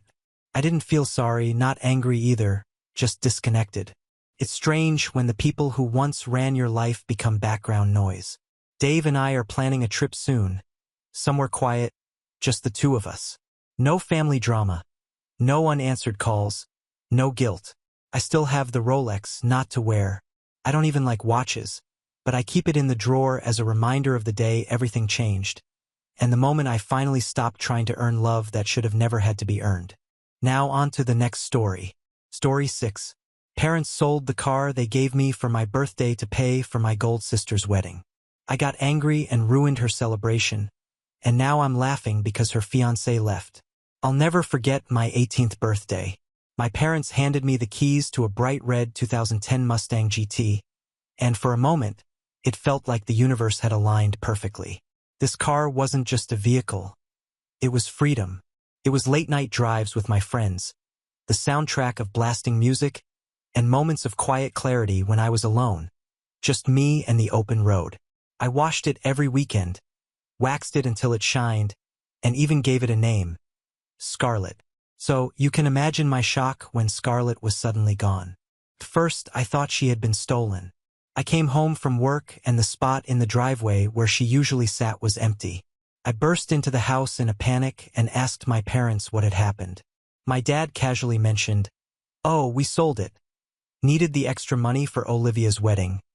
Like he was talking about trading in an old couch. I couldn't believe what I was hearing. My parents had sold the car they gave me without even telling me, just to throw my sister a dream wedding. And not just any wedding. Olivia wanted everything over the top. A designer dress, a venue that looked like a castle, an open bar, the works. Apparently, the 20 grand they had already set aside wasn't enough. Here's the kicker. The car wasn't even registered in my name. Technically, it was in my dad's name, so legally they could do whatever they wanted with it, but morally it was a betrayal I couldn't overlook. They didn't even have the decency to ask me. I don't know if it was Olivia's constant whining about wanting a fairy tale wedding or my parents' obsession with making sure their golden child was always happy. But they decided that my car was expendable. They didn't care what it meant to me or how it made me feel. That's when I realized something. They never cared about what I wanted. My whole life had been about Olivia. She got the best clothes, the most attention, the praise. I got whatever was left over. But this was too far. I didn't say anything right away. I just stared at my father, feeling this mixture of anger and betrayal boiling under the surface. He gave me a half-hearted apology about how it was for the family and Olivia deserved this special day. But it didn't feel like an apology. It felt like he was trying to shut me up before I could say anything. I went to my room, slammed the door, and sat there stewing. They thought they could just take something that was mine and get away with it? They thought they could treat me like I didn't matter? No, they were about to find out how wrong they were. I spent the next few days trying to act normal. It wasn't easy. Every time I saw Olivia running around the house, all dizzy and glowing, I wanted to scream. She had no idea what my parents had done, or maybe she did and just didn't care. Either way, the sight of her made my blood boil. Of course, my parents were too busy fussing over the details of the wedding to notice how angry I was. The catering menu, the flower arrangements, the rehearsal dinner, it was all anyone talked about. And every time they brought it up, all I could think about was Scarlett sitting in some stranger's driveway because they had sold her out from under me. I decided I wasn't going to let it go. Not this time. Not after years of being pushed aside so Olivia could have the spotlight. This wasn't just about the car. It was about everything. The years of being treated like I was less important, the constant favoritism, the way my parents had made it crystal clear that Olivia came first. But if they were going to have a perfect wedding for their perfect daughter, I was going to make sure they remembered it for another reason. The idea came to me when I overheard Olivia talking to her fiancé, Ryan, in the living room. I wasn't eavesdropping, not on purpose anyway, but her voice carried. She was complaining about some small detail, Something about the colors of the napkins not matching the table runners. Ryan didn't seem to care. He just sat there nodding along, clearly used to tuning her out. That's when it hit me, Ryan. He was the weak link. He wasn't exactly the picture of a devoted fiancé. He seemed more like the kind of guy who went along with things because it was easier than arguing. I'd seen him checking his phone during their conversations, rolling his eyes when she wasn't looking, even complaining to my dad about how expensive everything was getting. If I could get to Ryan, if I could plant just the right seed of doubt, I could blow this whole thing wide open. Of course, it couldn't be anything obvious. If Olivia or my parents suspected I was involved, they'd never let me hear the end of it. I had to be subtle, careful, something that couldn't be traced back to me. I spent the next few days gathering information. It wasn't difficult. Olivia loved to talk, especially about herself. She'd go on and on about her relationship, her plans, her vision for the future. And in all her ramblings, I began to notice cracks. How Ryan didn't want to move to the city she picked out, or how he wasn't on board with her quitting her job to focus on being a wife. It was clear that Ryan was already on edge. He just needed a little push, and I was more than happy to give it to him. The opportunity presented itself sooner than I expected. Ryan stopped by one afternoon while Olivia was out with Mom finishing up some wedding nonsense. I was in the garage, pretending to organize tools, when he wandered in looking for a beer. "The fridge is over there," I said, nodding toward the mini fridge in the corner. He grabbed one, popped the top, and leaned against the workbench. "Man, this wedding stuff is killing me," he said, half laughing, half serious. "I don't know how people do it. I didn't even have to push." He was already cracking up. "Yeah, it seems like a lot," I said, keeping my tone neutral. "But hey, Olivia has a way of getting what she wants, right?" He snorted. "You're telling me it's her world, and I'm just living in it." I could have stopped there, but I wasn't finished. "Must be tough," I said. "I mean, you're paying part of the bill, right?" He nodded and took a long sip of his beer. "Yeah, and her parents are chipping in too, but man, it's a lot. I told her we don't need all that, but she won't listen. Says it's her dream." I shrugged like I didn't care. "I guess it's worth it if you're sure she's the one." That hit harder than I expected. Ryan hesitated, staring into his beer as if it held all the answers. "Yeah, sure," he said, but it didn't sound convincing. Bingo. I decided to twist the knife a little more. "You know," I said casually, "Olivia's always been intense. My parents spoil her, so she's used to getting her way. But hey, if you're okay with it, more power to you." Ryan didn't say anything, but the look on his face said it all. I let the conversation die after that, not wanting to overplay my hand, but I knew I'd planted something. A little doubt, a little unease. And with Olivia's personality, it wouldn't be long before that seed grew into something bigger. Over the next few days, I kept my distance, watching from the sidelines as things began to change. Ryan seemed more distant, less enthusiastic. Olivia noticed, of course, and began to press him on it. They argued a few times, loud enough that I could hear parts of it through the walls. Perfect. I didn't feel guilty, not one bit. They sold my car, like it was nothing. They deserved it. And Olivia, she finally got a taste of what it felt like to lose something she thought was hers. I didn't have to wait long for things to explode. The engagement party was the perfect storm. Olivia had planned this extravagant event in a fancy hall, complete with a live band, a professional photographer, and enough food to feed a small army. My parents had helped pay for it, of course. I went mostly because skipping it would have been too obvious. Also, I wanted to see how things went. Everything started out well. Olivia was beaming, basking in the attention as her friends and family flocked around her. Ryan played his part, smiling and shaking hands, but I could see the cracks. He wasn't as attentive. He didn't hover around her like an adoring fiancé should. He spent more time at the bar than at her side, which I found hilarious. And then it happened.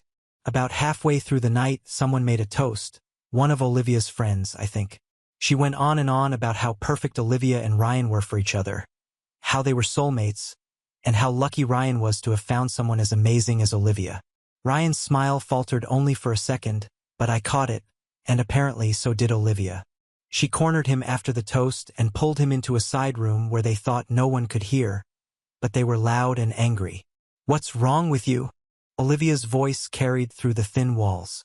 "You've been acting strange all night."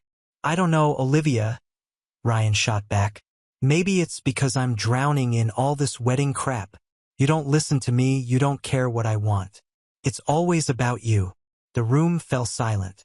I could imagine Olivia's expression. Shocked, maybe even a little frightened. But instead of backing down, she doubled down. "That's not fair," she said, her voice rising again. "I'm trying to make this day special for both of us. If you can't see that, maybe you're the one with the problem." I wasn't sure how things escalated from there. But the next thing I knew, Ryan stormed out of the room, grabbed his coat, and walked out the front door. Everyone froze for a moment. Olivia ran after him, but he didn't stop. He got into his car and drove away without looking back. The whispers began immediately. Guests exchanged awkward glances, unsure whether to leave or stay. My parents looked embarrassed, trying to calm Olivia as she stood there sobbing. I stayed out of sight, a smirk tugging at the corners of my mouth. The golden child's perfect night was officially ruined. Later, I found out from one of Ryan's friends that he'd called off the wedding that very night. He said he couldn't deal with Olivia's selfishness and inflated expectations. It was over, and I couldn't have been happier. The aftermath was glorious in a twisted kind of way. Olivia was heartbroken. She spent the next few days alternating between sobbing in her room and ranting about how Ryan had humiliated her. My parents, predictably, rallied around her, blaming everyone but Olivia for what had happened. "He's just a coward," my mother said.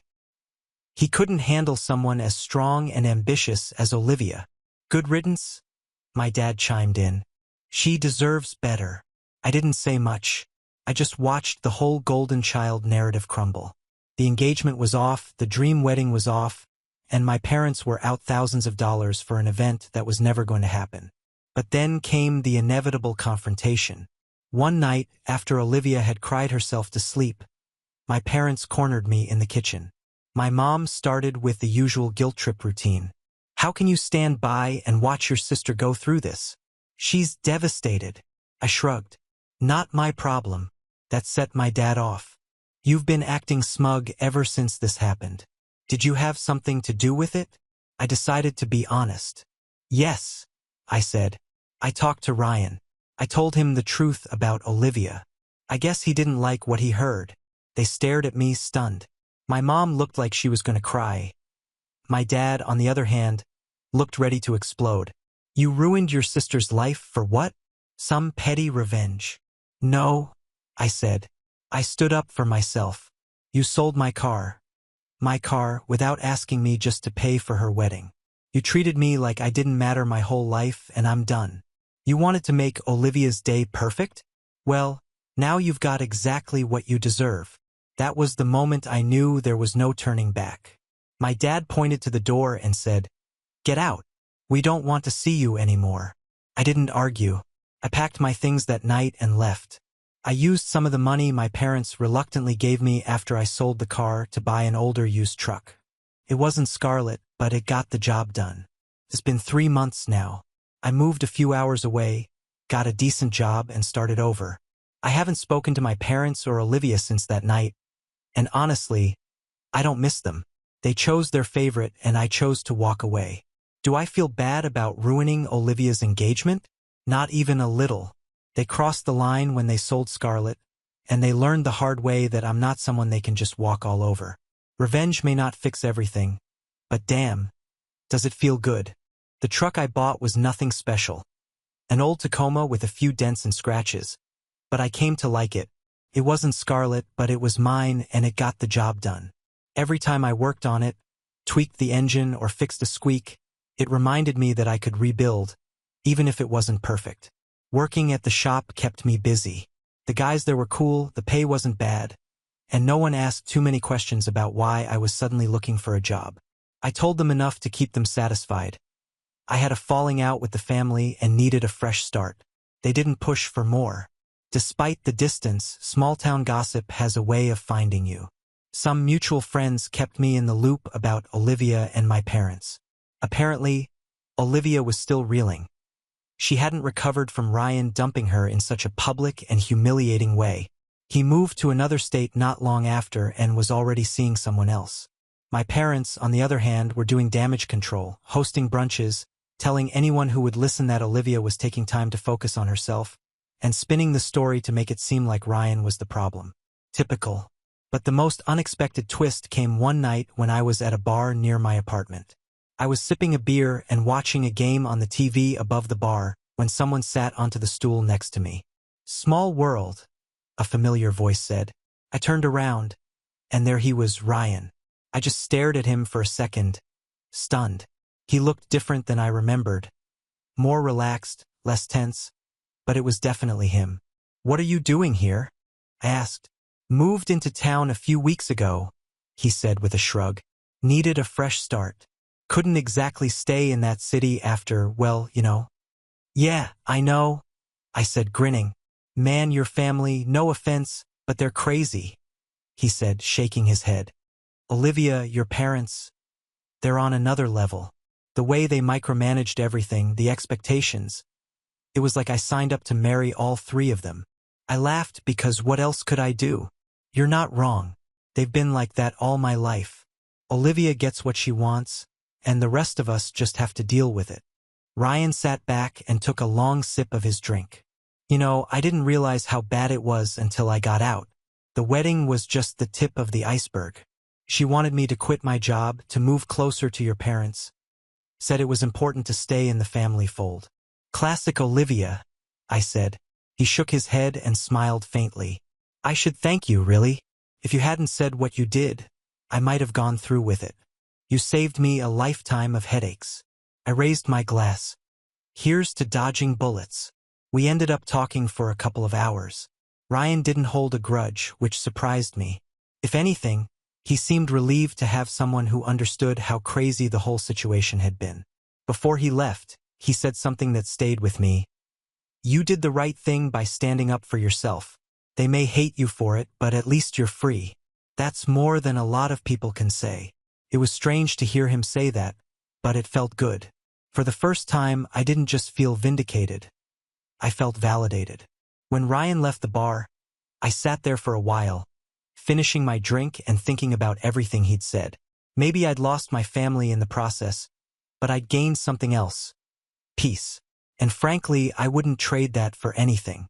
A few weeks after I met Ryan, I heard that Olivia had a new boyfriend. His name was Brandon, some corporate type with a good salary and a fancy apartment in the city. My parents were thrilled, of course, already calling him a much better fit than Ryan. I didn't know the guy, but I couldn't help but feel a little sorry for him. He had no idea what he was getting himself into. By the sound of it, he was smitten. Olivia could be charming when she wanted to be, and I was sure she'd pull out all the stops. Still, I couldn't see it lasting. Some people had to learn the hard way. Brandon would find out soon enough. We have reached the end. If you enjoyed this video, please be sure to like and subscribe to the channel for more videos like this, and give us your thoughts about the stories in the comments section. Thank you and see you in the next video.